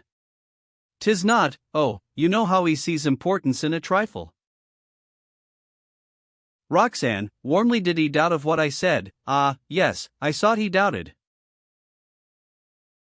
Cyrano, taking her hand, but are you sure you told him all the truth? Roxane, yes, I would love him were he. She hesitates. Cyrano, does that word embarrass you before my face, Roxane? Roxane, I. Cyrano, smiling sadly, 'twill not hurt me. Say it. If he were ugly. Roxane, yes, ugly. Musket report outside, hark.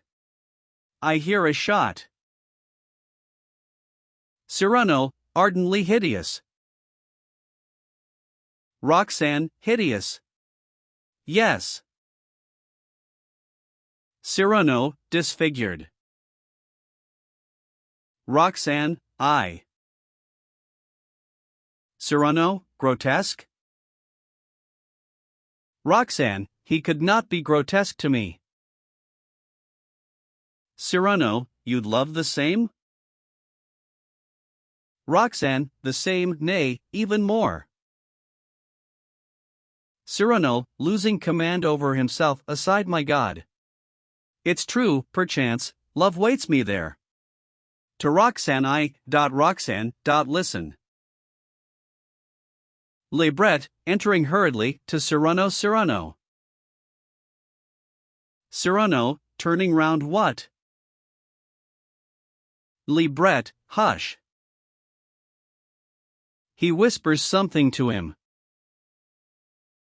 Cyrano, letting go Roxane's hand and exclaiming, ah, God. Roxane, what is it? Cyrano, to himself, stunned, all is over now. Renewed reports. Roxane, what is the matter? Hark! Another shot. She goes up to look outside. Cyrano, it is too late, now I can never tell. Roxane, trying to rush out, what is chanced? Cyrano, rushing to stop her, nothing. Some cadets enter, trying to hide something they are carrying, and close round it to prevent Roxane approaching. Roxane, and those men? Cyrano draws her away. What were you just about to say before? Cyrano, what was I saying? Nothing now, I swear. Solemnly I swear that Christian's soul, his nature, were. Hastily correcting himself, nay, that they are, the noblest, greatest. Roxane, were? With a loud scream, oh.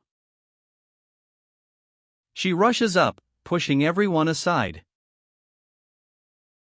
Cyrano, all is over now. Roxane, seeing Christian lying on the ground, wrapped in his cloak, oh Christian. Libret, to Cyrano, struck by first shot of the enemy. Roxane flings herself down by Christian. Fresh reports of cannon and clash of arms, clamor, beating of drums. Carbon, with sword in the arrow, come. Your muskets. Followed by the cadets, he passes to the other side of the ramparts. Roxane, Christian. The voice of Carbon, from the other side, ho. Make haste. Roxane, Christian. Carbon, form line. Roxanne, Christian. Carbon, handle your match. Regano rushes up, bringing water in a helmet. Christian, in a dying voice. Roxanne. Cyrano, quickly, whispering into Christian's ear, while Roxanne distractedly tears a piece of linen from his breast, which she dips into the water, trying to stanch the bleeding. I told her all. She loves you still. Christian closes his eyes. Roxanne, how, my sweet love? Carbon, draw ramrods. Roxanne, to Cyrano, he is not dead? Carbon, open your charges with your teeth. Roxanne, his cheek grows cold against my own. Carbon, ready. Present. Roxanne, seeing a letter in Christian's doublet. A letter. 'Tis for me. She opens it. Cyrano, aside my letter. Carbon, fire. Musket reports, shouts, noise of battle.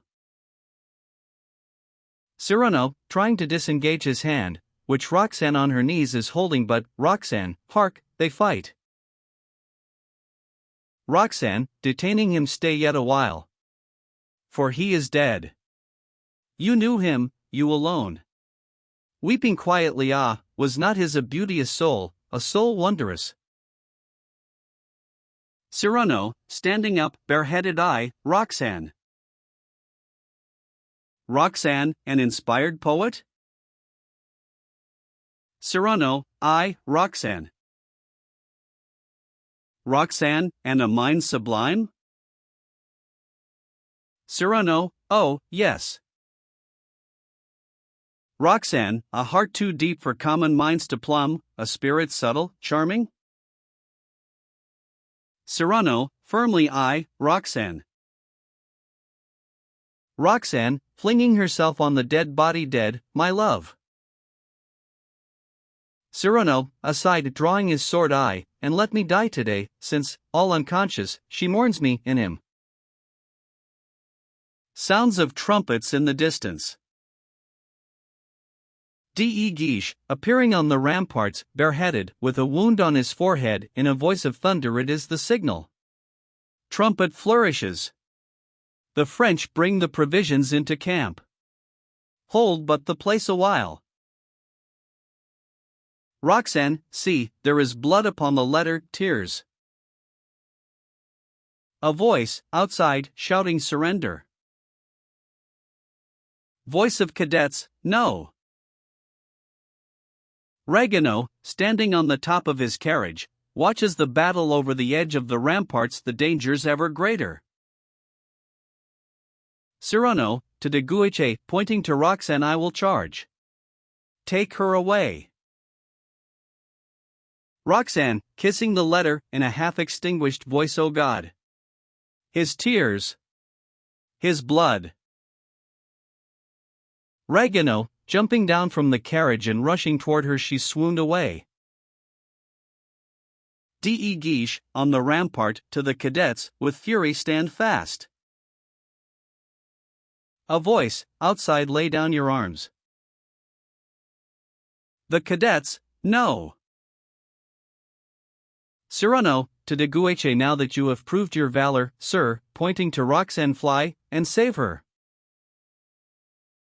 D.E. Guiche, rushing to Roxanne, and carrying her away in his arms. So be it. Gain but time, the victory's ours. Cyrano, good. Calling out to Roxanne, whom de Guiche, aided by Regano, is bearing away in a fainting condition. Farewell, Roxanne. Tumult. Shouts.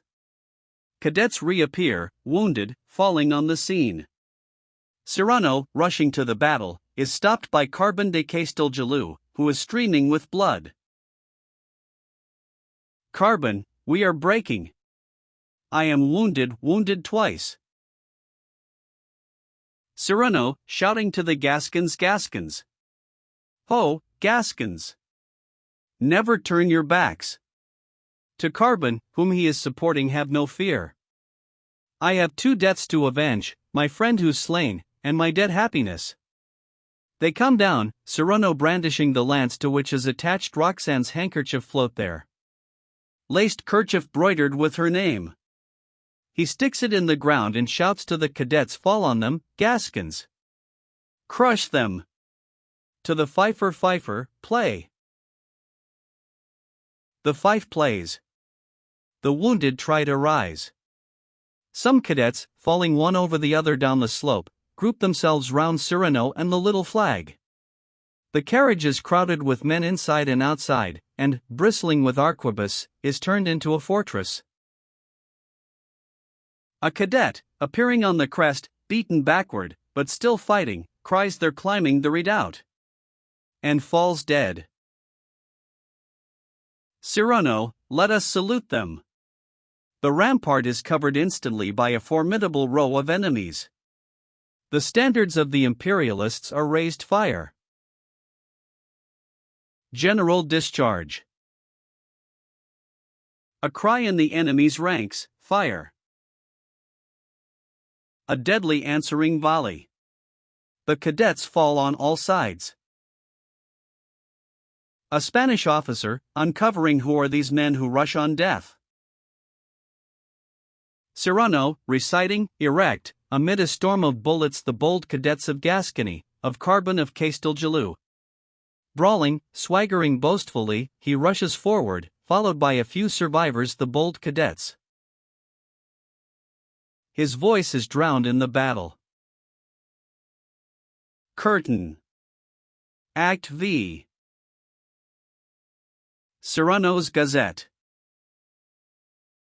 15 years later, in 1655. Park of the Sisters of the Holy Cross in Paris. Magnificent trees. On the left the house, broad steps on to which open several doors. An enormous plane tree in the middle of the stage, standing alone. On the right, among big boxwood trees, a semicircular stone bench. The whole background of the stage is crossed by an alley of chestnut trees leading on the right hand to the door of a chapel seen through the branches. Through the double row of trees of this alley are seen lawns, other alleys, clusters of trees, winding of the park, the sky. The chapel opens by a little side door onto a colonnade which is wreathed with autumn leaves, and is lost to view a little farther on in the right-hand foreground behind the boxwood. It is autumn. All the foliage is red against the fresh green of the lawns. The green boxwood and yews stand out dark. Under each tree a patch of yellow leaves. The stage is strewn with dead leaves, which rustle underfoot in the alleys, and half cover the steps and benches. Between the benches on the right hand and the tree a large embroidery frame, in front of which a little chair has been set. Baskets full of skeins and balls of wool. A tapestry begun. At the rising of the curtains nuns are walking to and fro in the park, some are seated on the bench around an older sister. The leaves are falling. Scene 5.I. Mother Marguerite, Sister Martha, Sister Claire, other sisters. Sister Martha, to Mother Marguerite. Sister Claire glanced in the mirror, once, nay, twice, to see if her coif suited. Mother Marguerite, to Sister Claire. 'Tis not well. Sister Claire, but I saw Sister Martha take a plum out of the tart. Mother Marguerite, to Sister Martha. That was ill done, my sister. Sister Claire, a little glance. Sister Martha, and such a little plum. Mother Marguerite, I shall tell this to Monsieur Cyrano. Sister Claire, nay, prithee do not, he will mock. Sister Martha, he'll say we nuns are vain. Sister Claire, and greedy. Mother Marguerite, smiling eye, and kind. Sister Claire, is it not true, pray, Mother Marguerite, that he has come each week on Saturday for 10 years to the convent? Mother Marguerite, aye. And more. Ever since 14 years ago, the day his cousin brought here, midst our woolen coifs, the worldly mourning of her widow's veil, like a blackbird's wing among the convent doves. Sister Martha, he only has the skill to turn her mind from grief unsoftened yet by time unhealed. All the sisters, he is so droll, it's cheerful when he comes, he teases us, but we all like him well, we make him pasties of Angelica. Sister Martha, but he is not a faithful Catholic. Sister Claire, we will convert him. The sisters, yes. Yes. Mother Marguerite, I forbid, my daughters, you attempt that subject. Nay, weary him not, he might less oft come here. Sister Martha, but, God. Mother Marguerite, nay, never fear. God knows him well. Sister Martha, but every Saturday, when he arrives, he tells me, Sister, I eat meat on Friday. Mother Marguerite, ah. Says he so? Well, the last time he came food had not passed his lips for 2 whole days. Sister Martha, Mother. Mother Marguerite, he's poor. Sister Martha, who told you so, dear mother?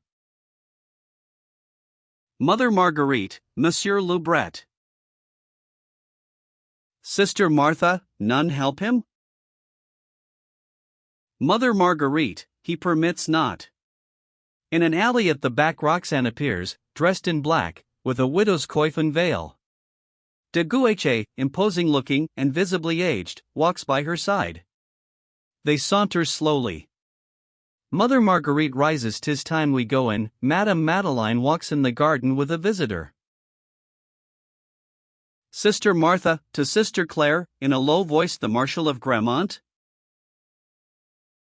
Sister Claire, looking at him, 'tis he, I think.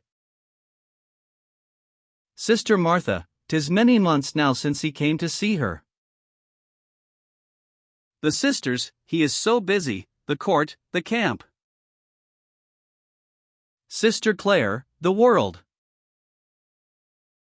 They go out. De Guiche and Roxane come forward in silence, and stop close to the embroidery frame. Scene 5.2. Roxane, the Duc de Gramont, formerly Count de Guiche. Then Loubret and Ragueneau. The Duke, and you stay here still, ever vainly fair, ever in weeds? Roxane, ever. The Duke, still faithful? Roxane, still. The Duke, after a pause, am I forgiven? Roxane, I, since I am here. Another pause. The Duke, his was a soul, you say? Roxane, ah, when you knew him. The Duke, ah, may be, I, perchance, too little knew him. And his last letter, ever next your heart? Roxane, hung from this chain, a gentle scapulary. The Duke, and, dead, you love him still? Roxane, at times, meseems he is but partly dead, our hearts still speak, as if his love, still living, wrapped me round. The Duke, after another pause, Cyrano comes to see you? Roxane, often, I. Dear, kind old friend. We call him my Gazette. He never fails to come, beneath this tree they place his chair, if it be fine, I wait, I broider, the clock strikes, at the last stroke I hear, For now I never turn to look, too sure to hear his cane tap down the steps. He seats himself. With gentle raillery he mocks my tapestry that's never done. He tells me all the gossip of the week. Lebret appears on the steps. Why, here's Lebret. Lebret descends. How goes it with our friend? Lebret, ill, very ill. The Duke, how? Roxane, to the Duke he exaggerates. Lebret, all that I prophesied, desertion, want. His letters now make him fresh enemies, attacking the sham nobles, sham devout, sham brave, the thieving authors, all the world. Roxane, ah! But his sword still holds them all in check, none get the better of him. The Duke, shaking his head, time will show. Lebret, ah, but I fear for him, not man's attack, solitude, hunger, cold December days, that wolf-like steal into his chamber drear, lo! The assassins that I fear for him. Each day he tightens by one hole his belt, that poor nose, tinted like old ivory, he has retained one shabby suit of serge. The Duke, aye, there is one who has no prize of fortune, yet is not to be pitied. Lebret, with a bitter smile, my Lord Marshal. The Duke, pity him not. He has lived out his vows, free in his thoughts, as in his actions free. Lebret, in the same tone, my Lord. The Duke, haughtily true. I have all, and he has not. Yet I were proud to take his hand. Bowing to Roxane, adieu. Roxane, I go with you. The Duke bows to Lebret, and goes with Roxane toward the steps. The Duke, pausing, while she goes up, true, I envy him.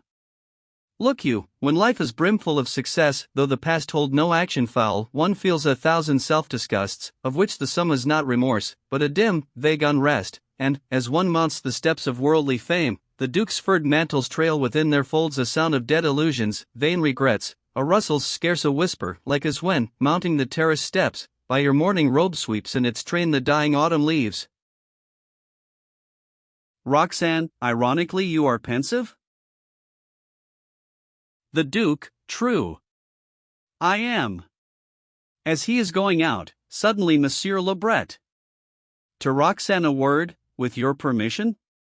He goes to Lebret, and in a low voice, true, that none dare to attack your friend, but many hate him. Yesterday, at the Queen's card play, 'twas said that Cyrano may die by accident. Let him stay in, be prudent. Lebret, raising his arms to heaven, prudent. He's coming here. I'll warn him, but. Roxane, who has stayed on the steps, to a sister who comes toward her, what is it? The sister, Ragueneau would see you, madam. Roxane, let him come. To the Duke and Lebret he comes to tell his troubles. Having been an author, save the mark. Poor fellow, now by turns he's singer. Lebret, bathing man. Roxane, then actor. Lebret, beadle. Roxane, wigmaker. Lebret, teacher of the lute. Roxane, what will he be today, by chance? Ragueneau, entering hurriedly, ah! Madam! He sees Lebret, ah!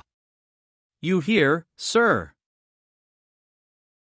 Roxane, smiling, tell all your miseries to him, I will return anon. Ragueneau, but, madam. Roxane goes out with the Duke. Ragueneau goes toward Lebret. Scene 5.3. Lebret, Ragueneau. Ragueneau, since you are here, 'tis best ye should not know. I was going to your friend just now, was but a few steps from the house, when I saw him go out.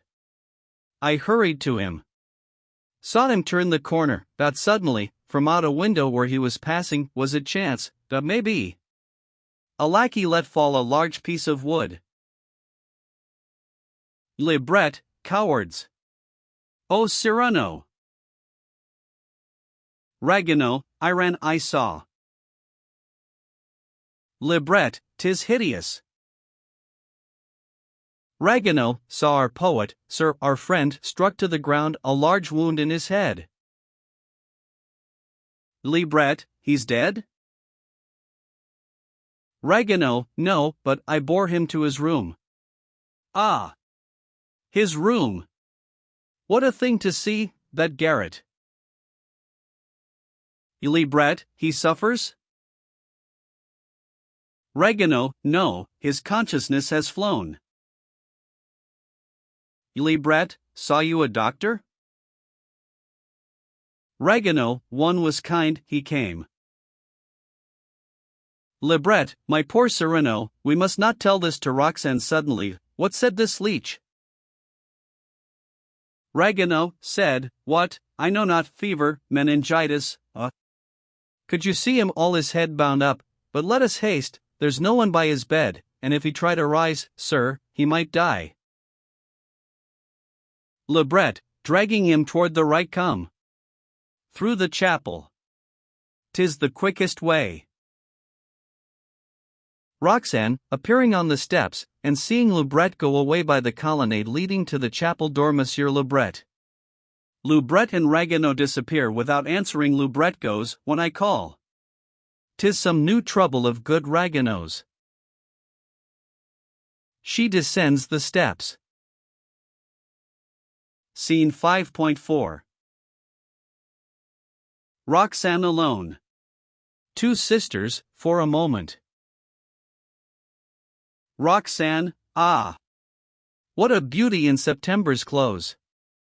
My sorrows eased. April's joy dazzled it, but autumn wins it with her dying calm. She seats herself at the embroidery frame. Two sisters come out of the house, and bring a large armchair under the tree. There comes the famous armchair where he sits, dear faithful friend. Sister Martha, it is the parlor's best. Roxane, thanks, sister. The sisters go, he'll be here now. She seats herself. A clock strikes, the hour strikes. My silks, why, now, the hour's struck. How strange to be behind his time, at last, today. Perhaps the portress, where's my thimble? Here, is preaching to him. A pause, yes, she must be preaching. Surely he must come soon. A dead leaf. She brushes off the leaf from her work. Nothing, besides, could his scissors, in my bag, could hinder him. A sister, coming to the steps. Monsieur de Bergerac. Scene 5.v. Roxane, Cyrano and, for a moment, Sister Martha. Roxane, without turning round, what was I saying? She embroiders. Cyrano, very pale, his hat pulled down over his eyes, appears. The sister who had announced him retires. He descends the steps slowly, with a visible difficulty in holding himself upright, bearing heavily on his cane. Roxane still works at her tapestry. Time has dimmed the tints. How harmonize them now? To Cyrano, with playful reproach, for the first time late, for the first time, all these 14 years. Cyrano, who has succeeded in reaching the chair, and has seated himself in a lively voice, which is in great contrast with his pale face. It is villainous. I raged, was stayed. Roxane, by? Cyrano, by a bold, unwelcome visitor. Roxane, absently, working some creditor? Cyrano, I, cousin, the last creditor who has a debt to claim from me. Roxane, and you have paid it? Cyrano, no, not yet. I put it off, said, cry you mercy, this is Saturday, when I have get a standing rendezvous that not differs. call in an hour's time. Roxanne, carelessly, oh, well, a creditor can always wait. I shall not let you go ere twilight falls. Cyrano, haply, perforce, I quit you ere it falls. He shuts his eyes, and is silent for a moment. Sister Martha crosses the park from the chapel to the flight of steps. Roxanne, seeing her, signs to her to approach. Roxanne, to Cyrano, how now? You have not teased the sister? Cyrano, hastily opening his eyes, true. In a comically loud voice, sister. Come here. The sister glides up to him, ha. Ha. What? Those bright eyes bent ever on the ground? Sister Martha, who makes a movement of astonishment on seeing his face, oh. Cyrano, in a whisper, pointing to Roxanne, hush, 'tis not, loudly, in a blustering voice, I broke fast yesterday. Sister Martha, aside, I know. That's how he is so pale. Come presently to the refectory, I'll make you drink a famous bowl of soup, you'll come? Cyrano, I. Sister Martha, there, see. You are more reasonable today. Roxanne, who hears them whispering the sister would convert you? Sister Martha, nay, not I. Cyrano, hold. But it's true. You preach to me no more, you, once so glib with holy words. I am astonished. With burlesque fury stay, I will surprise you too. Hark! I permit you. He pretends to be seeking for something to tease her with, and to have found it, that it is something new, to pray for me, tonight, at chapel time. Roxanne, oh.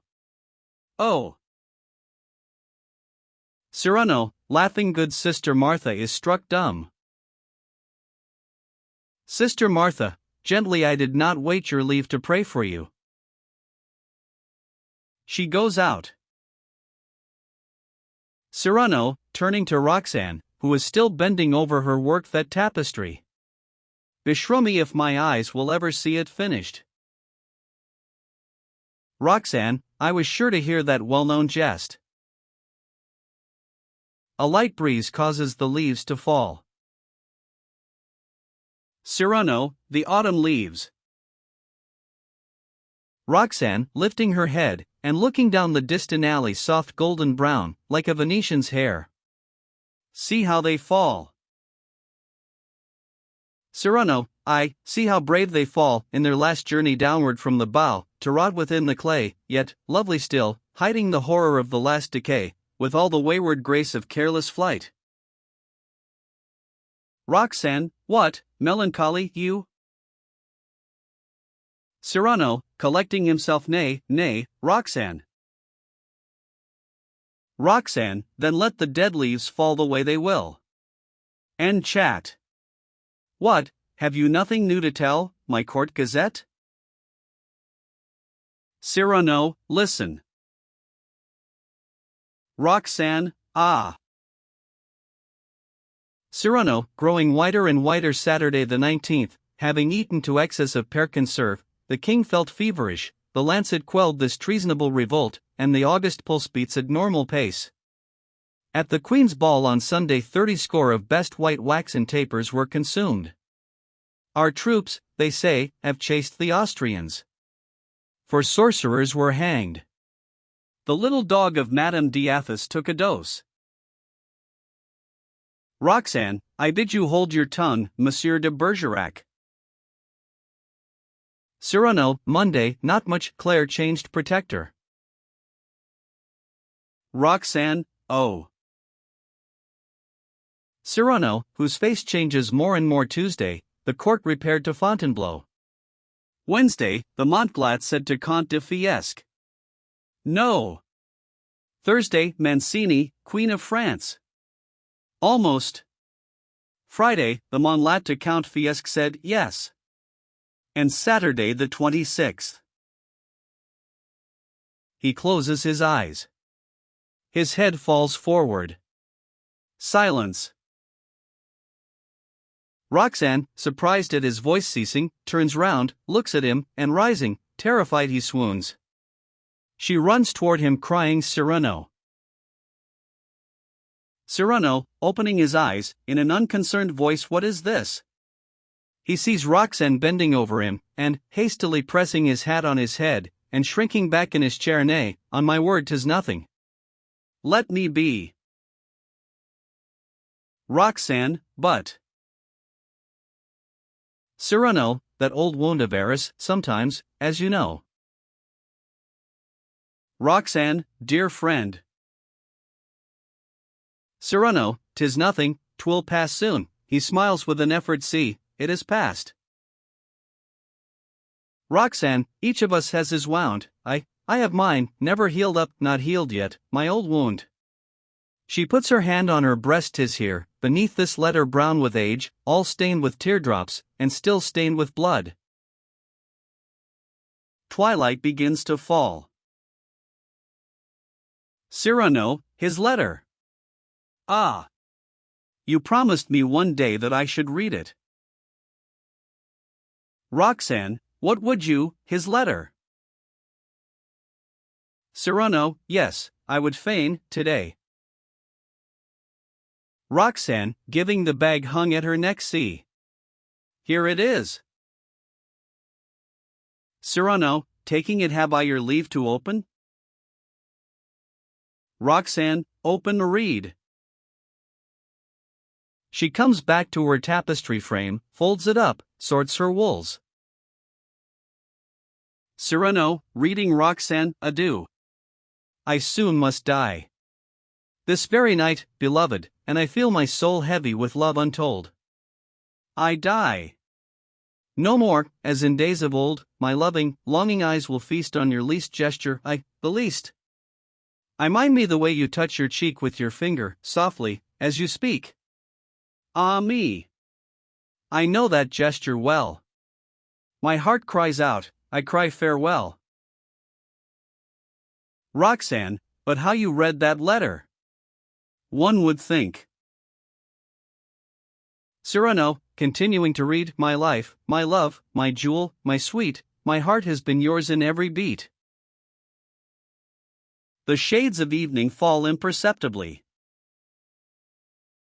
Roxanne, you read in such a voice, so strange, and yet it is not the first time I hear that voice. She comes nearer very softly, without his perceiving it, passes behind his chair, and, noiselessly leaning over him, looks at the letter. The darkness deepens. Cyrano, here, dying, and there, in the land on high, I am he who loved, who loves you, I. Roxanne, putting her hand on his shoulder, how can you read? It is too dark to see. He starts, turns, sees her close to him. Suddenly alarmed, he holds his head down. Then in the dusk, which has now completely enfolded them, she says, very slowly, with clasped hands and, 14 years long, he has played this part of the kind old friend who comes to laugh and chat. Cyrano, Roxanne. Roxanne, 'twas you. Cyrano, no, never, Roxanne, no. Roxanne, I should have guessed, each time he said my name. Cyrano, no, it was not I. Roxanne, it was you. Cyrano, I swear. Roxanne, I see through all the generous counterfeit, the letters, you. Cyrano, no. Roxanne, the sweet, mad love words. You. Cyrano, no. Roxanne, the voice that thrilled the night, you. Cyrano, I swear you err. Roxanne, the soul, it was your soul. Cyrano, I loved you not. Roxanne, you loved me not? Cyrano, 'twas he. Roxanne, you loved me. Cyrano, no. Roxanne, see. How you falter now. Cyrano, no, my sweet love, I never loved you. Roxanne, ah. Things dead, long dead, see. How they rise again. Why keep silence all these 14 years, when, on this letter, which he never wrote, the tears were your tears? Cyrano, holding out the letter to her, the bloodstains were his. Roxanne, why then, that noble silence, kept so long, broken today for the first time, why? Cyrano, why? Loubret and Ragueneau enter running. Scene 5.vi. The same. Loubret and Ragueneau.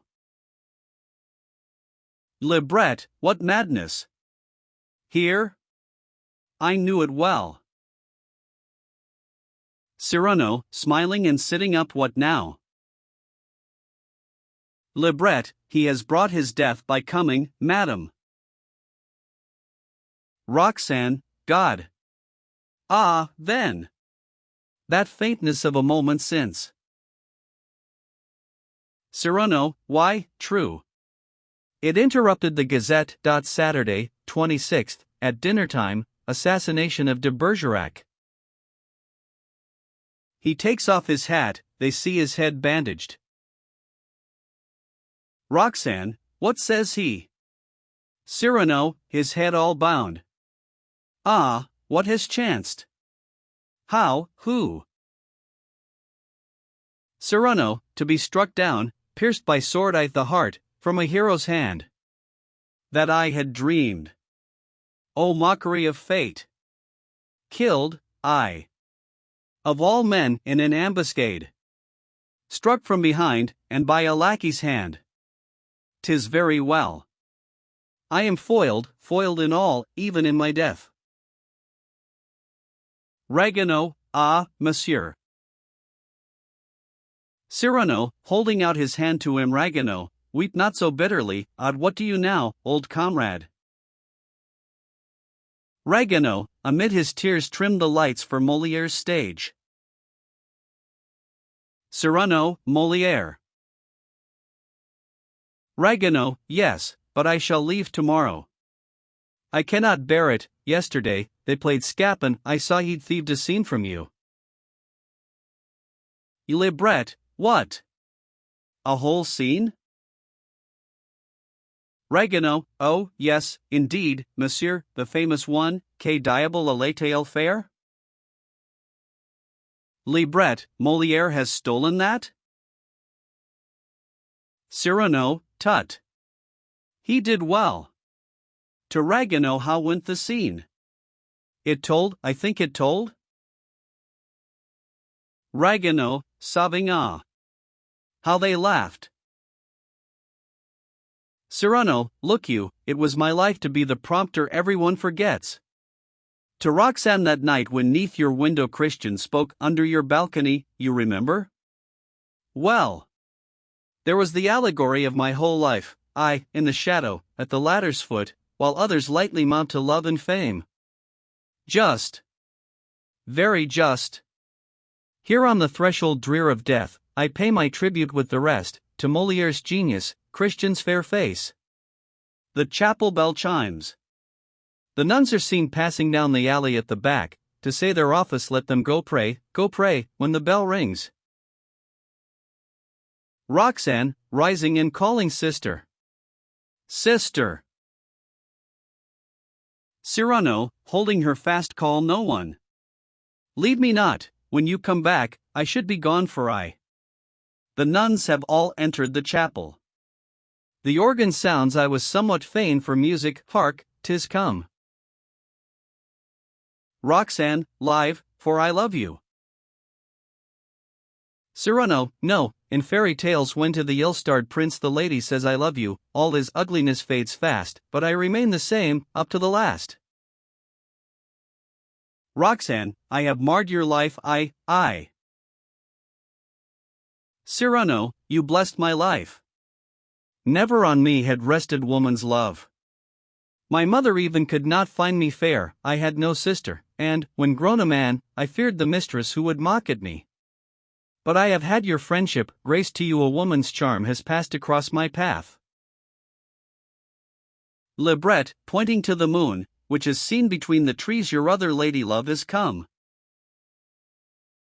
Cyrano, smiling I see. Roxanne, I loved but once, yet twice I lose my love. Cyrano, hark you, Libret. I soon shall reach the moon. Tonight, alone, with no projectile's aid. Libret, what are you saying? Cyrano, I tell you, it is there, that they send me for my paradise, there I shall find at last the souls I love, in exile, Galileo, Socrates. Libret, rebelliously no. It is too clumsy, too unjust. So great a heart. So great a poet. Die like this? What, die? Cyrano, hark to Libret, who scolds. Libret, weeping dear friend. Cyrano, starting up, his eyes wild, what ho! Cadets of Gascony. The elemental mass, ah yes. The hic. Libret, his science still, he raves. Cyrano, Copernicus said. Roxanne, oh. Cyrano, mais que diable a latel faire, mais que diable a latel faire dans cette galère?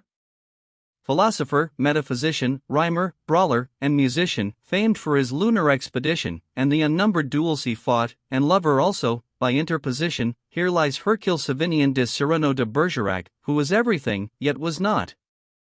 I cry you pardon, but I may not stay, see, the moon-ray that comes to call me hence. He has fallen back in his chair, the sobs of Roxanne recall him to reality, he looks long at her, and, touching her veil I would not bid you mourn less faithfully that good, brave Christian, I would only ask that when my body shall be cold in clay you wear those sable mourning weeds for two, and mourn a while for me, in mourning him. Roxanne, I swear at you. Cyrano, shivering violently, then suddenly rising not there. What, seated? No. They spring toward him, let no one hold me up. He props himself against the tree, only the tree. Silence it comes. E'en now my feet have turned to stone, my hands are gloved with lead. He stands erect, but since death comes, I meet him still afoot, he draws his sword and sword in hand. Libret, Cyrano. Roxanne, half fainting Cyrano. All shrink back in terror. Cyrano, why, I well believe he dares to mock my nose? Ho! Insolent! He raises his sword, what say you? It is useless? I know, but who fights ever hoping for success? I fought for lost cause, and for fruitless quest. You there, who are you? You are thousands. Ah! I know you now, old enemies of mine. Falsehood. He strikes in air with his sword, have at you. Ha! And compromise. Prejudice, treachery. He strikes surrender, I? Parley? No, never. You too, folly, you? I know that you will lay me low at last, let be. Yet I fall fighting still. He makes passes in the air, and stops, breathless you strip from me the laurel and the rose. Take all. Despite you there is yet one thing I hold against you all, and when, tonight, I enter Christ's fair courts, and, lowly bowed, sweep with doth cast the heaven's threshold blue, one thing is left, that, void of stain or smutch, I bear away despite you. He springs forward, his sword raised, it falls from his hand, he staggers, falls back into the arms of Loubret and Ragueneau. Roxane, bending and kissing his forehead, 'tis? Cyrano, opening his eyes, recognizing her, and smiling my panache. Curtain.